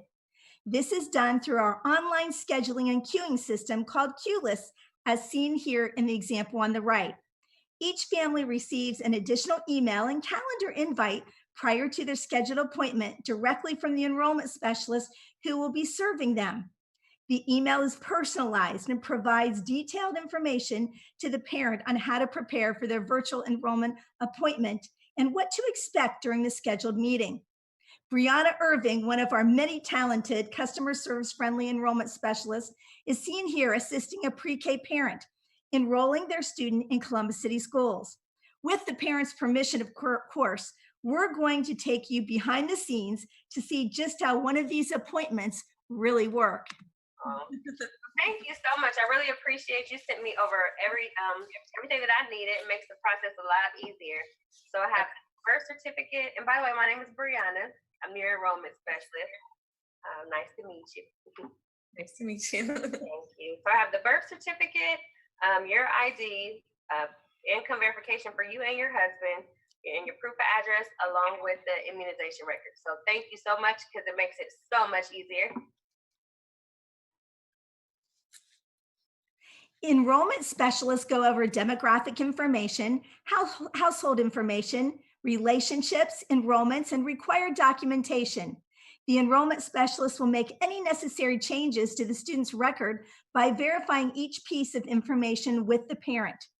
Enrollment specialists share their enrollment screens with the parents for additional verification of accuracy, as you can see here. Additionally, detailed household information is completed and verified with parents during the actual appointment. Parent portal access is a vital resource for parents, which helps them to keep track of their students' academic progress, graduation status, and attendance. It is especially important during the COVID-19 crisis, as it keeps students, parents, and educators engaged in the education process throughout the remainder of this school year and beyond. The enrollment specialists ensure that parents have the ability to gain access to their parent portal from the very first day of their student's educational career with Columbus City Schools. A parent portal access letter is emailed to each legal guardian present during the enrollment appointment. As each parent has their own unique access code, enrollment specialists only provide the parent portal access letter to the legal guardian who is enrolling their student at the time of the appointment. If there is another legal guardian in the household who wishes to have parent portals set up, this can be easily done at a later time.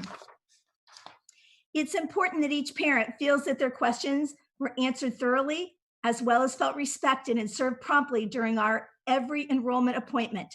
To ensure quality customer service, parents actually receive an automated survey through our queueless scheduling and queuing system seen above to rate the service they received and provide additional feedback for us.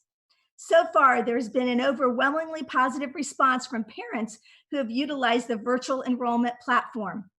Families have shared that they truly appreciate the care and professionalism shown to them during these meetings. Our virtual enrollments currently have a 98% satisfaction rating from our parents for enrolling their children as fast and as easy as possible. Although we are working to achieve a satisfaction rate of 100%, we know that we are offering our families an exemplary service in an efficient and friendly manner.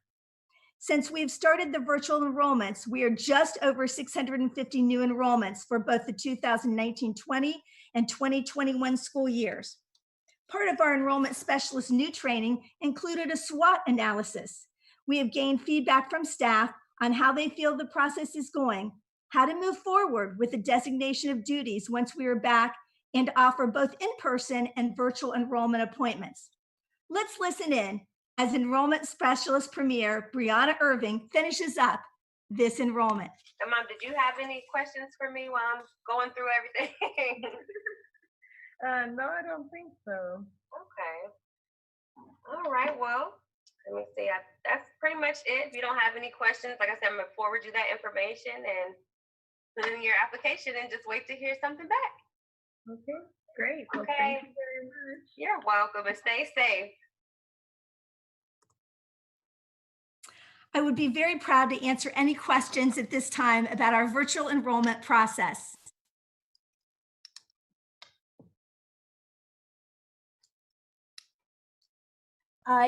Does Board Member Beckler, is that your hand up? Yes, okay. This is just fabulous. Beyond great. It's so exciting. I can tell you're excited too. Well, we I'm took thrilled. information that we were presented with. We had toyed about this and talked about it for 6 months to 8 months before, not knowing COVID-19 was coming. And honestly, our supervisor Michael Taylor and Director Tanya Freeman just went wild with it. And I'm like, well, you know what? If we're ever going to do it, now's the perfect time. Let's go for it. And within less than a week, they were operationalized, and every enrollment specialist is participating and loving it. Bravo. And to our concern over equity, this is huge, because I know firsthand that getting our parents getting to central enrollment is a challenge. Right. And it's also providing an opportunity to establish a connection with a parent that's positive right away. Right. And they're using their phones and they can do this. So Yes. No. This is really, really, I'm on multiple levels. I'm thrilled. Wonderful. Thank you. Board Member Vice President Reyes. Hi, Dr. Klein. Yes, I agree. I like it. We actually, in my job, we are just going to virtual ESL classes. But because of that, we are experiencing some difficulties in teaching our parents how to utilize this new medium. So of course, I'm going to ask the language question. So how are we ensuring that our parents know that when they call or they're signing up, it's in the language that they need help on? Sure. Thank you. So Board President Adair to Vice President Reyes's question, we are so fortunate, Board Member Reyes, that we have VocaLink. So we use VocaLink to do any transcribing for us, and they actually come online with us, and you can see them, and they can see the enrollment specialist and the parent. And sometimes just the fact that someone can see someone else speaking in that language makes them feel so much more comfortable. So we're thrilled that we have that VocaLink option that we use quite often. Perfect. And Dr. Klein, when we are letting the community know that this is available, will we be advertising not only in a written form, but possibly some YouTube videos or some interactive media? That's another thing as we're looking at COVID, and I've sat in a couple of immigrant and refugee panels. We've talked about the difficulty of some of our communities' reading ability and access to some of that. And we have found that many of the organizations have found that recording the message in the native tongue has been very beneficial. Is that something that we have the capability and possibility able to do? President Adair, to Vice President Reyes's question, absolutely. We haven't done that yet, but you know, that's just like the next step. So thank you for the suggestion. And we do have VocaLink, so we could easily do that and make a recording of it. And I'm sure Paul Brown would help us out because he's the world's best media producer. And that's perfect. I think also don't forget we have through our engagement office, we have a lot of great partners, ETTS, Chris, us together, that are not only partners, but they are members in our community that would probably love to record a message, or maybe one of our parents would love to record a message and say, this is what I did. I encourage you to do that. So I think we have a lot of great possibilities right now, especially since we can probably record them from home and don't have to try to see how to calendar them. So thank you. Thank you for the ideas. Mm-hmm.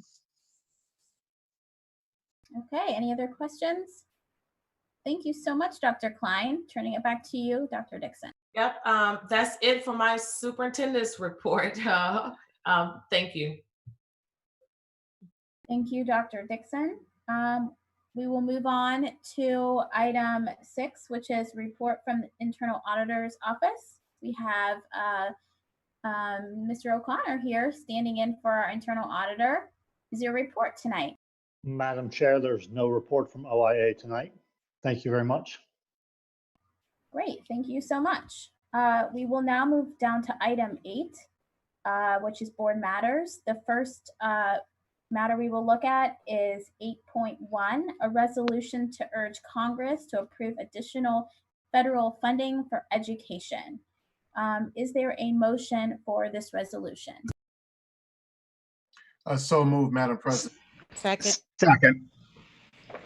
Okay, I will ask Board Member Cole, who is the chair of the Finance Committee, to offer us some comments about this resolution. First and foremost, thank you for the opportunity to present this to the board. This is largely born of the relationship that we have not only with our local congressional folks who represent us in Congress on Capitol Hill, but also with the Council of Great City Schools.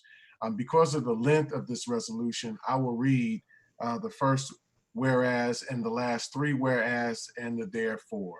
All right. Again, this is a resolution to urge Congress to approve additional funding, federal funding for education.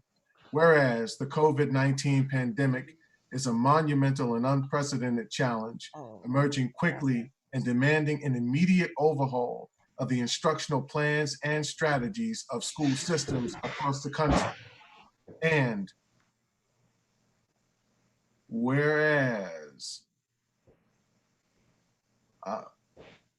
I'm just scrolling down, forgive me. Whereas the Council of Great City Schools, the National Education Association, the American Federation of Teachers, the National School Boards Association, and American Association of School Administrators, and the National Parent Teachers Association, and others have called for some $200 billion in relief for the nation's public schools. And whereas this level of funding is the minimum needed by the nation's urban public schools to sustain and accelerate their academic achievement trends over the past decade, including gains in reading and math achievement that outpace national average. Now, therefore, be it resolved that the Columbus City Schools Board of Education calls on its congressional delegation, including our United States Senators, and House of Representatives members to advocate for and approve additional federal education funding for our nation's public urban schools. Thank you, Madam President. Thank you. Are there any board comments, discussions, questions? Okay, seeing none. Mr. Treasurer, please call the roll. Ms. Beckerly, Yes. Mr. Brown, Yes. Mr. Cole, Vehemently yes. Dr. Pierce, Yes. Mr. Ragland, Yes. Vice President Reyes, Yes. President Adair, Yes. motion carried. Thank you. The next resolution is 8.2, resolution to replace attachment C to the amended plan for completion of instructional days via web access. I move approval. Is there a, I motion to bring it to the floor. okay, so we have a motion and a second. We do need some discussion on this per the discussion we just had with Dr. Klein. I'm going to turn it over to Dr. Pierce right now for comment and then to talk about maybe a possible amendment. Awesome. Thank you, President Adair. Dr. Klein, I want to thank you.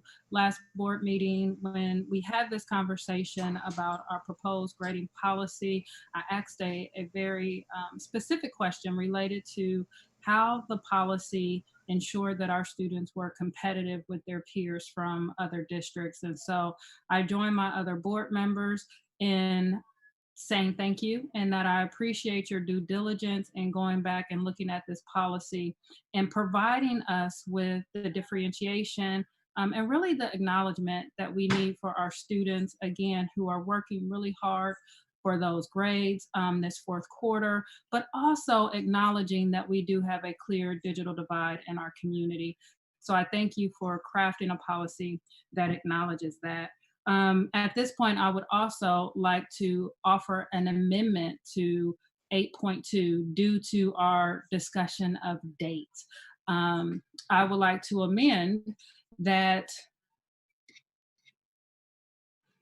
it be further resolved that the date and time students are required to inform their teachers and building principals as outlined in attachment C be further amended to May 18th, which is to be determined jointly by the superintendent and the Columbus Education Association. I will accept that amendment as part of my motion.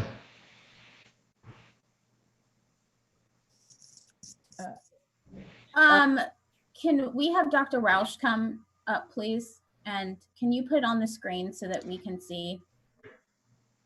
I can do so. Is there discussion on that as we bring it up? Dr. Roush is going to show us what it says. And I think that Tina actually said something a little different here. I did. So in Dr. Klein's presentation, she said the furthest point would be May 18th. Dr. Roush, will we be able to parenthesize that date as our preferenced date? But again, giving them the flexibility to determine, again, a joint date a little later than May 11th. And Dr. Klein, please step in if I heard that date of May 18th as incorrect. No, Board Member Pierce, you are correct. The date that we agreed to with the Columbus Education Association, President Coniglio, President Hayes, was May 11th. What I'm saying is I am more than willing to go back and speak with them and make the recommendation to change that.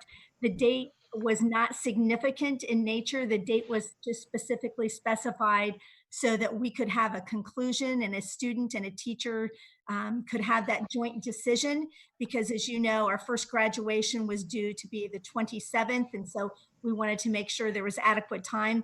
But honestly, now that date is obviously going to be pushed out. So the date is of less significance. Okay, well then we can definitely strike May 18th as that date is less significant and leave it open to a date to be determined jointly by the superintendent and the Columbus Education Association. Dr. Pierce, will you read what's on the screen and make sure that that is? Yes, I will. Be it further resolved that the date and time students are required to inform their teachers and building principal as outlined in revised attachment C be further amended to a date to be determined jointly by the superintendent and the Columbus Education Association. And just to clarify, I am accepting the amendment as written on the screen and offering that as my motion. Stan, it looks like you have some, I don't think we can do that. Yeah, I appreciate the concept of a friendly amendment, but Dr. Pierce, I believe, actually made a motion. She needs a second. It has not yet been seconded. It would formally be better to just amend the motion and then go back and. Fine, whatever. I'm happy to second her. I'm happy to second her motion to amend. Then you need roll call, right? Right. So you've got a motion on the floor to amend the original motion as it was just read and shows on your screen in red. This is just to amend it. Yep. Okay. Dr. Pierce and to President Adair, I just had confirmation from the president of our CEA that he is perfectly acceptable with May 18th, and that may work better just to finish this all up. Yes. There you go. Called teamwork. Technology. All right. So Okay, so then does Tina have to, Dr. Pierce have to change the language. We will have to rechange the language and open it for discussion again. Hopefully there is none.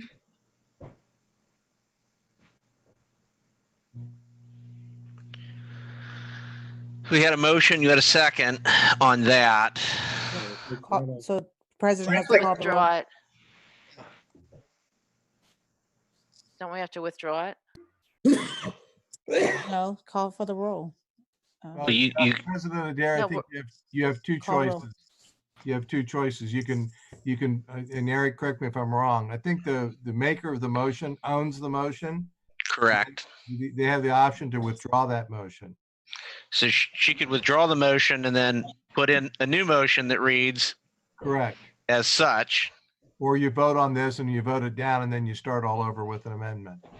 So I would prefer to withdraw the motion of be it further resolved that the date and time students are required to inform their teachers and building principal as outlined in revised attachment C be further amendment to a date as determined by our superintendent, building principals, and Columbus Education Association to an amendment which now reads to be it further resolved that the date and time students are required to inform their teachers and building principal as outlined in revised attachment C be further amended to May 18th, 2020. Is there a second to that amendment? And I will second it in this form. And just as an aside, expressing my continuing dislike for Robert's rules. Oh, thank you, Board Member Brown. Will you please call the roll to approve the amendment? Mr. Brown, Yes. Mr. Cole, Yes. Dr. Pierce, Yes. Mr. Ragland, Yes. Vice President Reyes, Yes. President Adair, Yes. Ms. Beckerly. Yes. The amendment passes. Now we need a motion to approve 8.2 as a no. No, you have it. You've already got it. It's on back on the floor. It's back before you as amended. Moved by Board Member Brown and seconded by Vice President Reyes. So then we need the roll though. Yes, ma'am. Yes. You ready? Mr. Cole, Yes. Dr. Pierce, Yes. Mr. Ragland, Yes. Vice President Reyes, Yes. President Adair, Yes. Ms. Beckerly, Yes. Mr. Brown, Yes. The motion as amended carries. President Adair, could I just, for 1 second, ask that my question be acknowledged from earlier this evening that I have for Dr. Klein related to this policy? Yes, that's my fault. I did not recognize you in discussion. We just got straight into that amendment stuff. So go ahead. It's okay. Dr. Klein, I just want to provide you with an opportunity to speak to the restoration of the eye. We have a number of student athletes that are watching this policy very closely. So if you could just take a moment to explain how, again, our student athletes will restore their eyes under this policy, I would greatly appreciate it. Thank you, Board President Adair. To Board Member Pierce, to her question, it is actually very simple. We have a tool through the Columbus CCS DAS called the academic grade change. What will happen is on May 28th, grades will close.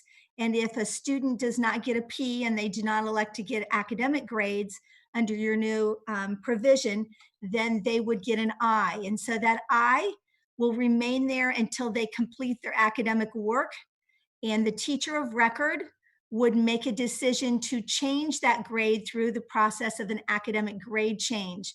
The only provision in this amendment to change an I is to change it to a P, which does include athletic eligibility as confirmed by Dr. Vince Clarno and Dr. Roush, and they know a little bit more about the Ohio High School Athletic Association rules than I do, but I can tell you that it would count as one of their 5 passing grades. And that could be done anytime between May 28th and September 15th. The automatic last date, according to the policy we put into effect at the last board meeting, would be September 15th. They would have up and to change that I into a P. This is all based, obviously, on completing curricular work that is part of their course of study as determined by their teacher of record. Now, I do want to specify that from time to time, we do get teachers that leave the district.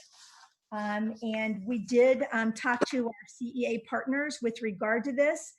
And we will have, methods and ways for students whose teacher of record may leave the district, that there was an MOU that was devised. Myra Wright and John Dean worked on that particular MOU so that those students will still be given a chance to complete their work and it will still be graded appropriately. And the record would be changed to a P if it was appropriate. Now, that doesn't mean that if someone truly didn't do the work, it's just going to get changed because they want it to. They have to complete the work satisfactorily for the teacher of record to make that change. Thank you so much, Dr. Klein. I appreciate it. Yes, ma'am. Thank you. And that process was approved by our internal auditor and auditor of state in years past. Thank you so much, Dr. Klein. Okay, we will move now into item 9, which is the consent agenda. Board members, you may request any item be removed from the consent agenda by majority vote. Is there any item that needs to be removed that you'd like to ask for removal? Okay, seeing none, is there a motion to approve the consent agenda, which is items 10.1 to 24.1? There's motion by Reyes, second by Cole. Yes. That's what I got. Any discussion or comments about any items in the consent agenda? Okay, seeing none, Mr. Treasurer, will you please call the roll? Dr. Pierce? Yes. Mr. Ragland? Yes. Vice President Reyes? Yes. President Adair? Yes, with the exception of 19.4 and 20.1, of which I abstain. Thank you. Ms. Beckerly? Yes. Mr. Brown? Yes. Mr. Cole? Yes. The consent agenda passes. Thank you so much. We are now down into item 25. Does the board have any announcements this evening?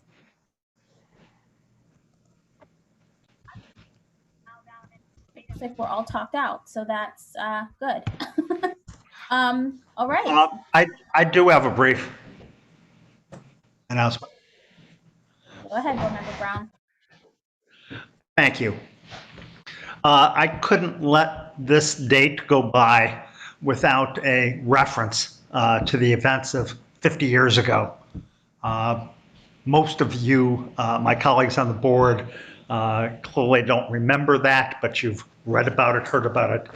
And that was the shootings 50 years ago yesterday at Kent State, where 4 students were killed and 9 more were shot, as well as the 50-year anniversary of shootings at Jackson State, which happened, the 50-year anniversary is a week from Friday, where 2 students were shot and 12 others, 2 students were killed and 12 others were shot. All of this was while protesting the Vietnam War, and it's important that we remember the lessons of those events, that we remember those 6 students, young people, who were killed, as well as all the rest. I think that the nation has learned a great lesson from all of that.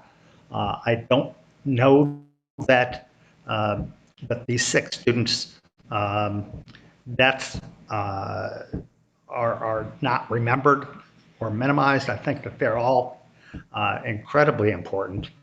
And I would ask just, I guess, a moment of silence to pay our respects to what they did in helping to teach us about First Amendment rights, especially on student campuses.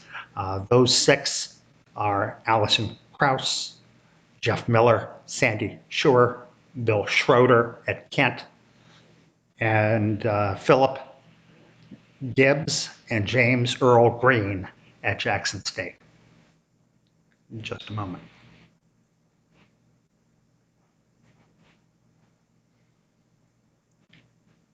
Thank you all. Thank you, Board Member Brown. Any last comments? Okay, then we have no executive session this evening, so I will ask for a motion to adjourn. So moved. Second. Please call the roll.